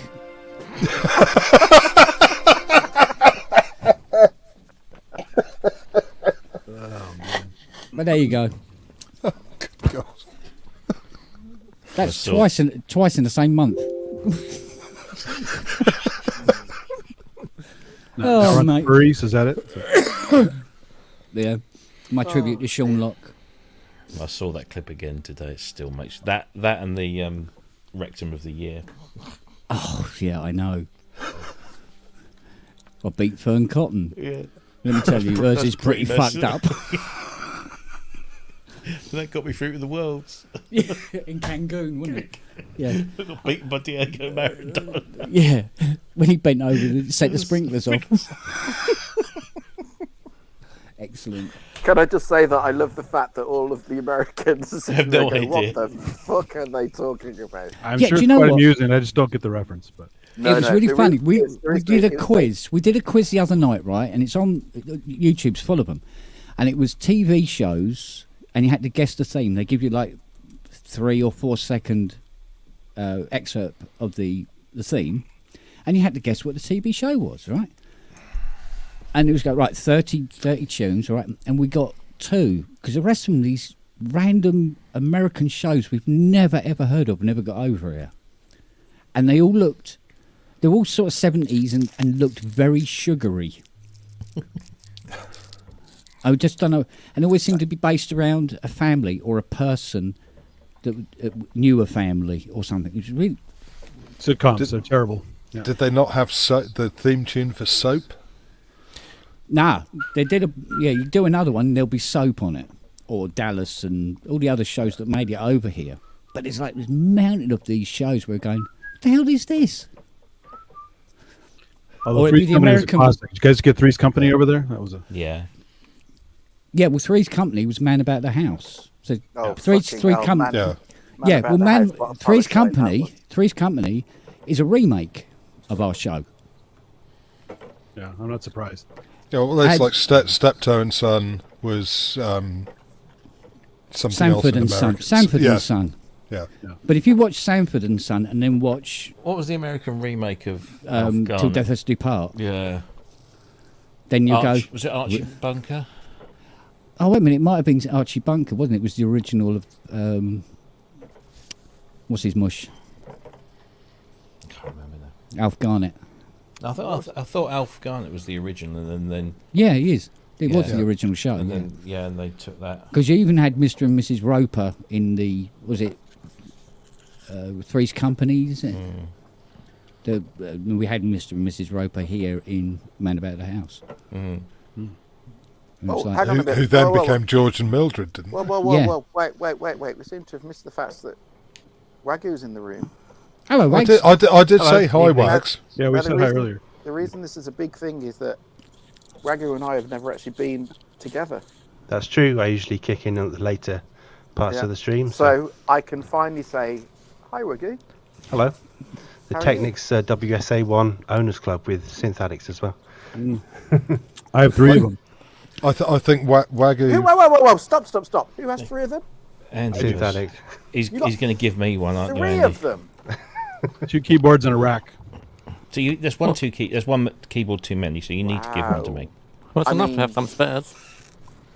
Yeah, it's for spares, and also because one was... I literally got one for $50. Okay, fair enough.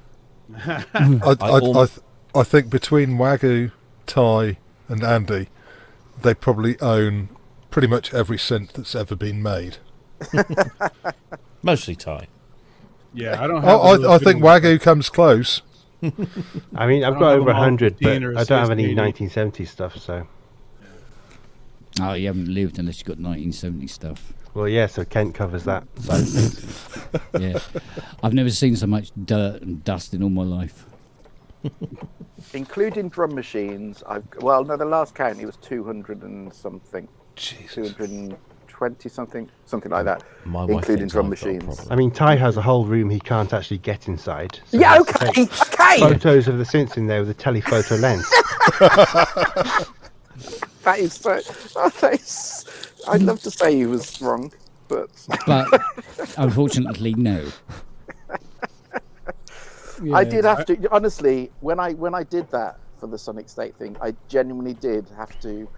I had to stand in the doorway, and I could only take photos of what I could actually physically get to with a lens, and then I had to zoom in, just to. Yeah, it's very sad. Okay. And then the next show is called "Don't Diss My Dust." Yeah, okay. You remember all the details. Fuck off. Oh, mate. Oh, they were plastered in dust. It was really, but I couldn't get to them with the dust. They were too far away. So. First world problems. Yeah. Yeah. More first world. Yeah. Okay. That's just a good excuse as well. Remember that. I'm just feeling on it this was too bottom far row. away. I couldn't dust it. Well, I'm just feeling on this bottom row on either side. I'm just getting slated on both sides here. I feel like it's the dressing gown. Kent can move you. Can I? Yeah, you just drag. I love and you, drop darling. Yeah, Does that move you? Yeah. You can drag and drop him anywhere on the grid. I don't want to be between these two because they're picking on me, and I'm feeling really. Yeah, just drag and drop him because that's me. We should I'm drop not him. picking on you. I'm just being my normal Stick self. him in the middle. He likes to be centre of attention. Stick him in the middle. The sensitive No, artist. don't see me. I don't want to be in the middle. Yeah, put him in the middle. Put him in the middle now. You got to put him in the middle. No, I don't. I generally don't want to be in the middle. How'd you See, do that that? affects my sensibility. Just click it. There you go. Oh, like that. no! I don't like being in the middle. Put me anywhere else. That's better. Okay, that's fine. Oh no. Musical squares. Yeah, you can go up there. It's like Celebrity Squares. What was it called? Was it called Celebrity Squares? Yeah. It Yeah. was Hollywood yes. Squares, wasn't it? Yeah. Yeah. America. Wow. Or was that? I've just realised actually there's quite a few. I haven't actually been on with Keith in Watford either. Hiya, Keith. Oh, He's on are you mute. muted? Take a drink. I wish microphone's gone to sleep. You see, at this point, Keith's going to be there going, God, I was just talking so much. I was giving you so much valuable information. Yeah. And no one heard it. Yep. Well, you don't show as muted, but No. you are not coming through. No, now you're showing us now you're mute. not. Oh, It's one of those new Behringer microphones got a screensaver. No, we oh, he's saying goodbye. Oh, no. he's Oh, not. no, it's gone sideways. Oh, And then it's Pesway. Oh, okay. Oh, hang on a minute. I've just noticed the fucking baboon as well. What? Why is everyone... Oh, man. Finally. It's only been there for 10 minutes. You're just baboon blind, man. Yeah. You weren't there. You don't understand. Yeah. You had to be there, man. Oh, anyway. I was petting the cat, and it was almost like I was petting the baboon. At one Sorry, I completely missed that. It's late. I'm tired. I've still got things to do. Surely you must be finished for tonight, Ty. No, honestly, joking aside, I really need to do another good couple of hours. Yeah. Well, you are wee hours, Ty. I know, but I'm just knackered. I am knackered, but I have no choice because, I'm so far behind that I do just need to. It's fine. You spend a lot of time during the day as well, sort of going, how did I get into this position? 4 projects at once. Oh, yeah. Yeah. All right. It's okay. How did that happen? It's all right. It's okay. They're all different, so that's what keeps it interesting. Oh yeah, that's all right. So they're all completely different. So it's all good. Mm-hmm. But anyway, I really am going to Love and Leave. So. Okay. I hope everyone has a good evening. And hey, where's the striptease? Yeah. No, please, no. Does that mean we're going to see Thai Phase 3? Wave the dollars. Wave the dollars. Dollar bill, yo. Yeah, yo. I'll tuck it in your pants. Look at the baboon's face. He's seen it before. Yeah, don't. Ty will take that as target practice. Yeah. He's ready for me. Yeah. Looks like somebody just told him gas prices. Good. On that bombshell. Okay. Have a good show, what's left of it, and hopefully I will see you all soon. Indeed, sir. Cheers, Ty. Be good all. See you Laugh later. yourself, babe. Bye. Cheerio. Take care, buds. Bye-bye. Yeah. Doesn't mean you can start up again. No, we have to knock it on the head early tonight anyway, because I've got to get up really early again, let the builders in. Builders. Oh, make them their strong brew. So it should be fun. But, yes, there you go. So was it a fixed price contract, Ken? Well, it was, yeah. Then you made some changes. Until some changes were made, yeah. So, I mean, essentially, the new workshop and everything associated with that is at a set price, yeah. But like I say, there's a few other little bits and pieces that have to be addressed along the way. So, are you getting an alarm system fitted?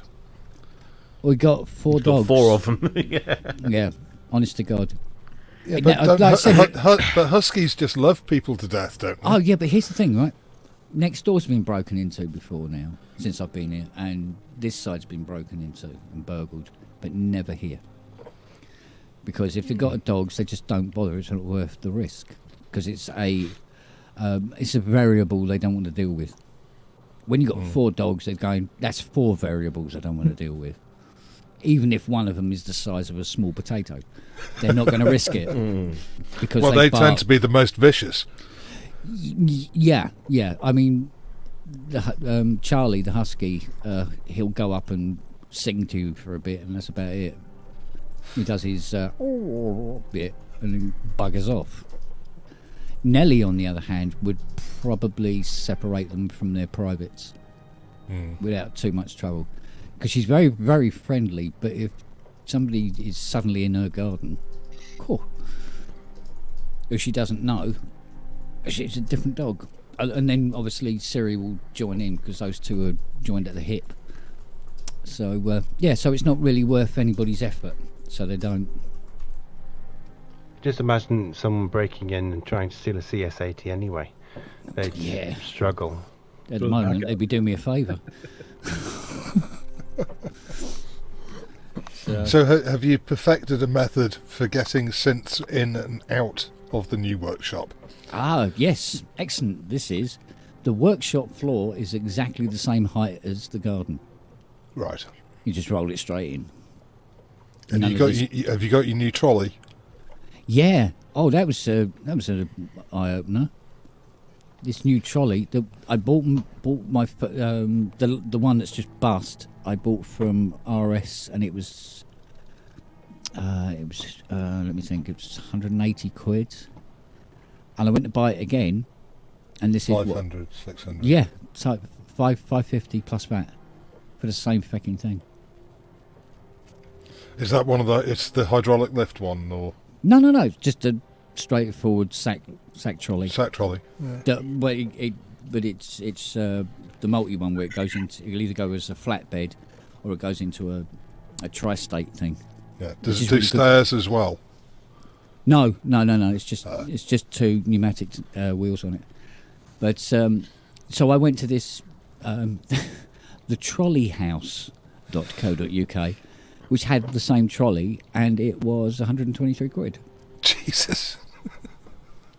So that's RS for you. So clearly, someone's taking the piss. They're in a government contract at the moment with RS, because every time they do something at RS that's part of a government contract, the price quadruples.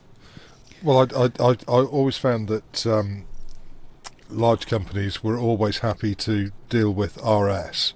Yeah. You know, it was a bit like, you know, the old days of IBM. No one ever got sacked for buying from IBM. Well, no one ever got sacked from buying from RS. Yeah. Even though CPC at the time were a third of the price. Yeah.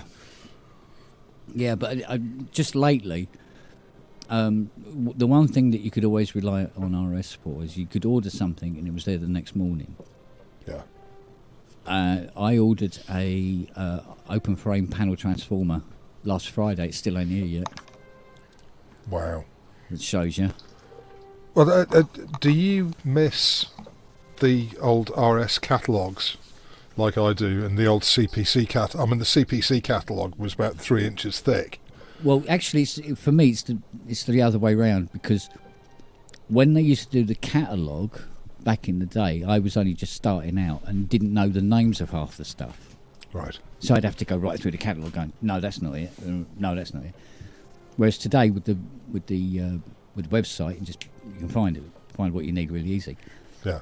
And I would like to have a catalogue now so I can just peruse at leisure. Yes. But well, it was required toilet reading. Yeah. Well, the iPad had an update a while back, and since it's had the update, every time you try to scroll down the RS website page, it starts juddering and flops back up to the top again. You can't go down. So I'm waiting for the next update, and then I can order stuff on the iPad. Just get a different browser. I tried it with different browsers. It did the same thing. Seems to be some Really? since this update. It just, you scroll up and then it goes a little bit like that, and it goes back to the top, and you do it again, and it just keeps reverting to the top. You only see just that page, and then it pops back up again. I'm getting fed up with websites that are getting too complicated. My local council has changed the waste collection, so you have to pay for green waste collection. Yeah. And I thought, oh, well, you know, I'll sign up for it. It's not too expensive.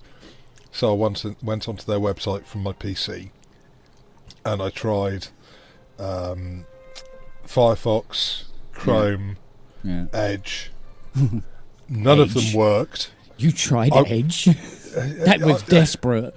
Oh, my Edge has got Chromium anyway. Edge is Chromium, so it doesn't matter. Yeah. I mean, I still have a vintage Edge, that was the last version pre-Chromium, which is actually quite useful at times, because it behaves very differently to anything else. Well, none of them worked, so I went onto my phone, and I could get onto their website and pay for the service on my phone, but not on my computer. I mean, it's... Clean up in aisle 3, Sass. Yeah. the oh, bollocks, yes. Sorry. Yeah, that's I just saw that, yes. Not very pleasant. Come on, you stupid fucking browser. Come on.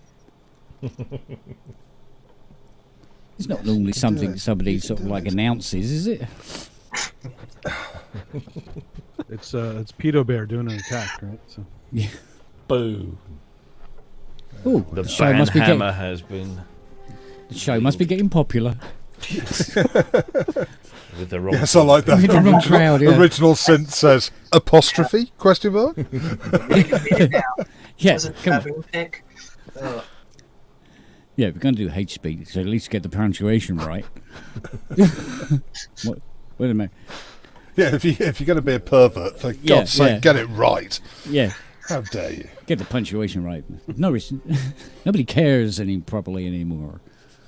I don't know. Why the hell? I mean, if you're going to spam a channel, why the hell would you say that? I don't know, but because notice the name is still there, even though you removed the message. Really? Well, they've been blocked. Yeah, they've been blocked from the channel. But that is like, what is the point? Yeah, I'm not quite sure. Disruption. Well, it hasn't. It's just a bit of a giggle halfway through. It's all about getting a reaction, so it's best just to ignore it. There's got to be something funnier than that, though, right? Yeah. A dick joke would have been better. Absolutely, yeah. Jeez. But no. Good God. The thing is to go, oh, this will shock them. We used to watch the young ones. Fuck off.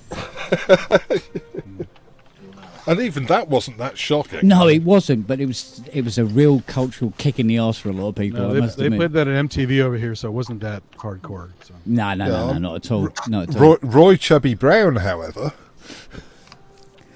the Royston Vasey. Yeah.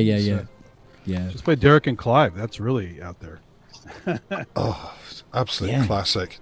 Could you imagine them trying to do that nowadays? The Lobsters bit on Derek and Clive. Yeah. Well, it's not that the material couldn't be done today. It's just it doesn't seem to be anybody who thinks that way in the comedic world that could come up with cerebral comedy. Yeah, that kind of thing. Intellectual satire. Yeah. I mean, there's a bit of. I mean, I was watching Lewis Black, and he was at where was he? Georgetown. I think it was last Friday. He was doing a live stream of his show, and he dealt with some really dark stuff. But he does political stuff better because he was doing more normal everyday stuff. I think he kept losing the audience because it wasn't. Some of it was like, no, mate, you can't find anything funny in that. Where a veteran's having his, medication taken away by Medicaid or whatever it was. Well, plus college audiences aren't what they used to be. Yeah, and it's quite. It was like trying to do Derek and Clive at the Chuckle Hut. It wasn't going to go down. It was the wrong audience. Do you know what I mean? Yeah. So. Oh yeah. Yeah. Which is pretzels and dick jokes, please. Thank you. Move on. So, I don't know. It's secret policeman's ball, secret policeman's other ball. Yeah. Yeah, but I mean, it was quite a leap from Kenneth Williams when you think about it. Well, he was quite deep and dark. Yeah, but I mean, the actual humour on the surface was, it was that titillation kind of comedy, wasn't it? Whereas, but it did. It I mean, certainly in the Carry On films, it worked. But I mean, he did quite a lot of radio stuff as well, which was subversive in its way. Yeah, I suppose so. Actually, yeah, you think about it. I mean, just look at all the movies that were made in the '80s, all the teen sex comedies. You can never play those now. No. Yeah. And they were pretty tame in a way, even though they were, prurient, but yeah, I mean, it's like everything else. When you try to alter people's opinions and perceptions of things, and try to do good from essentially cancelling and banning stuff. It just leads to, the sort of like the side effect of it is banality. So in comedy now, it's getting very banal, where there's areas you can't go into. Whether half the things that used to make people laugh is leaping into the areas that was inappropriate. But and it's not like some of those issues went away. It's still talking about issues. Yeah. So I mean, you can explain that, this documentary or this comedy film was based on when thoughts and perceptions were slightly different and not appropriate and everything like that. It's still a funny film. And even by saying that or banning it, the actual problems that they're trying to cure still exist. It's just that everything else is now banal. But yeah, I mean, you watch something like Animal House. Yeah. And then you've got people like, is it Seth Rogen, trying to do that sort of semi or pseudo-anarchic style of comedy in films. Mm. And it doesn't match up to, the likes of Belushi and Aykroyd and such like. He was never a good comic. I watch his older stuff. He was never good. So. But he was absolutely brilliant in Pam and Tommy. I haven't seen that. No, I haven't seen that. That is really good. Oh. Yeah, I was explaining to a work colleague of mine who's just come back from maternity leave, and we always talk about TV shows that we watch, and we were catching up on stuff. I said, "Have you seen Pam and Tommy yet?" And because she's like early 20s, so she wasn't around. She didn't exist when the Pam and Tommy thing kicked off, and trying to explain to her what it was like at the time, and then trying to to say, look, I'm of a certain age now that I'm watching a historical TV series about something that happened in my lifetime is a little bit disconcerting. But I remember that whole thing going down, and actually it's probably not the right term. But so I watched it with some trepidation because I thought, are they going to sensationalize it? Is it going to be silly? I'd seen some of the reviews, and episode 2 in particular there is a moment in which I won't spoil it for anybody that hasn't watched it, but if you have watched it, you know what I'm talking about. And the fact that Pam and Tommy in real life have not had anything to do with this and didn't want anything to do with this. It was actually very moving as the whole, because it's like Titanic. You know what's happened, you know how it's going to end, and what but it really portrayed the protagonists, Pamela Anderson and Tommy Lee in it started off kind of solidifying your preconceived idea that they're just she was a dumb blonde not very good actress who would frequently take her clothes off for Playboy magazine, and he was a notorious rebel rousing drummer of a rock band that liked to get his knob out or expose himself on stage and what have you. And actually by the end of it, you see them as real human beings affected by something that's really fucking awful. That their privacy was brutally invaded. And then you also get to see the side of the story that's less popularized, which is the story of the guy who took the tape and distributed it and made the money. And well, he didn't, not so much. He did make some, but the because he paired up with a porn producer who had the contacts and the network to, and then the mafia get involved. Their house got broke into, right? Yeah. So he stole the safe. Basically, he was a carpenter working for Tommy Lee, and Tommy Lee was just doing his whole rock star thing, being awkward and not paying. Because obviously at this time, by this time, Motley Crue are on the wane. It's never mentioned that he couldn't pay because he was broke or that he was just being an arsehole. But essentially, this carpenter guy didn't get paid, and so he wanted revenge. And instead of going down the typical route of I'm going to sue this guy, he realizes that he knows where the safe is, and he's going to break into the house and steal the safe, and he'll be recompensed in that way. So he opens the safe, and there's a few antique guns in there and other bits, and then there's this videotape, and of course it contains about an hour's worth of personal footage. Yeah, we've all seen it. Yeah, well, but it was amazing. It was the first, wasn't it? I mean, pretty much, yeah. And the fact that it went viral before viral was a thing, but it went viral before it went before it got distributed as a video file on the internet, it was being distributed as a physical VHS cassette. It's like the old South Park episode. The before the show started, it was all videotape spread around town. Yeah.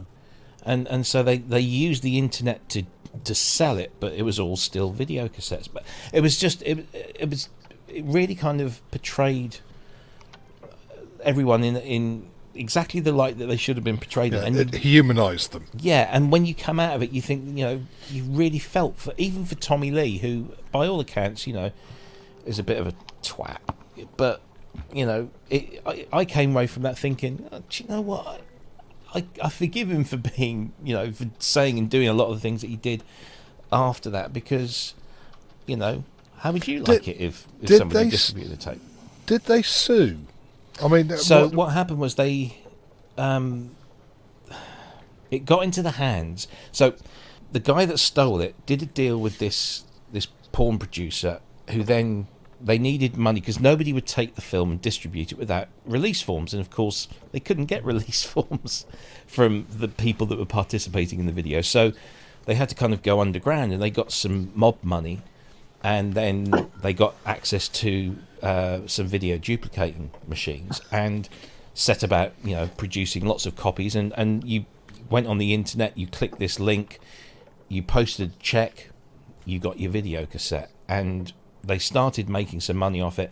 Then it got into the hands of a guy who owned a company that was a very early kind of internet company dealing in pornography, or mainly watching video.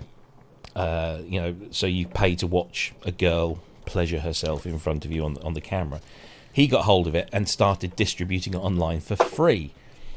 So they then tried to sue. He then said, "Great, sue me," and tried to cut a deal with them where they would sign over the rights of the tape to him, so only he could distribute it. And he did that. He said that because he would then retain control, and that it wouldn't spread like wildfire. And they basically, in the end, because she wanted to kind of rein it all in, she signed a deal, and I think that they got a lot of stick for that, because it almost said to a lot of people, "Oh, well, that's kind of legitimised it. You've backed it. You've signed over the rights, and you're making money."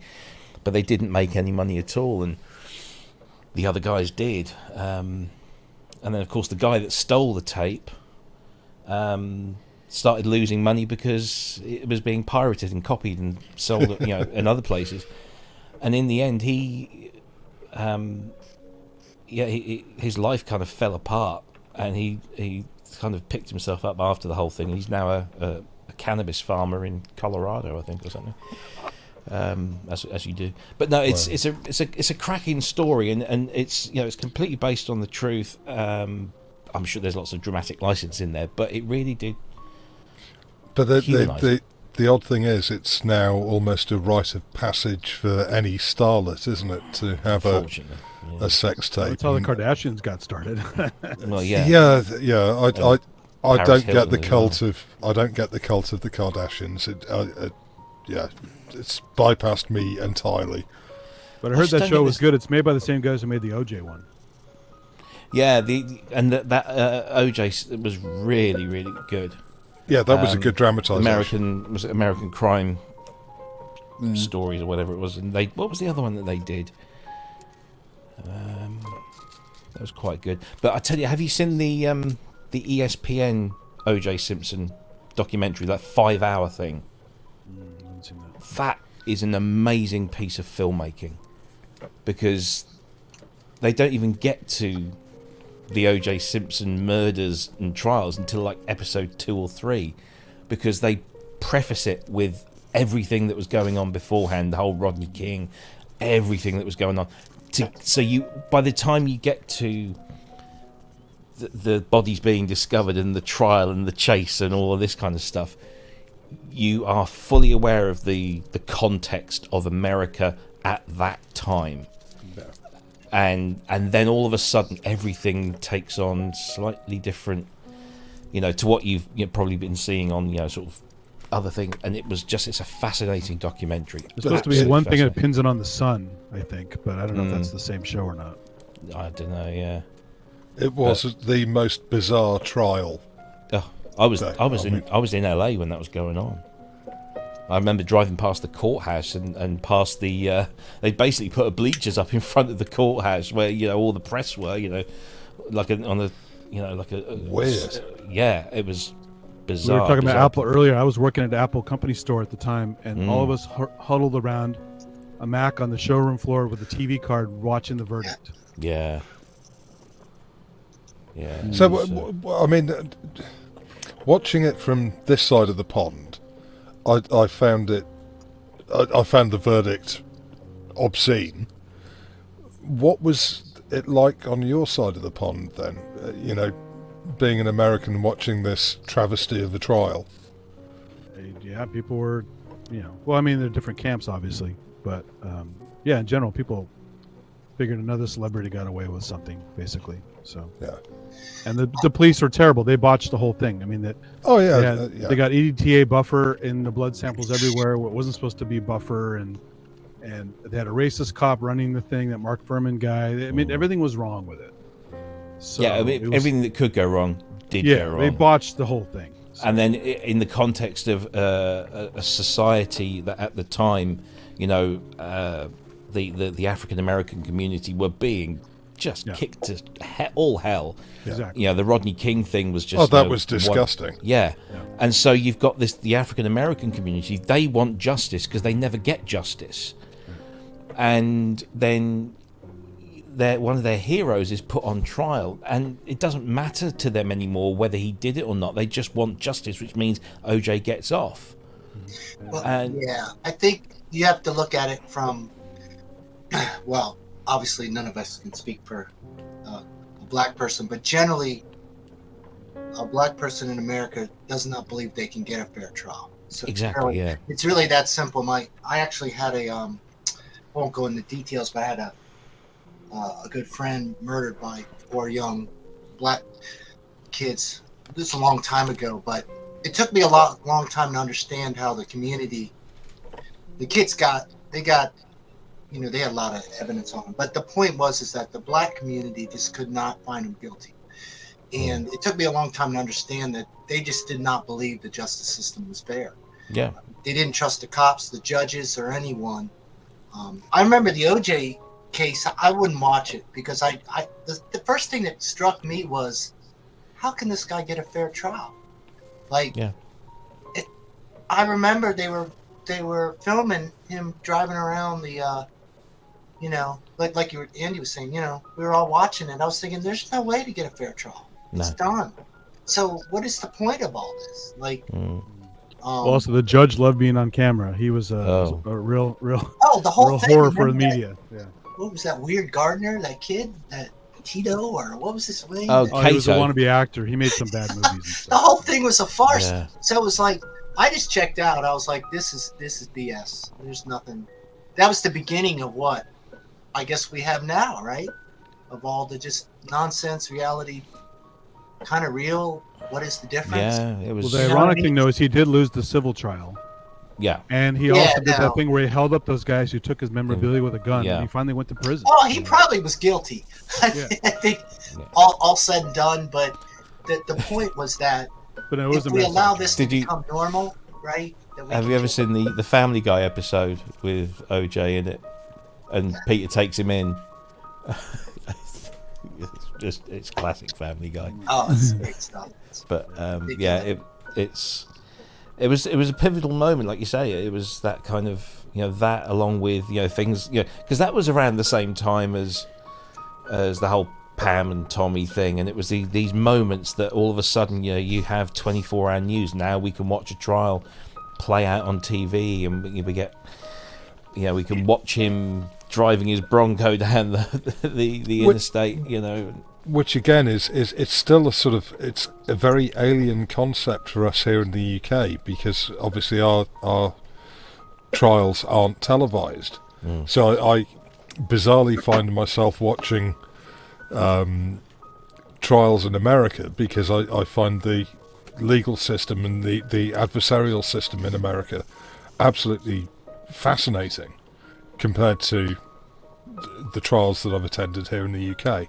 Yeah, I think the OJ trial was the first time I'd ever actually seen a trial, because it was like all over TV. So yeah, I mean, even here in the UK, we didn't have rolling 24-hour rolling news. I don't think at the time, but like every day on the the 6 o'clock news there would be excerpts and bits and bobs, and it was just fascinating to kind of watch it play out. In a way, in any big case that we had here, for instance, it was worse. Instead of the media circus that they had in the States, we had people speculating of what might have been said, speculating of what happened that day, which was just even worse, because it was like, But saying that, with the Kyle Rittenhouse trial, which I watched over in the States, even though the evidence was being presented in the court, a lot of the media reporting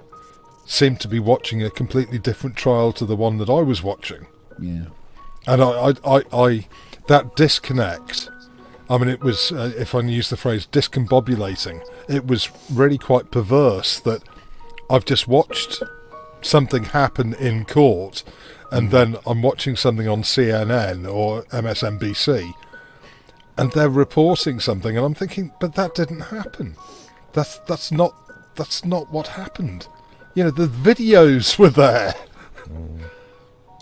Well, that's where we are, right, though, Sasquatch? I mean, that's where we are with almost everything. It's just like, I've got to the point, the only thing I trust is what I see myself or know to be true, because anything else just seems... It's distorted. It's so distorted, you really... Yeah. It could be very true. And I go, I have no idea. Yeah, but I again, I hate using the phrase mainstream media. Whilst I don't like to say that they lie, I think that there is a lot of misdirection through omission. Here's the problem. When I was a kid, you had an editorial segment of the news. It was maybe 5 minutes, and it said editorial. The rest of the news was pretty much honest, as much as they could get at the time with the limitations and the technology. Now the whole damn newscast is editorial. The minute you start bringing opinion, that's a good point, into news, then it ceases to be news. That's awful. Well, the classic thing is the situation with the Hunter Biden laptop, where the New York Post publishes a piece 3 weeks before the election in the States, the presidential election, and they're shut down by Twitter and Facebook, and anyone who mentions the story is blocked by one of these social media giants, and then the media come out and say, oh, it's all lies, nothing to see here, move on. And then last week the New York Times comes out with a piece that, the Hunter Biden story is true, and the New York Times has suddenly been able to verify all this information. And it's like, well, we knew this. I mean, it's sort of, it was dismissed as a conspiracy theory, a bit like the Wuhan lab leak theory, which has pretty much been confirmed, I think, by most rational people. And it's sort of, I saw a meme on Facebook today where it said that the difference between a conspiracy theory and reality is 6 months. Sort of, the story's true, and yet it's dismissed by social media as a lie. And it's the truth. We are living in a really fucked up world. Oh, they're just slinging stuff. Everybody's just slinging stuff all over, waiting to see what'll stick. And there's no way to tell the truth from the... Yeah. Well, even in the days when it wasn't editorial, I mean, I used to read the science articles and stuff, and even they were wrong. And it's like, how do you get this wrong? This is basic stuff. So without even trying to do things for political reasons, the media gets sloppy in general, even back in the 80s when I was a kid. So yeah. But I can remember the first time I went to the States, probably in the 80s. I found the newspapers quite dry. they tend, things like the New York Times tended terrible to be read when they're wet, aren't they? But they tended to be very factual, compared to say the Times or the Guardian, where there was more comment, but it was classed as comment. And now I find that most newspapers, when you have to fact check a newspaper, or read 5 newspapers and read the same story but see it reported 5 different ways before you can actually start forming an opinion of it, something has gone very wrong. Well, that's the time you stop reading newspapers. Yeah, the irony is that we're fact-checking journalists when actually, one of the main jobs of a journalist is hold truth to power. Yeah. So, yeah. That's why when they mess with those guys on some of the shows, and they'll call in as somebody just totally faking that they're this official. They put them on the air, and it's a big prank because they're so desperate to get the top story right away. They don't even check the people they're being interviewing on the shows, and it's hilarious. They get pranked all the time. Well, I must confess I do follow Project Veritas and James O'Keefe, because I find the outrage that is caused every time he releases a video of someone actually saying something, as opposed to, a source close to, or a friend who knows the thinking of.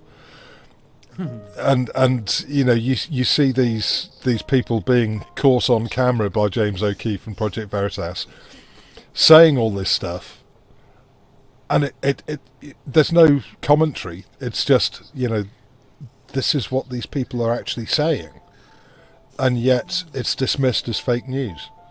But it's weird. But the quandary is where to go for the facts. Yes. Yeah. Right? How do you fact check it? Because people are going to different places and saying the fact check's not.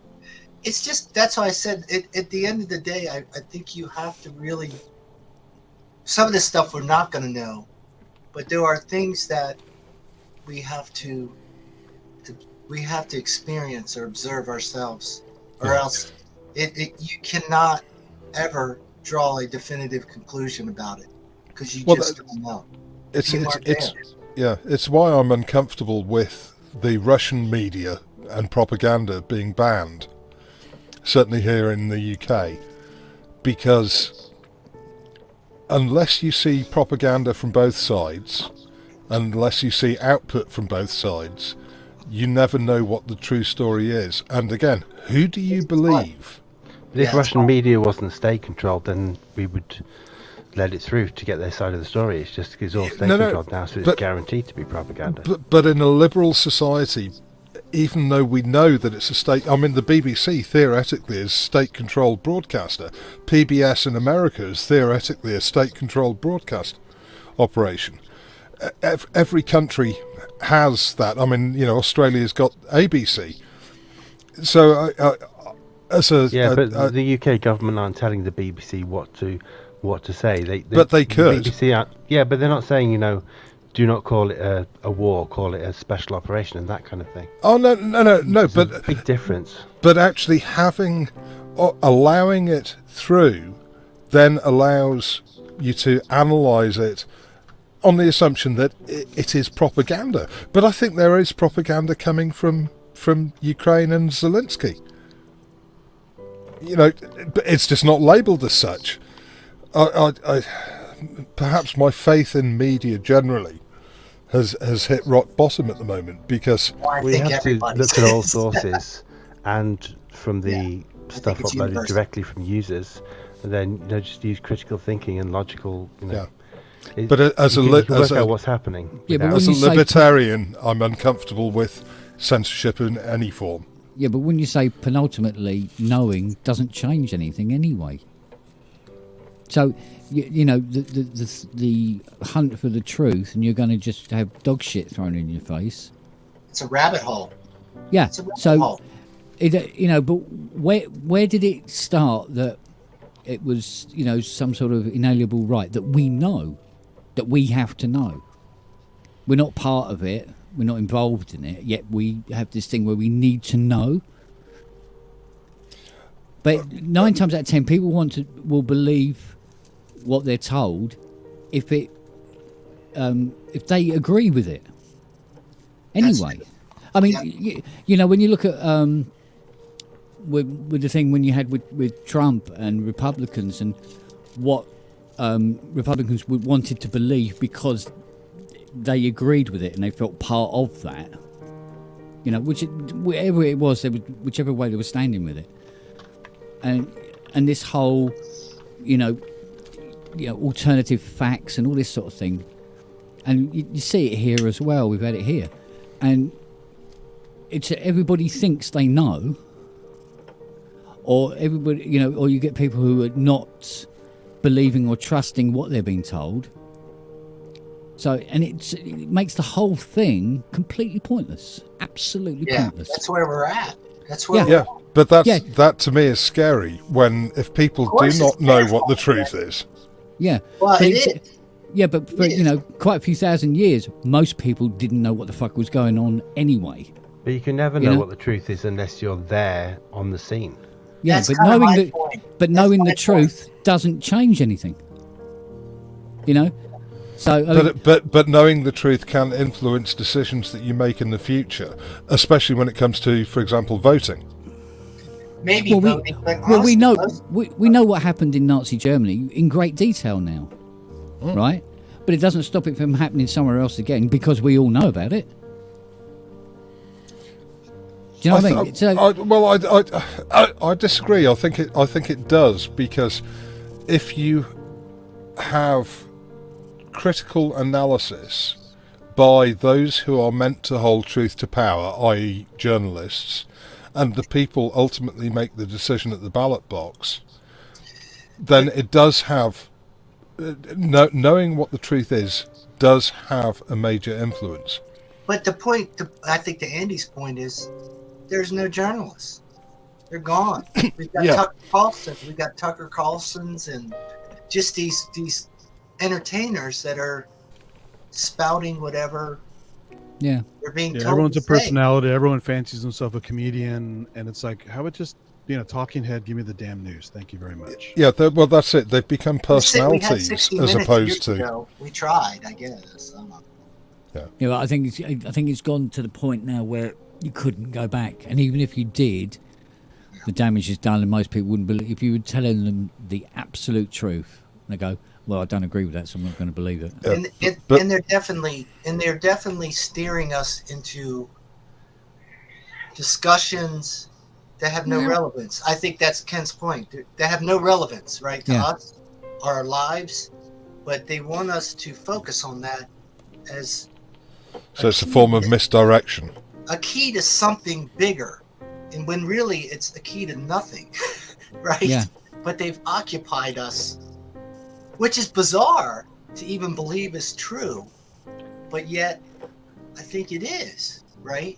So, well, the sad thing is so many people are willing to believe just about anything. I mean, flat earthers existing today is a perfect example. Yeah, but they only exist so it gives those of us who are rational the opportunity to just relentlessly take the piss out of them. But and they'll never recant. It's just they're just completely stuck in that mode. Oh, I'm sure a lot of them are just Although people trolls. have been in orbit and we have probes going to other planets and out of the solar system. Well, the flat earther thing is almost like a cult of belief. It's like a lot of the people. Well, it's biblical for sure. It's tied a lot to of the people like disseminating information there don't believe in flat Earth themselves. They're just making money from it. So, yeah. But I'm going to be quite controversial here. One could argue that all religions are cults. Well, I would be glad to argue that. I would not to support you on that argument, but I have family members who are very religious. I grew up Catholic, but it's just a mess talking to them because everything's through that filter. Exactly. Yeah. And it's just I don't know what to do when we get there. You know, it's like, well, if you're gonna, but I'm not allowed to use my filters or non-filters. But it can make some people better people, but often it does. It can. It can. I mean, the sense of morality that some religions have can be a force for good. I mean, the British legal system is based on effectively a Christian moral framework, which I think generally speaking is a good thing, apart from the sort of temperance movements that keep popping up here and there. But one of the reasons why I like talking on this show is that I like hearing different opinions, and I'm open to different opinions, and I'm happy to discuss and debate, even though I might not agree with people either politically or even morally. It doesn't stop me actually enjoying conversing with people. But I think these days there are too many people who are willing to not discuss or debate something, and would rather just cover their ears and just go la la la, rather than listen to what someone else has to say on a subject, and choose to agree or disagree. Well, I agree on the religion being a cult thing. I mean, a cult is just a small religion. It's just less popular. I mean, there's talk that the Russian invasion is based on the head of the Russian church approving everything and wanting to recapture the Ukrainian church and all this kind of thing. So organised religion has been responsible for so many wars over the years. It's just almost every war. Well, it's weird that because generally you used to get the impression that religion and communism weren't good bedfellows anyway. I mean, they work very well together. I mean, one was very well hidden and just a massive organization, and the other one was a massive organization that wasn't hidden. I mean, because it was like, I think it was Alexei Sale that said, he goes, he says, religion is like communism. It's a great idea that just got out of hand. I think it was a good way of disseminating common sense to the general populace thousands of years ago. Yeah. But these days we have other ways of finding common sense and. Well, there's also power structure. Look at the pharaohs and look at the government. It was taxation. It was the first form of government. It was control. How do you control people? Get them all to believe the same thing. Yeah. And don't question the leader because he's tied to the deities. Yeah. Yeah. Well, that's perhaps the big issue that I have with religion in general. And I think original synth says it in the chat. The trouble with faith is it can't be discussed and questioned, or it wouldn't be faith. Well, I mean, being deity related is the ultimate get out of jail free card, isn't it? Yeah. So. Yeah, God says this, not me. It's God. Yeah. So. I don't know. I mean, even my nan used to say about. She goes. It's not that I don't believe in God. It's just that He makes it very, very difficult to believe in. So. No, I know. I hate to say that sometimes when I get with a religious person, I go, look, if I have to face God one day, I'm willing to talk about it. Yeah. I'll have that debate with him or her. I mean that in not a disrespectful way. Like, okay, but it's Which one though? Because if you believe in one, you're going to be against one of the other, so you get sent to their hell. Right. Well, that's the point I make to my family, and then you say, well, what about this? And they go, well, they're different. And I go, no, that's not the question I'm asking you. You know exactly what I'm asking you, right? And they dance around it, and I go, but how could you have critical thinking and not? Yeah, it's all those hypocrisies. It's all those hypocrisies when they say, oh, like you say, you go, oh, but they're different. You go, well, hang on a minute. Didn't you say that God created everyone? So He's created them as well. How are they different from you? Yeah. What's the point of having a God that doesn't intervene when it matters? He just lets bad things happen. Yeah. Like babies and look at all the metaphors to explain what supposedly has happened and what will happen.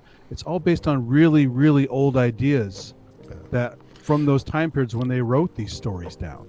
However, in defense of religion, if it gives comfort to people to believe in something and to be a member of something, I can't deny people that choice. Yeah, it's just not for me. Sure, right. Yeah. No, and often they have to proselytize, which is where it gets really out of hand. But there's also people that get comfort from oppressing others. So right. Yeah, that's why they it can't work both ways. Yeah, but they join governments or the police. Yeah, or a organised religion. preachy religion is bad. Yeah. That forces your view down other people's on pain of whatever. Yeah. But everybody having their own personal view of how the universe is and what their place is in it, that's completely fine. Yeah, because I mean, my mum's side of the family are all devout Catholics. I mean, blood and hell water, everything, the whole lot, And they're saying, well, how? My cousin was saying to me, he goes, how can you not believe in God? I said, I have been witnessed to a 4-year-old child dying of brain cancer, right? Fuck your God, Yeah. Because any deity that thinks that's fine to happen, fuck off. There's just no way. I used to be friends with some guys. There was a group of folks that worked at NASA Ames, and here they are studying the rings of Saturn, all kinds of physics in space, spatial anomalies, stuff that you can really analyze and photograph and calculate. Yet their beliefs as Christian scientists is everything is not reality. You can heal somebody with prayer. You don't need a real doctor, and you should never die because it's all in your head. The physical thing you perceive is like a VR simulation. That's kind of how they think. Yet the founder, Mary Baker Eddy, died when she was like 50 or 60 or something like that. Yeah. And everyone has died. And I almost told these people, why are you studying all this stuff? Which is great work, but if you don't believe it's real, what's the point of studying all of this for the good of science or anything else? Yeah. You should treat your religion like your genitalia. Yeah. Don't get it out in public. Don't wave it in front of children. And do not stuff it down anyone else's throat. out of interest. There's the deep joke I was looking for. Took a while to wait for the payoff. Yeah. Original Synth brought it up. I've been watching the Senate confirmation hearing of the Supreme Court nominee, and I mean I have no say on what happens in America. But nor do Americans. I really struggle these days with, and we've had it in this country as well very recently, including Rishi Sunak on talk radio this morning. People who have an issue with describing being a woman as an adult female human. I mean, it's not a difficult concept to grasp. But I really worry for the future of our countries when we have politicians who are, for whatever reason, whether they are afraid of a mob or they're afraid of being misconstrued as bigoted or whatever. But if they're struggling with basic biological definitions, what hope is there for the rest of us? Well, I mean, that's a massive change. There's a massive cultural change going on. Yeah, but you use the word culture. I'm talking about biological reality, and I know what you're talking about, and I also know the cultural reality, and I can tell you that from personal people I know. Let's put it that. It is just fucked up. Yeah. It's we're in a different place. But I guess what's the difference of religion and some of these other things? We move around for different reasons, and I know what you're saying because I was thinking today. At the end of the day, having a child for a woman is so different than having a child for a man. In how they the responsibilities they feel. Yeah. Now, maybe that's cultural, right? But there's something real about it, right? Physical. Well, it happens throughout nature, so it's not just a human thing. Yeah, but and that's where you can't dismiss that reality, right? Even though I know we're going through something very different right now, where we have it. I'm trying to keep it just in case anybody watches. But I know. I struggle with it too because I just don't. It's not that I'm not accepting of what anybody wants to be. Yeah. But again, any reaction has a counter reaction. So what you want to be doesn't just affect you, right? In life, right? So it's not ever that simple, you know. So whenever we make a personal choice, we're affecting other people. That's just the reality of life, right? It seems like Star Trek covered this in the 80s. This has been talked about for a long time. But the point is that we are still struggling with this idea of I can do whatever I want and it doesn't affect you. And that's completely false. Of course it does. Any child that decides that they want to change their gender, let's say, affects their parents. That's not being controversial. That's just an emotional, factual truth, right? Now, when they become adults, it might change, but you know, But look at Wendy Carlos. She's a very positive example of something that someone who has done that, and these days no one says shit about it, right? I know, but what I'm talking about is something much deeper. If you have a cultural change, there's the chance that we have kids now that are doing it not because of why Wendy Carlos did it, right? And the effects that they're creating, the ripple effect of what they're doing to their families is real, is my point. But And also, that's not considered politically okay to say right now, but it's a fact. Yeah. You know? Well, I mean, the change always affects other people, and I mean, you know, I can look at Wendy Carlos, or indeed, one of the members of the satellite radio, or lots of people. Yeah, the Pro Synth network. If someone wishes to identify as something else, I'm perfectly happy with that. I will address anyone how they wish to be addressed. I mean, Wagyu knows that. But it's this denying the biological reality. And when you have people who are making legislation who are unable to talk about a scientific fact, we're not talking about conjecture. I mean, the use of the words sex and gender, I mean, up until recently, they were the same thing, just, different words to describe exactly the same thing. Now, yes, people can say that the term gender is a social construct. Yeah, fine, believe whatever you want to believe. But the biological reality does not change. But it is this distortion of fact that scares me.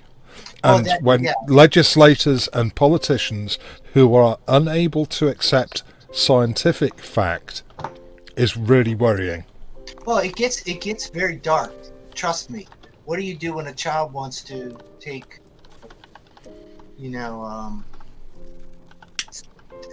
estrogen or different? Yeah. Well, my view is they can do what they want when they become adults. Yeah. If they're children, forget it. Yeah, but that's not necessarily. I don't think there's any easy solution to this, because obviously people can make their own decisions when they're adults, but also the sex change type stuff is going to have a better end effect pre-puberty, but then they don't really have the I go back to something where my friend had an eye operation because he had a squint, and I thought, I can make my eyes go apart if I want to by control. Maybe I should get checked out by the doctor. And they were going to book me in for an operation, and in the end I was just like, well, I can do it by my own choice. I can see in 3D if I want to. So I was almost having an eye operation just because my friend was having one, and that was when we were 11 or 12. And I backed out of it, obviously, because I think it would probably have messed my eyes up if I'd have gone through with it. So this kind of age, you can make decisions where they may not be the best thing for you. Yeah, and that's So kind of it's a tricky situation. Yeah, that's really more what I'm talking about, not But so much. on the other hand, we do all start in the womb as female, and then we get a dose of testosterone to turn into a male. So if there's like a low dose of testosterone, then some people can be less male than they were supposed to be, and be in between the two genders. So yeah, I know it's complicated for sure, you know, and it's you know, I what's fascinating for me is I've always considered myself amazingly liberal, you know, with other things, but this one, and maybe because it's more personal, it changes your views on how you look at it. I'm not detached, I guess is my point. It's you know, so I try to look at it. If anything can be done for this like early change, then it would have to be treated like kind of the euthanasia type thing, where you have to confirm something consistently over years before they actually take it seriously. But I mean, it used to be treated as I want to separate people who feel people who have, you know, body dysmorphia or dysphoria or whatever you want to call it, from the decision makers and the if someone wishes to transition to whatever, as far as I'm concerned, as long as they're an adult, they can do whatever they choose, and I will address them however they wish to be addressed. I have no issue with that whatsoever. Yeah, me neither. But what I do have a problem with is when, in this case with the Supreme Court nominee, they are asked a very simple question about how do you define woman, and as a woman, I might be misgendering her, I don't know, but as a woman you would think that the response would be natural, and I don't know any woman who would talk around that. And in fact, some people I know who have transitioned as adults, they like to think of themselves and be referred to as women, but they also accept that they are trans women, they are not biological women. And it's if a politician cannot describe what a biological sex something is in terms of definition. I mean, it's like, you know, if you asked a politician to describe a man, they probably wouldn't struggle with it, but they seem to struggle with defining what a woman is. Are you saying I find that perverse. So you're saying that she did not define a woman, she wouldn't define it, period? She wouldn't define it, no. She completely skirted around it. Well, She actually said, I don't know, I'm not a biologist. This is your Supreme Court nominee. No, well, I'm not. Well, we have some dopes in there already, so just let me put it that way. Well, but we're admitting right now that the social construct, the gender, is evolving rapidly, right? Relatively speaking, right? 70s, 80s, 90s, not much action. 2000s, it's changing rapidly. So even I am struggling with it. Not struggling with people being who they want, but struggling with the definitions relative to people changing and what all that means, right? Also understanding the biology. I don't know. I don't know. Here's one of the biggest issues. If you ask a normal physician or a psychologist, a psychiatrist, the biggest sex organ is the brain. And so, you know, that's where everything really happens. Yes, you have genitalia, but it's all going on in the brain. So if we want to consider ourselves above the rest of the animal kingdom like we like to, and we want to be special and considered differently than a dog or a cat or whatever, we're going to be more complex than them in lots of ways. So to just put a line in the sand and say, I mean, it's a very complex issue, and like David was saying, it's changing, right? Things are up for discussion now, and that weren't up for discussion maybe as much before. But we are complex creatures, there is lesbianism in animals other than people. Oh yeah, it's been documented forever. and homosexuality, and all that, right? Exactly. So that's already a known thing. But as far as gender reassignment and all this kind of stuff, we're really complex creatures, and as people become more aware of not being shunned and maybe having some options they didn't have before and whatever, it's going to be a really interesting, complex thing to consider legally, morally, medically, all that kind of stuff. And I think it's not a simple answer. No, and I think that's the problem, is that we need some time, right? We need to see if this is I think some are suspicious that this is just a thing that's happening, or have we really opened the doors to allow these young kids to be what they always were and never felt comfortable in the 70s or 80s or whatever? And that's what we're all waiting to figure out. And I don't think we know yet. Leah Thompson, the swimmer.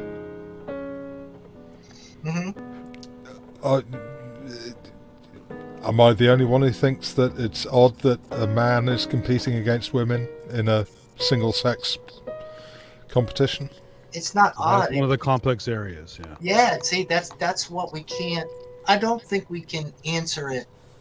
We can always be open and accepting of what people want to be, but you're right. There's just... When you change the terms of things, we've got to figure out what's fair, And I don't know. I guess it's fair. Well, if they're going to have a male-female division at the Olympics, it should maybe be based on some scientific test on testosterone levels or something. And just like they used to, you mean? Yeah. I do think it's more blurred, as Andy said. I think ultimately we're much more on a spectrum. I think we found out that gender is more of a gradient these days. And it's based on hormones. But sex isn't. Yeah. Well... We can always go by the XX and XY. As far as having offspring, yes, biology will not change. You still need, but you can still have X and somebody Y chromosomes, and you still need, You can still have someone with XY chromosomes who feels they are female, which is perfectly fine. Absolutely, but it's just getting back to that basic biology. Meiosis is meiosis. That will never change. Yeah, but we're complex. Human. In terms of society, absolutely. Yeah. But that basic biological fact does not go away and will never go away. No, it won't. But And it's the refusal of politicians. Extremes of that point of view, though, can lead to eugenics and all kinds of other nasty stuff. So which it has done in the past, yeah. Yeah, so we have to be careful with some of that stuff. It's complex. Yeah, but Sasquatch, you got to keep in mind that. If you define a politics, it's almost like you said earlier about business, right? Anything goes.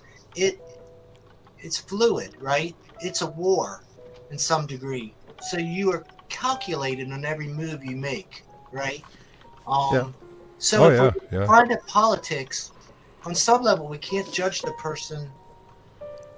We have to judge them in the arena that they're playing, right? I do, and that's what scares me. So anytime, that's why none of us go in politics. It sucks. Yeah, but because there's always this thing about everything has to be defined, everything has to be pigeonholed, and you shouldn't have men competing with women against women in sports and stuff like that. It just continues the segregation that goes on. But I mean, segregation, generally speaking, I am against. However, in competition, if it was a mixed competition, that's a completely different thing. But there was the case of there was an MMA fight where a woman's skull was fractured by someone who was biologically male, and yet it was a female fight. And if it had been the other way round? How do you mean? Well, if she had fractured his skull. Well, I would still be appalled, but the... Yeah, but it's an MMA fight. But Shit like that happens all the time. But the ability of the female fighter to enact that level of force is unheard of.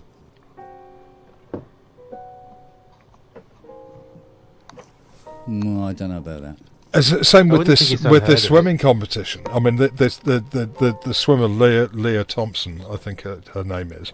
She was in Howard the Duck and Back to the Future. Jeez. Maybe I've got the name wrong, but absolutely demolishing the women's record, and yet they still have male genitalia. Yeah. Well, I think. Oh, geez, she's getting a hard time. Yeah, see, she said she could fracture my skull, no problem. Well, we know that. That's why he hesitated. Sasquatch, it's all. Yeah, Kent, that's too easy. But I also worry that it's this whole situation is diminishing women. It's not affecting men. No, don't worry about women. Well, I am. I'm a great defender of women. No, I know what you're saying. I think we have to be comfortable with not having, like you said earlier, we have to be comfortable with not agreeing, right? And not seeing it as a judgment. And that's what we've lost as a society. Is if we don't, I think that's kind of what you're saying. If you don't go along with things, you're kind of you're in jeopardy of getting thrown aside as some sort of Well, I get accused of being a TERF, a trans exclusionary radical feminist, even though I'm a man. I didn't think you were a radical feminist. I am. I completely defend women's rights. Well, I hope so. Yes, but where does the radical part come into there? What's the radical part? I haven't seen you running around at Women's March. You haven't seen me at the protest. You're not burning bras and all that kind of stuff. Oh, absolutely. Who wants those bloody things in the way anyway? Oh, man. So I'll probably get cancelled for that. The spirited debate days are kind of gone, for at least for now, unfortunately. Like the old days of the scientific community, you read these accounts of these crazy debates they'd have in these biologists or physicists or whomever fighting very spiritedly on either side, and it's very interesting stuff. Yeah, I think. Oh yeah. Well, it's like Adamski just said. Keep an open mind. The spirit of this discussion is to be open, right? Is to not think you know everything because it suits your fancy, right? And I'm comfortable with that personally. I'd like to say here we something go. about transgender. I'd like to say that we are all people. There's male, Absolutely. female, they do things with each other. But the main thing I disagree with is that the NHS pays for changing dangly bits. If you want to be and act like the other sex, whether you be female or male, by all means do so. Act as you want to, but you don't necessarily have to fiddle with your biology and your flesh to do it. You don't have to take hormones. Just be who you are. Yeah. Well, it's almost that transvestites don't exist anymore. Sorry, I can't hear. It's almost as though transvestites don't exist anymore. Yeah, they have to be transgender. Well, yeah. I know. They've been renamed. Absolutely. I mean, it's back a term, in though, history, right? many years ago, and in African tribes, there has always been people who aren't of the same sex, and they act differently, and they've been revered historically. Mm-hmm. We're all who we are, and we should be respected no matter what. Absolutely. You don't have to have doctors fiddling with you and hormones pumped into you to make you feel normal. Yeah. You are who you're born to be. Well, that was kind of the beauty of a lot of the 90s electronic, a lot of the rave scenes and everything. Everything was we were kind of moving towards a genderless or we were just people. You could dress as you wanted, you could do what you wanted, you could dance. Individuals. Androgynous. It was androgynous. Right. You could be. It didn't matter. Whatever you wanted to do that night, whether it was accepting, and that was kind of the pinnacle for me of what I saw that the world could be. I think it's a couple things. I mean, for the people who feel this strongly that they need to be that way or perceive that way, it's partly how you're received by people around you and how you feel about yourself. And for some of them, they have physical attributes they feel they must have to be considered the other. And unfortunately, the people around them judge them in such a way that if they don't have those parts, they're just playing games or cosplaying or whatever you want to call it. Okay. It's very unfortunate because they're being judged for all kinds of things. Yeah. So do you think that some of maybe the young people are actually getting more pressure to change physically based on what's going on in their own culture as young people? I think partly that, and also the fact that we're making it available to them because of whatever reason. I mean, on NHS, kids are being given a minimal amount of counselling and then being given hormones to I think the Tavistock clinic has effectively been shut down now. All very well, but I just went to the post office today, and a young man that when I was working at the pharmacy 2 years ago, he'd started taking drugs. So he's got boobs, he's wearing a dress, but he's still got a moustache. I mean, he's neither one nor the other now. But wasn't that but he could have been him. Wasn't that the whole Roxy music? Like it was just like this cool, we just kind of morphed. I guess I'm okay. But he's putting drugs into his body. But if he's adult, in the willy, then that's fine. That's up to him, isn't it? Yeah. I don't know. Yeah, but he didn't have to. He could have just been him without the drugs. But he's still him. But he might have wanted some tips. But he's him with extra drugs, and when you take extra drugs, there's extra risk. Oh yeah. But I don't deny any adult making choices, and if they want to alter their body through surgery, women get enhancements if they choose. Yeah, men get enhancements. You got guys getting ab implants, ass implants, pec implants, or liposuction or whatever. Yeah, so but they're all stupid. Why? Well, they're stupid. I am my ugly old self, and I'm happy. But being my ugly old self. I don't deny any adult their desire to change themselves Kim physically. Kardashian, even However, her with her big bum. I don't find her attractive. I've got to say. Precisely, she's had this big bum. What's it doing for her? Hey. Well, but obviously she likes the way she looks, and she seems to make an awful lot of money out of the way she looks. So, unfortunately, it has encouraged other women to put olive oil and other kind of carcinogenic oils in their asses to grow their asses, and they are dying from it. Oh, guys are putting industrial grade silicone in people. They're not even real doctors. It's terrible. But I don't like tattoos. But it's not me. It's not to me to judge someone who's had a tattoo. So then someone who's got a tattoo isn't trying to convince me that they're something they're not. Or are they? Or maybe they are, yeah, you never know. Yeah.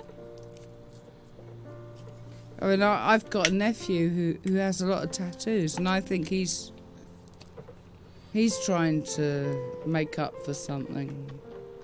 Well, again, it's not for us to judge why someone is doing something, but it just worries me that there is this increasing gap between the scientific biological reality of things and this social discourse that we're now being, dare I say, forced to accept.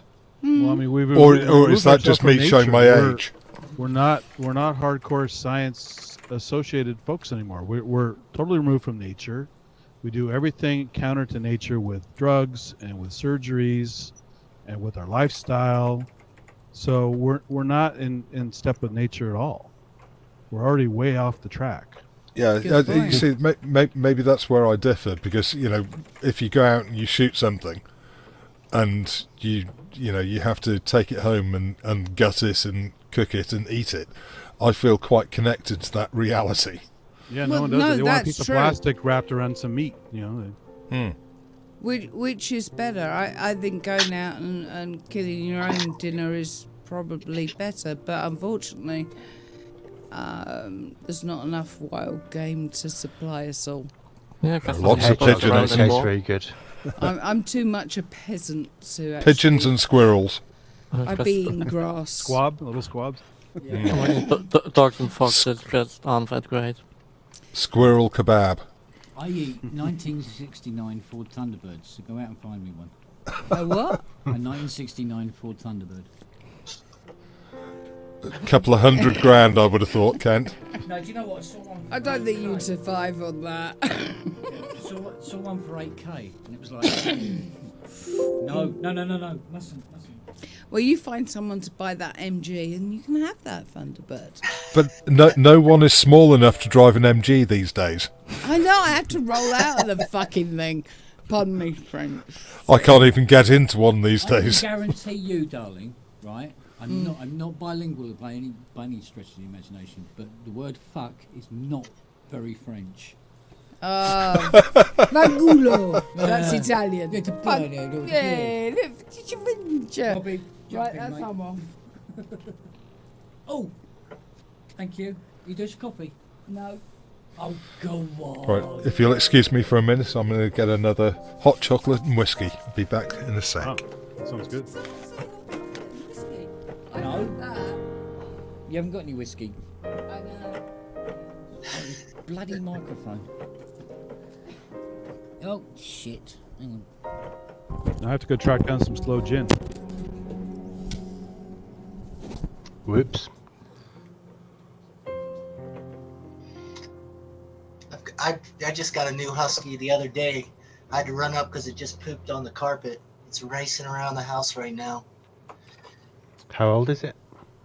I think it's about 2. It was a rescue. Okay. It's beautiful though. She's really smart. She's just, I think she's acting up a little bit because she's in a new place. But I hear all this stomping around upstairs. I'm like, what the hell? What part of Colorado are you in? I'm in Longmont, which is a little north. Oh, of okay, Boulder. yeah. I lived in Boulder when I was a kid. So. Yeah, right on. My dad worked in Denver. Yeah, no, we're up in Longmont. Beautiful place. I love it. Oh yeah, it's great. Yeah. I'm so lucky. I got in before everything's. It's kind of like everything's like doubled in price in the last 7 or 8 years. So luckily, I got my house. I was walking around today. I was like, I don't even think I could buy my house anymore. Like, no. I mean, it could change again, but it's really hard here. Oh, I know, but I moved here to get away from it. And now it's like it's a daggone tech industry. That's what I blame. Well, it's overpopulation. Yeah, well, it's like when Richard Hilton came here, and he went, "Wow, I had no idea it was this tiny." Because he said to him, "Go, yeah, it's 19 feet that way and 19 feet that way." That's cool. And he goes, "Wow," he says, "How much is it then?" I said, $4.98. Jeez. Yeah. Yeah, we got a problem. That's mad. We got a problem. Well, but you're nearly central London, I thought. Well, we're close, but it gets worse as you go further north from here. I'll tell you that. It's incredible, isn't it? Yeah, but a little box like this costing £500,000, it's like, what? No, but even worse if you're like not on a train line but on a tube line. When you get suddenly towards the end, why are the prices not going down? Oh yeah, the tube is still going until here. Yeah. So something that size in this area was that price about 20 years ago. Jeez. But it's like cities in America, they're all very expensive for apartments and things. Oh, but yeah.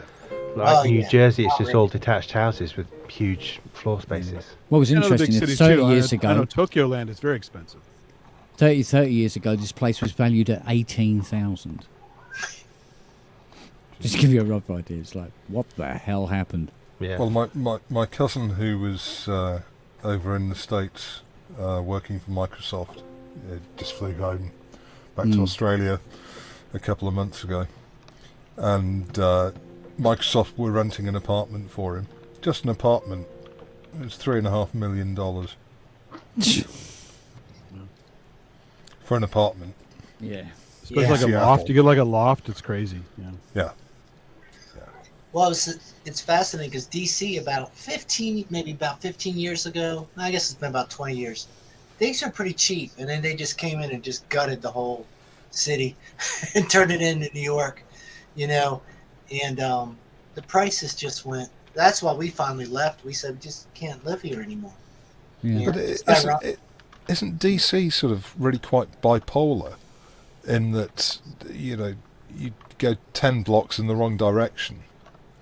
And it's not so much anymore. Oh, okay. It would have been in the old days, but that was the beauty of it, because that's why we had all the great clubs, right? And all the great venues, because we'd all go into the city, because it was, you could afford it and go anywhere. But it's totally different now. It's the money's come in, and whatever's left, they're monetizing the last pieces slowly. So it's good and bad. It's like everything else. It's not an easy thing to discuss, right? Because it was a pretty Wild West place. Yeah. But it also had a lot of beauty, a lot of beautiful things about it. Now you're just kind of like, I just felt like it kind of ran its course for us. But plus, otherwise you're just working forever. And that's kind of where we're all at. I walked through DC on a road trip out there once. I walked around all through the mall, all the monuments and stuff. And if it weren't so cold, it would have been a lot more sketchy place. Yeah, it's not. Bad. It's really not sketchy though. It's so much anymore. It's not. It's kind of like what happened to New York. It's like you can pretty much walk around. I'd just like to interject. Earlier I was saying how people are people and all that shit. Mm-hmm. I mean, people are people, and everyone's lovely, apart from maybe Americans. What? What? Oh! Thank you, Miss Controversial. Yeah, thank you there. A good thing she didn't say Italians then, hey, Rob? And Elvis has left the building. Is Robbie asleep? Yeah. Yeah. I don't blame him. Jeez. I'm glad you're Australian. But what's fascinating, that when I grew up, my dad grew up in Baltimore City, and he taught me. There was like a block with the Poles, and there was a block with the Germans, the Italians, the Czechs. Yeah. And that was ingrained in me. That division and how they kind of coexisted, but they were separate as far as their cultures and things. And it's just funny how life evolves, and that's why I think it's okay as you get older to get a little bit suspicious or not so accepting, not wanting to change so quickly, because there was a lot of beautiful things in that neighborhood. It's nothing like that anymore. It's very homogenized now. Yeah. But it was pretty cool to be able to walk from a couple houses down to see your aunt, and then go over there, and then you'd be like, well, that's an Italian block. And yeah. I don't know. It was pretty cool. We spread out too much now, I think. That's why we're on this. Yeah, I think a lot of South London is like how that used to be. Now we have groups. We have Asians and Chinese and self-segregation. Yes. Yeah. We'll always have it, right? Yeah. Well, it used to be called ghettoization, but you can't say that anymore. Well, no, it's here on purpose. I mean, there's a city called Cupertino where Apple was founded. It's all Chinese now. There's a city called Fremont nearby. It's pretty much all Indian now. People are creating these neighborhoods. It's not that they're forced to go there. They go where they feel comfortable. They have their shops and their communities, and humans do that. We congregate into groups we're comfortable with. Yeah. And it's up to the other people living in the other communities to go visit and try out the food and all the rest of it, and try out the culture. It's basically tribalization, but on a larger modern scale. Yeah. However, as nature teaches us, cross-pollination is always a good thing. Mm. Oh yeah. Well, there's plenty of that going on here, even with different cultures. There's nothing wrong with a good bit of incest. No, not incest. That's Cross-pollination. That's your addition to this. That's your contribution. He was that spam bot earlier in the thing. I'm all in favour of the self-imposed segregation. It can only lead to good things eventually. Well, once every life has died out, then maybe more intelligent life can prosper. Well, there are still plenty of amoeba, so, there's hope. Oh, I don't know. I think there's a comic with our name on it.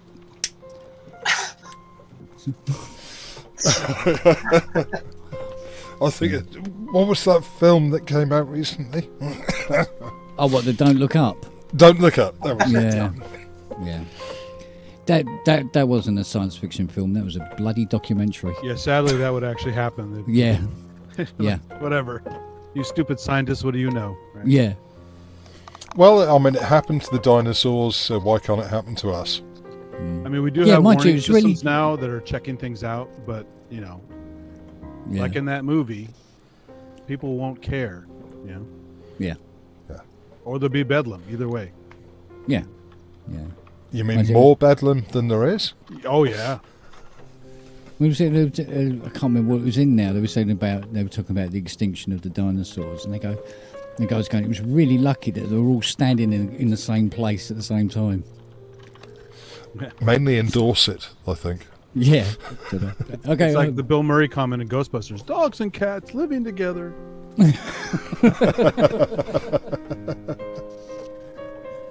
Oh man. Yeah. Crazy. Yeah, absolutely. But yeah, if we don't wipe ourselves out, something else will do it. So it's just inevitable. Yeah, well. But it's looking more likely we're going to wipe ourselves out than I thought it was going to be a few months ago. Well, it's never too late. World War III is always on the horizon. You see, what you got to remember is when somebody runs out of options, they start reaching for the stupid stuff. Yeah, backing someone into a corner is normally not a good idea. Yeah. As anyone who's tried to capture a caged animal, Yeah. Get bitten. Yeah. Yeah. I mean, a cat might might climb into a box voluntarily, but you try and put one into a box. Yeah. Get scratches on your arms. The dog's going crazy upstairs right now. I don't know what it's doing.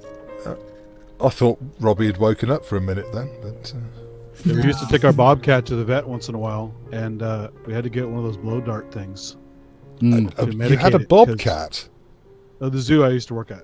Oh, right. I was thinking, bloody hell, you're brave to have one of those at home. No, they're legal for wild animals. So, yeah.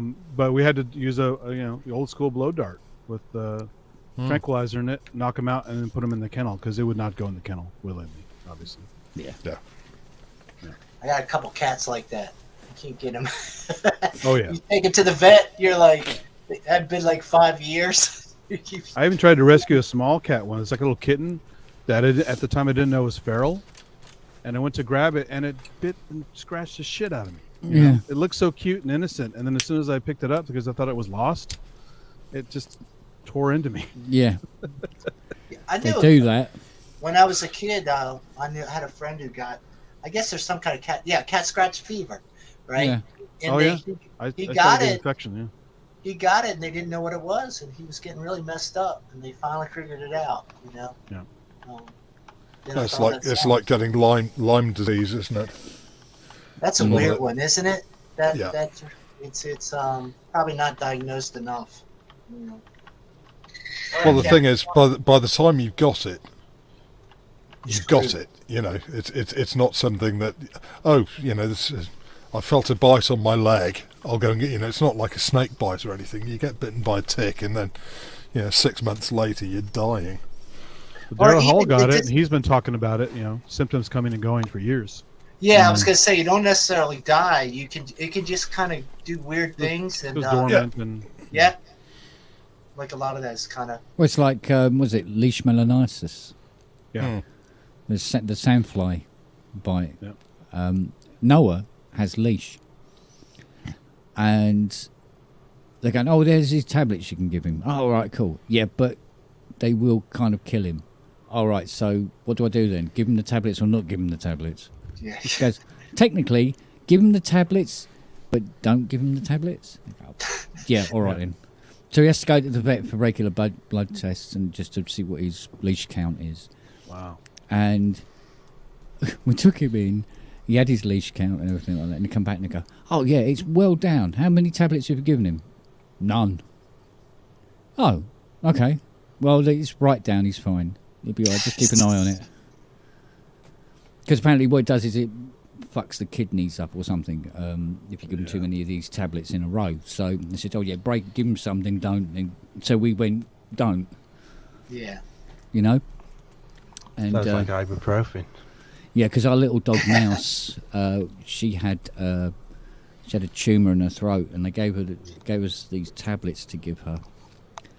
And she went from a bright, sparky little dog who had a tumour in her throat to this kind of comatose mess that still had a lump in her throat. And she was throwing up a lot, and it was not good. So in the end, we said, well, look, we'll stop giving her the tablets. So we stopped giving her the tablets, and she perked right up. She was fine within 2-3 days, which was great. And did it cure the cancer? No, it wasn't going to cure the cancer. It was never going to cure the cancer. But why make her feel even worse in the meantime? Never figured it out.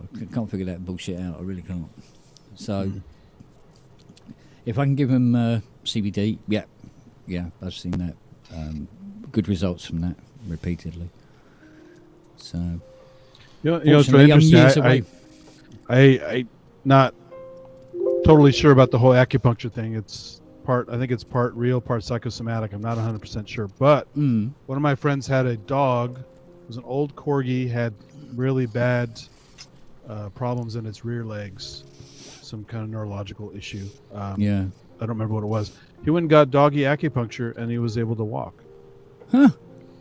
So that's not psychosomatic because they don't have that concept. Well, it's just nerve stimulation by another method, isn't it? You know, you can do the same with electricity. But it actually worked for him. I mean, it's anecdotal, but it actually worked. It's kind of cool. Yeah, well, I've seen hydrotherapy and massage do wonders as well. Yeah. But it has to be regular, you know. Yeah. And one of our dogs, Pippa, she used to get very, very stiff, and in the end she didn't want to walk around, so we used to just massage the hell out of her, give her warm baths, let her float in the bath, because fortunately she was a tiny little dog, and she was great. She would do that every 3 weeks, and she was fine. She was running around like an idiot for years. That's cool. But not my friend used to have to take the dog in a buggy because it couldn't really walk properly. Yeah. And then all of a sudden he was taking it out for a walk. So I go, what the hell happened? And he told me. I couldn't believe it. Yeah. Is this a spine thing that dogs get, where they get a problem in their spine where they can't transmit signals to their legs are strong? Because I had a rough collie that had that, and she rode around in a pram, and still barked at all the other dogs she passed on the road, of course, and lorded over them. Yeah. As long as they're happy, I suppose. That's the thing, isn't it? And this pug in my profile picture, I had her operated on, and they opened her spine up and cleaned up the spinal cord, and that gave her another 2 years of walking. Yeah. But then it just came back eventually. So. Yeah. I know it's a horrible part of it, isn't it? So I mean, because my old Jack Russell Larry, he was a git and a half. That dog lived on chocolate and vodka. He loved it. Honest to God. And my mum was always saying to me, because you shouldn't be giving him vodka. He likes vodka. The theobromine is bad too. The chocolate, theobromine will and I mean, he had a lot of chocolate. I'd have a piece, he'd have a piece, and I was right. And then when he was about 17, he had a stroke. He was completely paralysed, and I was giving him aspirin for a couple of days, and lots of massages, and I got 98% mobility back. Wow. And he died kidney failure at the age of 20. That's impressive. Yeah. He was a tough little bastard. He didn't want to go anywhere. He was almost blind, and his hearing had gone quite bad by then. And if he was beside me, he was fine. He was all right, and he'd just relax, chill out during the day. So I'm working on keyboards, and he's there snoring his bleeding head off. When he needed to go for a pee or a poo or whatever, he'd find his way out. And he'd just walk along walls and stuff like that and find his way out the door and go and have a pee and poo and work his way back again. Brilliant little dog he was. Somehow he stayed out of your super glue. Yeah, he was good at that. Yeah, he was old, but he wasn't stupid. Put it that way. Unlike his owner. Yes, yeah, because I got him up as a puppy when I was 12. Yeah. Oh, geez, yeah. Lost him when I was 32. Is this where we start singing "Leader of the Pack"? Yeah, I tell you what, he was a brilliant dog. He fractured his skull when he was about 2. He come belting up the garden, didn't realise that the back door was closed and ran into the glass plate. And his head swelled up to like almost 3 times its size. We took him to the vet and they said, the swelling will go down, it'll be all right. So, and it did, and he was fine, eventually. He was a bit dizzy for a couple of days, I must admit. But, yeah, he was friends with everybody in the road. I used to let him out the front, and he used to go up to the woman at number 9 and scratch at her front door, and she'd let him in. He'd come and eat all her cat food that she put down for her 2 cats. Have a drink of water, sit on the lap, go and see her husband, who used to sit watching horse racing all day on the TV. Sit on his lap, have a bit of a snooze, and then come home. Weirdest, funny old dog he was. Really brilliant. Yeah, I know. Growing up, we might have mentioned this before. You know, all the dogs ran free. Yeah. And again, I guess I keep thinking about the past, but it's so strange how things have changed, right? And now we all have these leashes, and it doesn't work that well. And I find that when I walk my dogs, half the time I walk up in the yard or something to avoid other dogs. And I used to, as a kid, I'd just be walking around, and there was probably a collection of dogs. It took a while to even know where they lived. Yeah. And they would come up and see you, and you might be taking a walk somewhere, and the dogs just kind of followed you.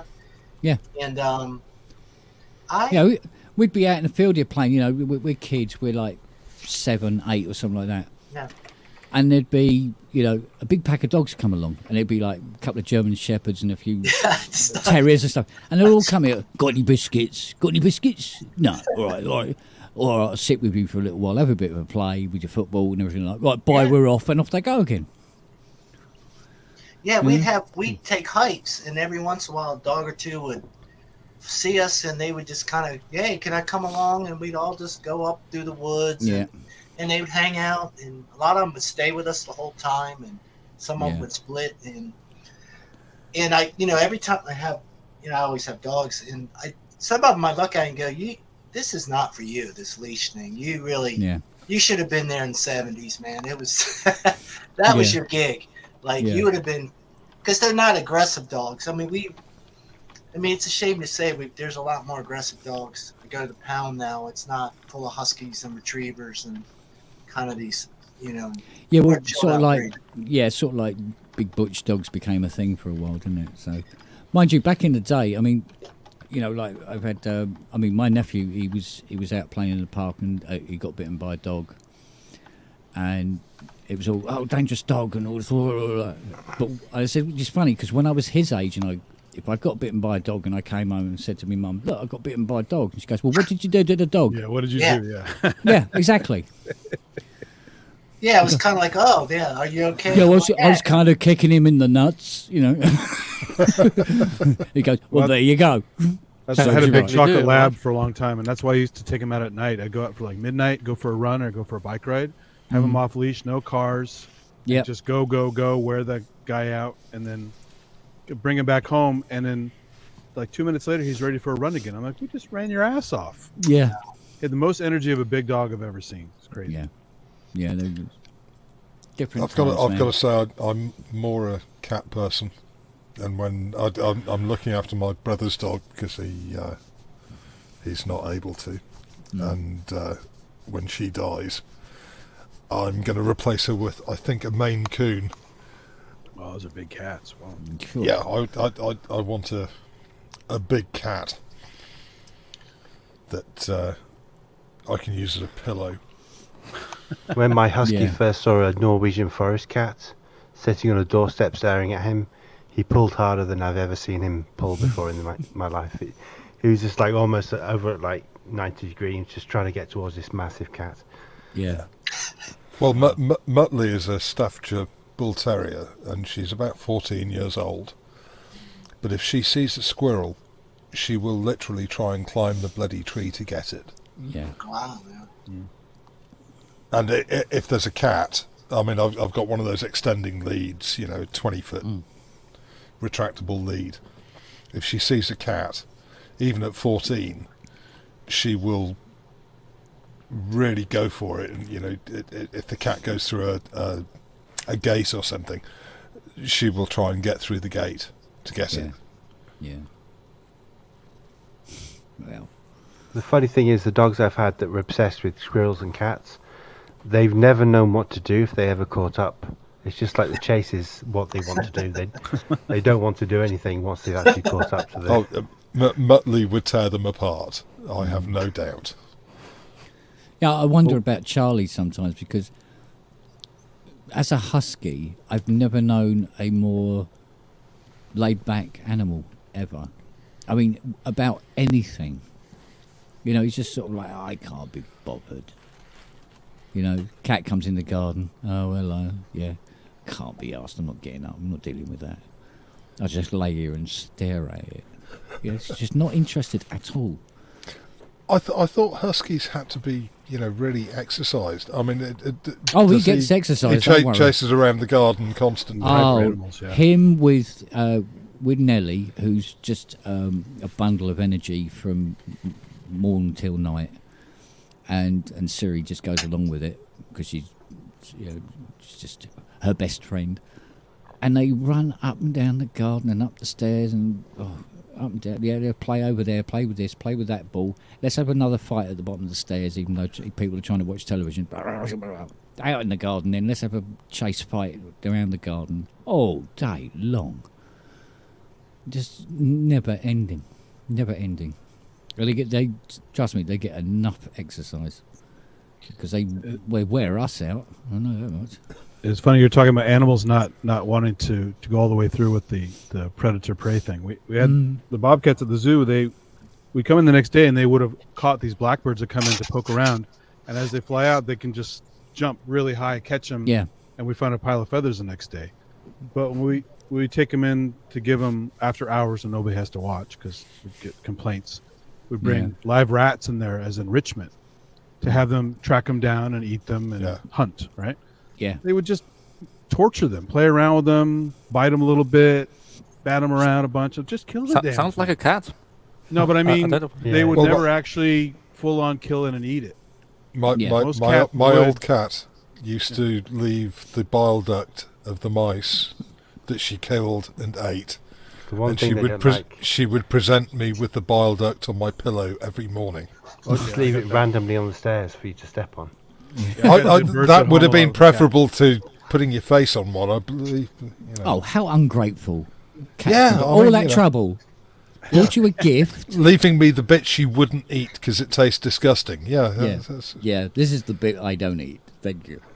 Yeah. But the house cat would sometimes leave stuff in a place we didn't see it right away. So here's a dead bird been there for a couple of days. And it's full of maggots. Yeah, where's that smell coming from? Yeah. Our little white cat Smurf used to do that a lot. He'd bring the bird in, he'd torture it and kill it, and then I don't know.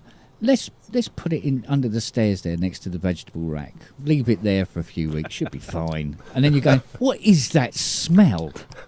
I walk into the kitchen and there's this smell. Do you smell it? Yeah, I smell it. I can't work out where it's coming from. And eventually it's like, oh, okay, lovely. Well, one thing you never want to smell is dead West End rat, which has been dead in a void for 25 years. And you're crawling past that. Oh, God. I found mummified rats under our house when I was laying some cable for coax. And there were a whole bunch of mummified ones under the house, probably from when we used to put decon out. And they went into the house and died, Yeah, it's one thing having them under your house. It's another thing having them hidden somewhere in the house and you can't find the bloody thing. Yeah, Ugh. that would be bad. I used to Well, do this. I think the worst one is the frozen prawn under the power supply board of a JP8.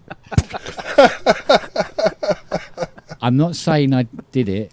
I'm not saying I didn't do it. But let's just say the customer was a cunt and deserved it. So did you give him a plectrum to go with it? You go, give that a couple of months, he'll be going, what the fuck is that smell? I still think you should get some plectrums printed up and put Yeah. Kent Spong was here, and tape them inside every synth you repair. Yeah, sort of like property of CS80. Yeah. It's bizarre. I'm working on a CS80 now, and it has 2 plectrums in it. And somebody tried to hold down 2 keys. Well, the thing is, the guy who owns it doesn't play guitar, so it's interesting. But we'll find out. We'll find out what. Well, the thing is, if you've got a CS80, you're not going to use duct tape to hold a key down, are you? You're going to use a plectrum. I don't you're know. going to steal it off a guitar. You can use gaffer's tape; it won't leave a mark. So. You have to use a thin, straight cut screwdriver to hold the key down. You can't do it with a plectrum. The gap's too big. Okay. And the key's very heavy, by the way. So, but yeah, well, just make a nice wave on a bandsaw. Just making like the leftovers when you're making pegs. Yeah. They're always stupid shapes, and they're normally quite good to hold down piano keys. Yeah, they're pretty good as well. Yeah. But if you wedge it there, aren't you turning modulation on a little bit? No, well, you can lock depends how it. far you wedge it. Yeah, you can wedge it so it's not actually touching the AT sensor. Well, on a normal keyboard, it's best not to do it wedging between the keys anyway. It's best to do it holding the key down based on the lip of the keys either side. Yeah. I just use gaffer's tape to tape the keys down. Don't ever use gaff for anything. Use high quality electrical tape, because then with a bit of degreaser you can get whatever residue off even in 20 years time, and then the residue of the degreaser with a bit of water and soap comes off perfectly. Like don't ever use gaff for anything. I hate electrical tape. Electrical tape is like proper like expensive advanced stuff like. That's lovely. The self-amalgamating type, yeah. Yeah. Like what is I normally use 87 or 8027. That's bloody expensive, but lovely. I do wonder how much it cost Yamaha to get the keys made for the CS80, because they're about 14 inches long, aren't they? But they're the same like in a CP30 and other keyboards of the time, for basic mechanical construction. So they clearly just made some molds and then used them for a lot. But they are weighted though, aren't they? Yeah, but at the far end, not under the key itself. Is it the same length as a Clavinova thing? It's CS80 key is about that long. So it's nearly about a foot and a half, nearly 2 foot long. It's a fair old whack. And then it has the 2 weights at the end. It's the length of a CP30 basically, because that's that's basically the same sort of keys. Yeah. Well, I think they're slightly different, but apparently you can plug CP30 keys into an 80. But even so, the sheer physical size of them, and bearing in mind how long ago they were made. I mean, this was back in the 70s. That was a very expensive design for a key. Yes, but then Yamaha made piano keyboards. So well, as I was saying, there's lots of woodworking back then. Houses in Japan were mostly made of wood back then. Yeah, true. Yeah. But it's quite a lot of metal frame going on anyway for the keys to sit in. But isn't the key just metal frame and a bit of injected molded plastic? Yeah, the keys are like an injected mould, and then you have the actual strip of the key is like a pressed panel.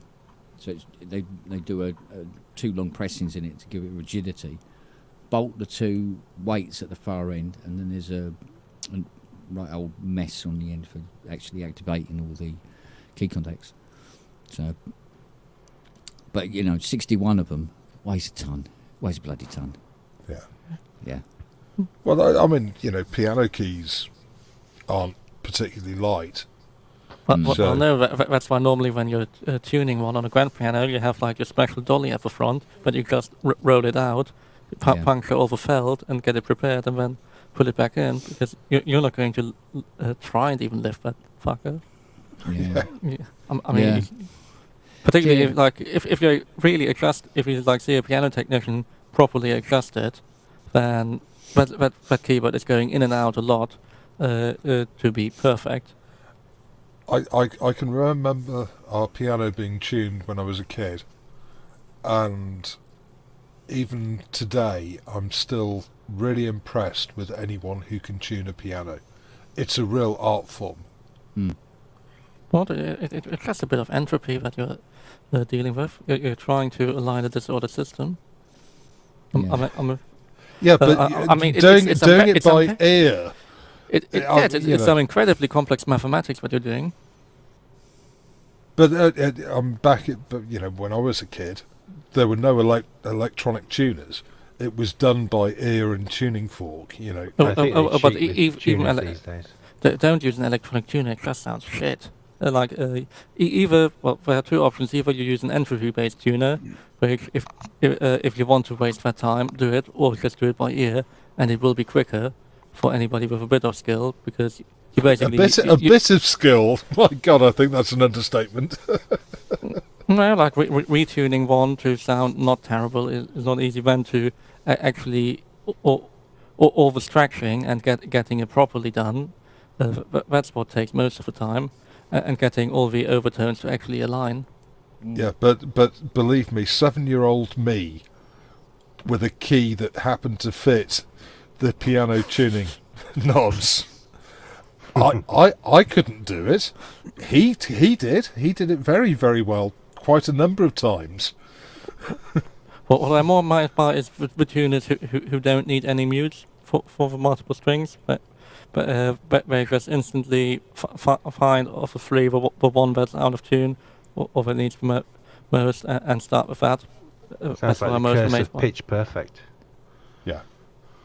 To me, it's an art form. It's wizardry. It is something beyond my capabilities. And every time I see a piano tuner just hit a tuning fork and then just start tuning up a keyboard, I just think, wow. Have you seen the lad on YouTube who does things like replaces all the hammers in a piano? Oh yes, real hammers, yeah. He filled the piano with water, didn't he? Yeah. Replaces all the strings with car strings, then calls a professional piano tuner. Yeah, that was. Well, I mean, a couple of them actually got the joke on that, didn't they? Mm-hmm. Yeah, that was impressive. And I think he's moved house into a bigger place just so he can buy more pianos now. It shocks me how cheap they are. Yeah, I mean it's when like you think organs. Yeah, when you think of it. Well, Kent, didn't you post a picture of a Technics organ recently? No, that's a Yamaha Clavinova. I was Clavinova, sorry. Yeah. It's not Technics shit. What are you on about? But yeah, recycle. We have free pianos all the time around here. Yeah. I mean, the keyboard on that is absolutely fantastic. Those GH3 keyboards are just so responsive. But I was going to flog it. I was going to sell it on because of its size more than anything else. And nope, couldn't give it away. So I thought, right, fuck it, I'll find another space for it and we can go You there. couldn't give a Clavinova away? No. Free to any home and everything like that. Nobody's interested because they weigh so much. Yeah, I'm not sure that would fit in my car. More than the piano. Yeah, it's ridiculous. It's shellacked mahogany, for Christ's sake, solid. It's like, wow.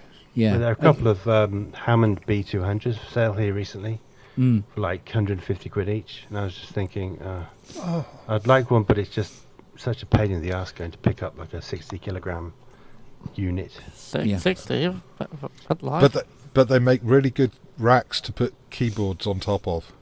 Yeah. They're cheap. Well, yeah, exactly. Well, they're cheaper than Jasper's. Yeah. I think it's like a transistor version of a B3. Wow. But when you think how much, I mean, certainly with organs, I know how much these things cost. I mean, I can remember there were companies that used to sell organ kits, and you could buy another voice board every month. Yeah. And spend 5 years putting these things together, probably spending 10 or 15 grand back in the 80s, and now, as you say, they can't be given away. Yeah. If you had a barn and a van, you could have a hell of a lot of fun just picking up free organs. Yeah. And pianos. Not only electronic organs, like real organs you can get for free. Oh yeah. I've seen pipe organs being given away. And like proper decent sized ones. I mean, yes, those pipes are probably mostly bent and need a lot of tuning and a lot of effort, but it's still. I mean, the space is the main problem there. Yeah. The shame. Yeah. Nothing. But even when I was buying that Clever Nova brand new, it was up. I think it was 5,900 and something, and I was going, oh yeah, 5,900. Well, look, he said 1,900 quid for cash. Oh, okay, I'll take it. And then 4 burly blokes brought it in 2 days later. Set it all up. He go, there you go, mate. Connected it to the internet, and you go, there you go, sorted. Oh, thanks, mate. It's got all these online lessons and everything, because Mum wanted to start learning keyboards again. And she wanted, what she wanted was my old Yamaha B35. She loved that. And I said, no, you can get something much more modern with more realistic sounds and everything like that. And she didn't like it. She wanted the old B35 back again, which you could buy for about a £5 out of the loot. And it's like, no, this is really, really nice one. So. But that's the one, when she got dementia, she ended up pouring coffee in it. I was like, yeah. Oh, God. I got, mind you, I must admit, a friend of mine that I knew at the time who worked at Yamaha, and I said, I need an entire GH3 keyboard for a Clever Nova. Yeah, all right, sort you out one, mate. And a big long cardboard box turns up a couple of weeks later. And it took me all day to fit that keyboard. Jesus Christ, talk about bloody intricate. Ridiculous thing. But it was very similar to the Kurzweil in its design, where the hammers are underneath the keys. Yeah. And they do the thing underneath, don't they? And it's very similar to that. Isn't there a modern design mainly that you have the hammer towards the front anyway to save on space? Yeah, but you have a stupid should have it all under the mechanism. key. Yeah, so you can make the keyboard a lot shorter. Yeah, and but it makes it really fucking heavy. I tell you, it's really awkward. Actually, thinking of keyboards, Kent, I've never taken apart a Rhodes electric piano. Mm-hmm. How do they work? They're obviously hitting a metal tine. Yeah.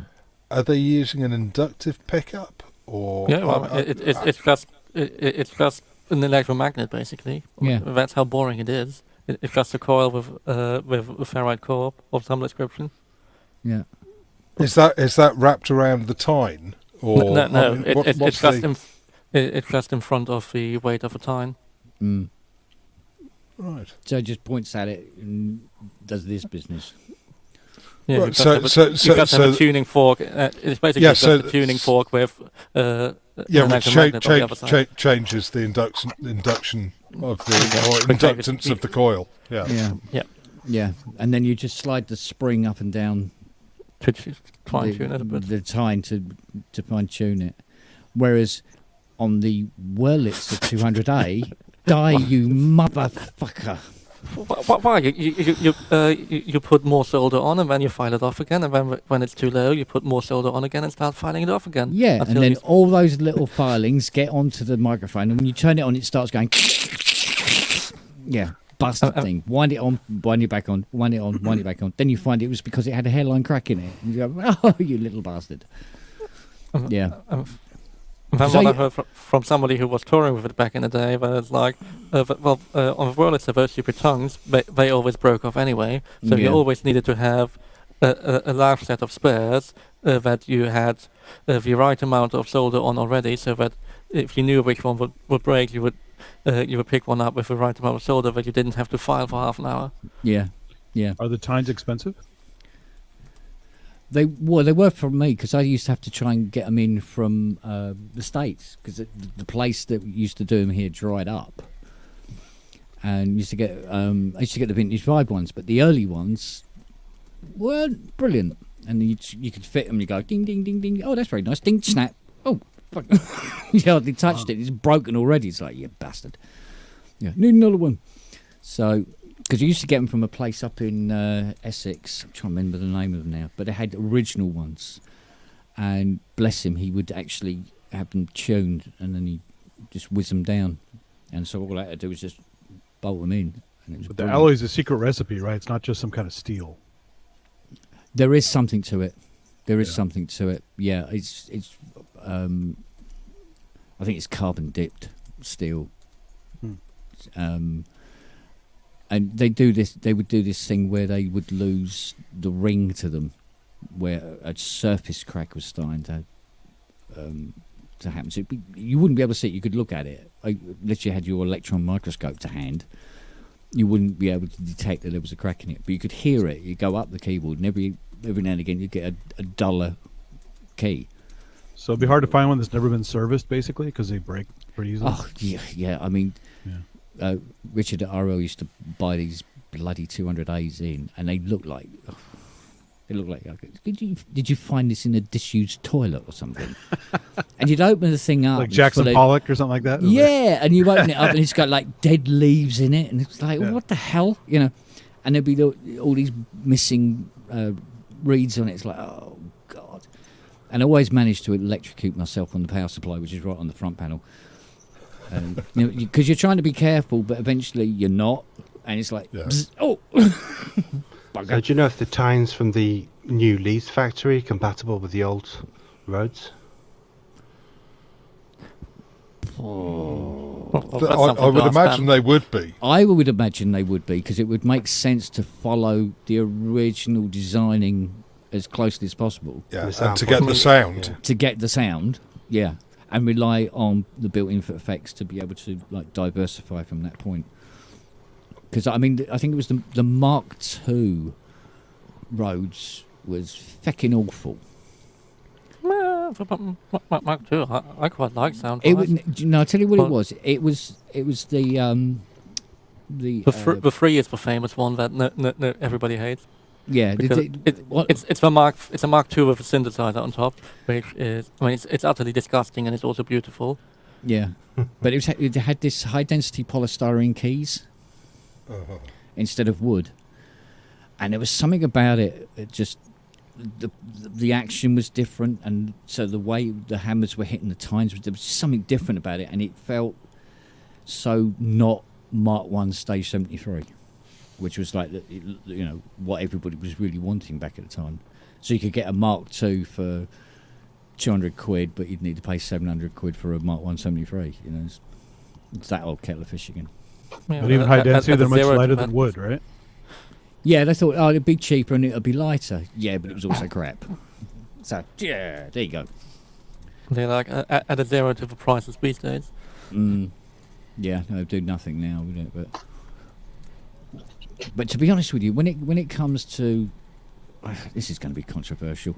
When it comes to Wurlitzer and Fender Rhodes sounds, sample libraries have got it now. You really have. You have got the sound now. You know, you listen to the Scabies stuff, and you just go, "Yeah, do you know what?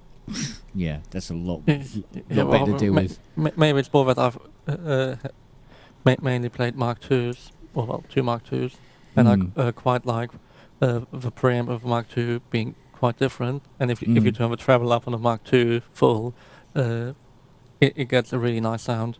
Yeah. But then also they can be quite individual. Some of them can be really belly, and some of them more the mellowy, and with the bass turned up full, nicely distorting. Yeah. So there is always a difference of whether you want more bell or less bell. Yeah, was it? But I mean, God, it takes me back to the days of restoring those buggers. God, they were fun. We used to do all that, and doing a Stage 88 and happened to read Tolex in it, and you had to spend like a day just Tolexing the lid, because all the little compartments and the lid for the, the little internal compartment for the legs and everything. And you go, they're going to stick this under their bloody bed. What spending all day? But what was it about original Tolex that made it just the perfect product for the use that it was put to? And it hasn't been beaten, really, has it? Well, it looks good. It's shiny. It's warm. There's It's something durable. warm about it. It's very durable, and it cleans up well. Somebody spills paint all over it. It'll come off. Don't worry. And if it loses some of the chemical stain out of it, where you used white spirit or whatever to get whatever's on it, go black shoe polish and brush it up, and it's like a pair of shoes. It's brilliant. Yeah. Well, I like to think of it as the Bakelite of coverings. Yeah. It's just such an arse to fit. That's the only thing. And expensive. Well, I personally rather just use Varnex or other high texture paint these days.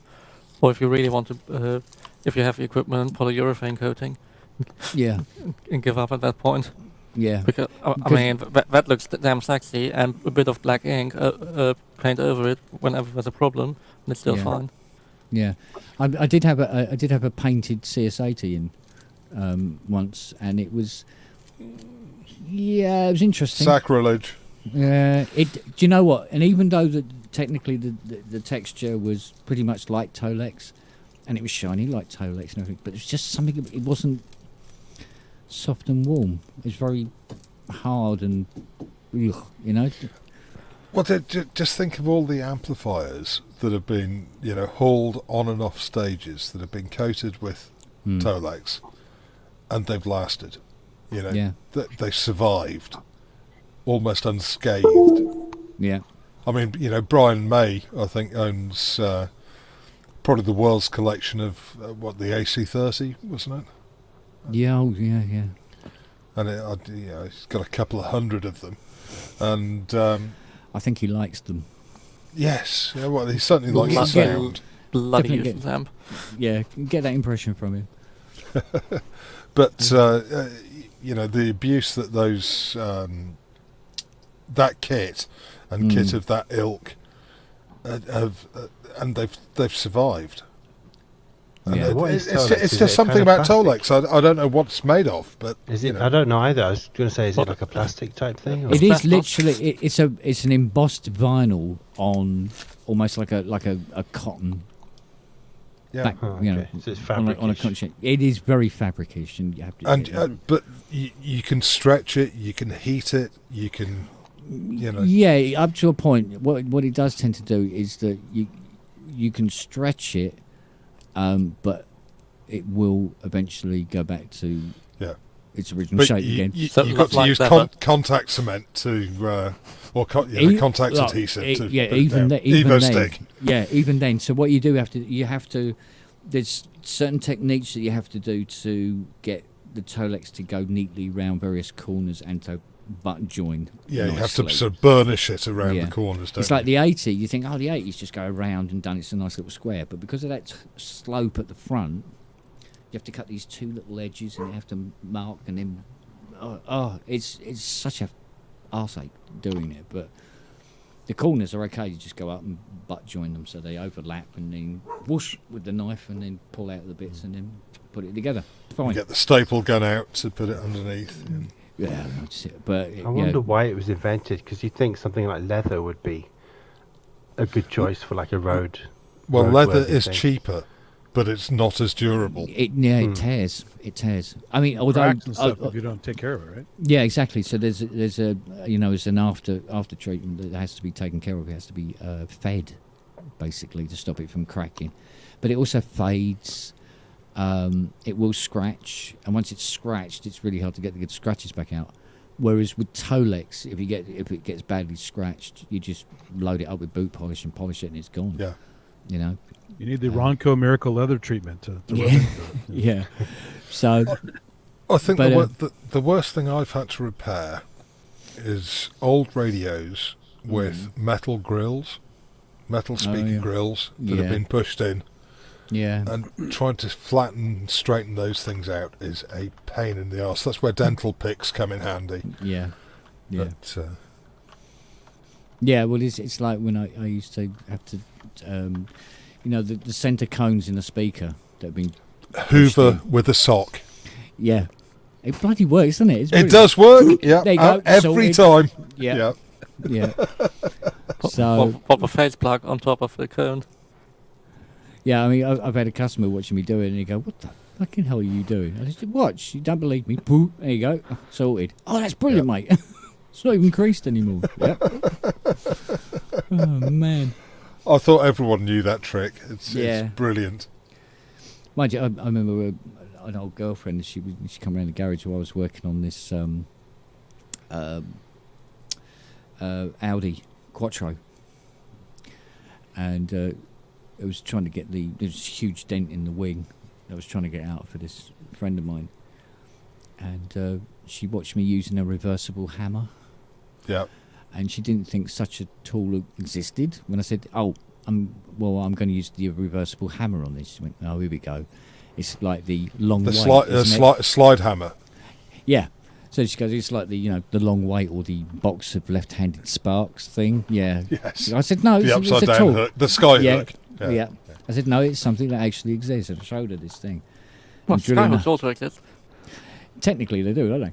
So, and using this reversible hammer on it, and she's going, "Oh, that's brilliant! I didn't know you could do that." I said, "Yeah, there you go. So, little tricks." Of course, now cars are plastic. You just pour hot water on them and they go, and they pop out. So, but you can also get the it's like a bar kit, and you weld little spikes onto the deformed area and feed it through a bar, and then tighten up a knob on the end of each of the spikes, and you can pull out a crease quite easily that way. Yeah, I used to have a damage dozer. So weld the plate on the crease, and then put the clamp on it, and then you'd have the big arm thing on legs, and you just hydraulic pump and you pull it back and go until you got it to the way you needed it, and then hammer down the creases around the edges to hold it into place. And then grind off the plate, and then put the shit in it, and then take it around to the sprayers. Your problem. Well, for all who skyhooks, they do exist. Yeah. You see, that wouldn't work, and you couldn't send an apprentice down for a skyhook now, could you? Because he'd come back with one. Go, would you want it? Have you ever... Lately, that's the only point of this category. Well, I do actually sell them for some weird jokey reason, but that's apparently the main reason. The description of many things in the Flint's catalogue is always hilarious. Where I like to describe, no, you really don't want this. You really, really, if you do need this, you still don't want it. Yeah, you still don't want it. I always saw lots of guys using Bondo too. That's always a classic. Oh, well, yes. I mean, gobbo, I think it's called in this country. It's just put a load of gobbo on that. Flatten it out. Yeah, but that was a classic, because you get an apprentice start, and you're going, right, this is a comma weight, this is a flat weight, this is a chisel weight, but what I don't have is a long weight. Go down to the spares and ask them for a long weight. And go, "Oh, okay," and go down. "Can I have a long weight, please?" "Yeah, stand there." Yeah, or striped paint.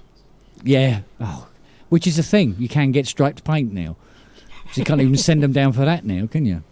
They come out of a toothpaste tube. Yeah, something it does where it chemically separates or something. It's like, oh, you bastard, that's ruined that one now. We had a guy that hacked into our printers at work one time and put a message on the thing, "Please insert white toner." And people fell for it, of course. Yeah. I like that. Oh, that's a good one. Tell me, Kent, have you ever tried rewinding a speaker voice coil before? Yes. Oh, good. Yeah. Yeah. It's painful, isn't it? It was on a Wolfdale, big white coned Wolfdale. Oh, nice. And I rewired the bugger. Oh, yeah, that was fun. I did the voice coil on the Celestian 9-inch. Did you have trouble getting it to not touch the metal core afterwards? Actually, no, I found that quite easy because I'd wound quite a number of Tesla coils in the past, so I'd sort of using thin magnet wire wasn't too bad, but it was actually, piecing the whole damn thing back together and soldering the wires so they didn't cause a rattle when the cone moved in and out and such like that. I found more painful. To be honest with you, I think I was a bit harsh on myself because once I rewound and put all this speaker back together and put it back into her big cab that it came in, when it played back, it was fine, but it had to move the balance on the amp from the 12 o'clock position to the 1 o'clock position because it was slightly, slightly quieter than the other one. Yeah. I was going, oh, for fuck's sake, I didn't wind it around and all this sort of thing. Ah, puppy. Well, that's where using a microscope to count the number of windings on the voice coil counts. Oh, I can't be asked with all that. And if it's anything like guitar pickups, then scatter winding it unaccurately is a good thing anyway. That's not a trade secret. Well, only lunatics try to rewire speaker coils. like me and Sass. Yeah. Do you know what other When's he coming over? Do you know I what? want to meet another lunatic. Do you know what? I'll come down when the studio's when the workshop's built. Yeah. Aren't we all coming down when Richard's coming over? He's got to come over. He's got to play with the Hydra, and he's got to show you something. I don't know what. No, I've got to bring you some homemade rum, Fiona. Oh yeah. Oh, that's that definitely. They'll be fishing her out of the pond. Oh yeah. Thank you. That's ow. You got any tobacco on you? Fuck off. Oh, thank you. Thanks. Thank you, dear wife. Thanks. Haven't you got fags? Hey? You've been smoking my cigarettes for a while. You don't smoke. I've just decided. Oh, that was easy. Yeah. Good enough. I thought it'd be harder to give up than that. Oh, I don't know. Bloody woman. Anybody think we were married? I love you, Sasquatch. You haven't met me. And so it begins. I also fixed a pair of what were they? Tannoy. Was it Tannoy Westminsters? Oh, God, straighten the skip. Come on. Huge speakers. I thought they sounded really nice, actually. Yeah. But I seem to remember having a pair of Auratones that sounded beautiful. And I thought, do you know what? I like that Auratone sound. I'm going to get them again. And I got these newer Auratones that looked exactly the same. Don't sound the same. Sounded nothing like them. I was like, oh. Which Oratones? Behringer ones or actual Oratone? Oh, these were actual. These were old school. Bought back in the 80s. Yeah. The Auratone cubes. But there were also when Behringer temporarily had the Oratone name. They made some under Oratone which sounded quite different to. I quite like the Wintec Oratone. I mean, it's terrible, but also it's a standard proportional directivity speaker. So if you know what you're going to expect, then it's very what you put in. You very much know what you get out. Yeah. Speaker choice is a very personal thing because what one person thinks sounds good, another person can find not offensive, but just not in tune. And amplified choice makes a hell of a difference. But you can pay. If you have a proper crossover on the inside of your speaker, then you can make your amplifier not as important. I.e., if you properly match the reactance of your drivers to a network that doesn't care too much on what output impedance it sees, then you can alleviate that. But yes, many speaker manufacturers don't seem to care about what hits the input of a speaker. Yeah. But I'm very keen on proper passive designs. I mean, yes, you're losing energy in an inductor and large capacitors. That's totally fine. but the benefit you can have by actually tuning your inductor to the other inductor being your voice coil is quite significant. And you can get a very good transient response out of that. And you can fix some problems of your voice coil rather than trying to do some stupid linear phase EQ or pseudo-linear phase, which costs you a lot of latency. If you can just have an inductor that has a lot less delay, I mean, yes, you still have a phase delay in there, obviously, but if you match that, if you match there a null spot with whatever problem your voice coil has, you can alleviate that, and you don't need to pay for some stupid DSP in front of it. You already paid for your processing with the box. Yeah. But I mean, yeah, it's very personal. I need to go back to a local shop here and annoy them again about finding speakers that I don't hate. Finding studio monitors that are not really, really bright is apparently quite hard. I just complain about pretty much every speaker here, like, no, too much top end. Like, I can't, when you're like at the back, you can turn it down like 2 or 3 dB. It's just like, no, that's still far too bright for my taste. Well, those Yamaha HS is still considered a good standard for general studio. Yeah. Never liked them in the first place. That sounded a bit mid-rangey. I must admit, I don't go bundle on these JBLs. And I thought I would, based on the fact they were JBLs. And what, just bloody loud? Yeah, there's no subtlety to it. And definitely, I don't know, the ones I liked were, oh Christ, what were they called? Sorry, let me just interject. I'm really jealous, Wagyu. Really? He's got Lynn Cayley's. Oh. Well, they're like high-end 90s hi-fi speakers. They're lovely. The reason I have them is because in about 1993 we bought high-end hi-fi at home. About 2 years later, a house got broken into and they were stolen. So about 10 years ago, I thought they still sounded amazing. I'm going to get another pair. So I did.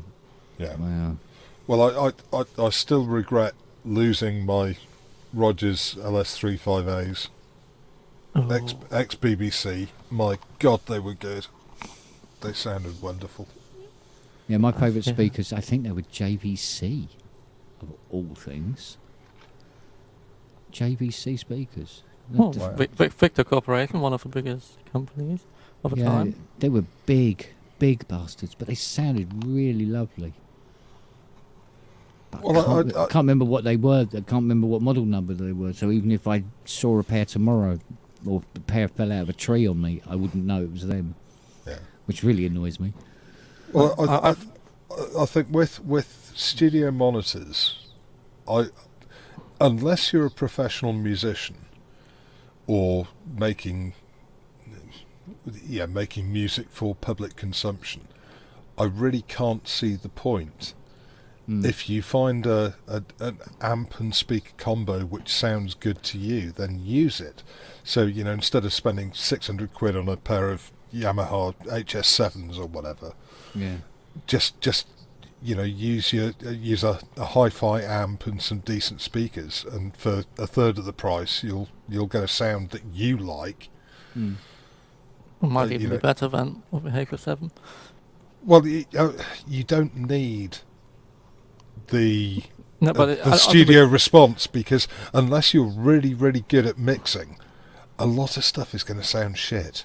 But ultimately, it's all taste. Like, I passionately hate modern Genelecs for whatever I do on them sounds nice. It's just like, great speaker, but whatever I put into it just sounds nice. That is, when making music, that's nice, but when you're then trying to deal with translating that to somewhere else, it's really, really frustrating. Well, that's why I tend to have a bunch of different types of headphones for critical listening, because I want to enjoy what comes out the speakers, and if I'm trying to analyze something, I don't want to just trust one source anyway. I want to listen on various different speaker kinds and things. So. But then some headphones are bloody expensive as well, and I'm not sure they justify their prices. I mean, magnetostatic ones, they're like the equivalent money you would have to spend on speakers and room treatment to get anything close to something that precise is definitely worth the money.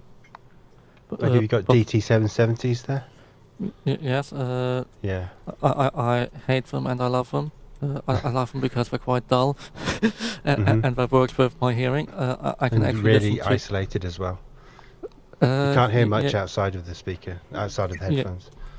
I mean, a lot more than I would like most of the time, but they're fine. The pressure isn't too strong. If you bend them properly in the first place, you just completely take them apart, take the top rim out, bend it a bit, and then they actually don't really hurt. The pressure gets a bit lower. Like, I've got some of those. My main headphones are planar magnetic headphones, like Audizy and the ones I've got Hi-Fi Man, and they're just incredibly open. It's just like I can click my fingers outside of the headphone and it just sounds like normal. I mean, yes, it's a ribbon, but with a big magnet around it. There's not really anything either side. It's just a figure eight speaker ultimately. It's like a grid. It's a mesh. Well, what do David and Andy use for either headphones or speakers or monitors? I use for headphones. I've got the DT 770s. I've got some AKGs too. They're open. They're open mic. I don't know what they are. Right offhand, I think they're 240 clones actually.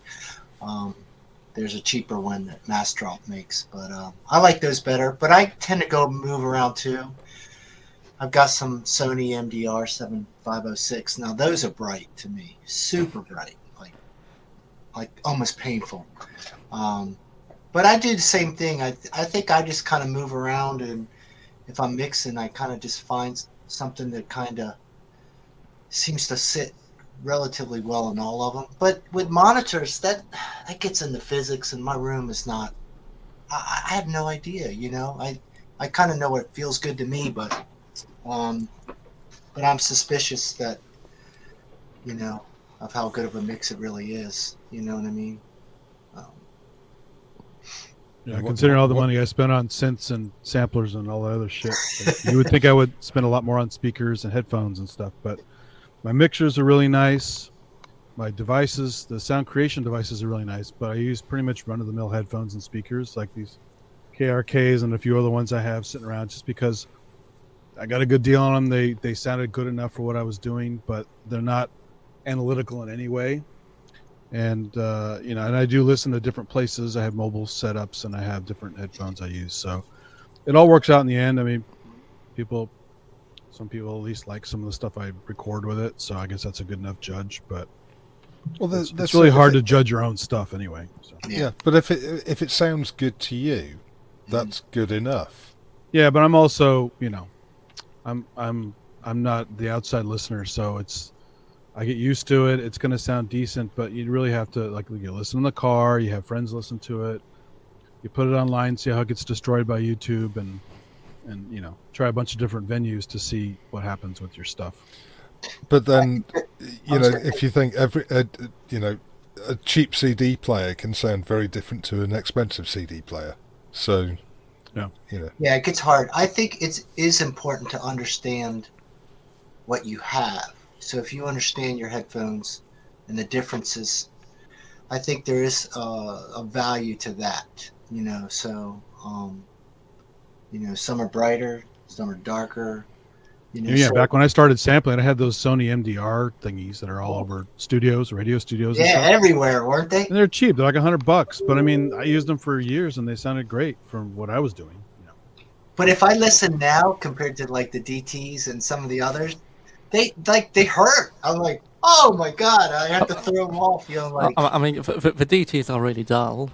Yeah, they are. It's a big extreme. But then, if you listen to some stuff we'll listen to some Trevor Horn stuff, and you're just like, this is still really bright. Even on DT 770, you're just like, that means something, right? Yes, but then, do I really want to ever listen to that on the Sonys, man? Just like, or on some speakers, where I'm just like, it's already fizzy enough as it is. Or older Genelecs, which I quite like for most things, apart from their uber brightness. Well, I mean, I'm using headphones AKG K92s, I think, which were reasonably cheap, but I find them very bright. But then my hearing's pretty much fucked anyway, so... Have any of you ever bothered with like room treatment type stuff? Because for me, I just think if I fill a room with gear, then it's not going to have loads of horrible reflections anyway. So like, why bother? It's I know it's a rabbit hole, the room treatment. I mean, I do put things in the corners, but honestly, most of them were like speaker cabs and different things I put through blankets over, just trying to. I used to staple quilts to the ceiling and the wall. I mean, you know, and it worked. I have some foam panels here and there. Yeah, not too crazy. Yeah. But I think people overanalyze stuff. It depends what you're trying to achieve. If it benefits you, your room being very linear, then that's going to be a benefit for you. If you prefer something that sounds more live and a bit like an actual room, that might also be a nicer environment to be in. Because if you spend some time in some mastering studios, you might decide, well, it sounds great in here, but it just doesn't feel like the feeling of a room, of me just moving around on the chair and every crease, the way that sounds, all the reflections I'm lacking, I would normally have in a room, are a bit of an issue. I had a friend who had a studio up north, and we spent the night in it, my then wife and I, and it's the weirdest experience I've ever had, because whilst it wasn't a perfect anechoic chamber, it certainly felt like one, and it was probably the most difficult night I've ever had sleeping, because you couldn't hear a damn thing. I mean, there's 20 tons of sand above me, and I mean this room was dead quiet, and it's really uncomfortable to be in that situation. I mean, you know, it was almost perfect acoustically, and you know, great for recording. But my God, you wouldn't want to spend more than a couple of hours in there. Yeah, I found a perfect parking garage in San Francisco one time that when I shut the car door, I go, "Whoa, that's really weird. It's not supposed to sound like that." Yeah, and it just had this acoustic crap all over the concrete in there, and it was really a dead space, kind of like what you're saying. And it was creepy. You know, I was clapping my hands, I was talking, and it just sounded so bizarre. Yeah, it's almost as though you're not there, because there's no reflection, there's no feedback, and as humans, we need that to determine our positioning. Yeah. Well, I mean, it's expectation more than anything. It's not that we need it. It's just that we are expecting a certain thing. Well, evolution ultimately. We're expecting something to approximately sound this way out of our own experience and evolution. So if it doesn't, then it becomes jarring. Well, it's not just that. I mean, you can close your eyes and you can walk closely towards a wall, and you can sense because of the reflected sound. Exactly. But when you're in effectively an anechoic chamber, if you close your eyes, you have no concept of where you are. It's really trippy. If it's just one with a nice 10-wire grid, that's when even worse. Closing your eyes and walking on there. Like, I'm fine walking on any form of 10-wire grids, and I normally don't really have an issue with heights or any of it. But in there, closing your eyes when the door's shut, it's just so weird. Because I mean, yes, you could just about hear slight creaks in the 10-wire when you're moving across. But there is something really weird when you feel floating and you have that slight bounce when you're walking, but you can't hear anything. Yeah. Well, it's like those saltwater sensor deprivation tanks, you know, the Altered States movie. Remember those sensor deprivation tank fads in the 70s and stuff? I tried one of those. Oh, you did? How was that? I tried it. Weird. Floating in a very strong saline solution. Yeah. And so you're almost floating on the water as opposed to in the water, and you there's no light, and it's just warm, And yeah, it's. Are your ears plugged as well, or? Well, it couldn't hear anything because it's completely soundproofed. It is okay. So, you breathe. You know you're breathing, but you can't hear you breathing. So again, you're not getting any feedback yourself. Yeah. And yeah, I mean, I can liken it to quite a number of drugs that I possibly might have tried in the past. You really get that out of body experience. Yeah. Mm. It's worth trying. I mean, if you ever get the opportunity, yeah. I think the fad kind of went away. I don't hear about them anymore, so I don't think they're even around. I think they tripped too many people out. Yeah. It really is a freaky experience. Yeah. Dieter Volk in the chat says, I recommend a waterbed and ayahuasca. There you go. Yeah. In between throwing up, right? Yeah. Exactly. How do you deal with a waterbed when you're completely wankered and everything's spinning? That'd be rough, yeah. Stay there for the duration, presumably. Like what happens when you try to put one foot on the ground? Does that make it better or worse at that point? Well, all I would suggest is go sailing, moor up in a really shitty location, drink a lot of rum, and you'll find exactly that experience. Plus, they're comfy at first, but they have like no back support. They're just pretty awful. Yeah. But the difference is a waterbed is warm. Yeah. Well, I've been really tempted to just get rid of a bed in here and put up a hammock. I mean, it would save a lot of space. How is that to remove to put more stuff in here? Believe me, you wouldn't last. You wouldn't last a week with a hammock. Your back will hate you. Oh, you don't know me. I've lived on a hammock for a month. Oh God. No. Actually, the worst part is how bloody cold it gets below. You just gotta sleep in a ball. You're wasting space right now. Find a little, Live in an orb. Fetal, you gotta get in a fetal position. Yeah, get one of those hamster balls. You clearly don't sleep with like 3 dogs in your bed. So. I prefer no. I won't go. Yeah. Well, I share my bed with Fiona and 2 large dogs. Third one wants to sleep on the floor. So, and Charlie stays downstairs. He's not interested. I'm not walking up the stairs. What do you fucking think I am? I may have twice as many legs as you, but I'm not walking anywhere. Yeah, so he stays downstairs. And well, we had to get an extremely large bed, so we can actually all lay on the bed, and all of us are 2 feet away from each other. It's brilliant. It's like two king size beds together. Yeah, it is. It's almost the width of the room. Absolutely not kidding. It's almost the width of the room, and there's enough room for either of us to walk sideways up the bed and get in, including the dogs. Yeah, and he goes, and I know that Fiona said about we get this bed simply because it would be nice to lay in bed and not have a dog on your face. Or you've got one either side and you can't turn one way or the other, and you wake up in the morning and you step as fuck. It's like, oh God, my back. Oh my yeah, neck. no, it's horrible.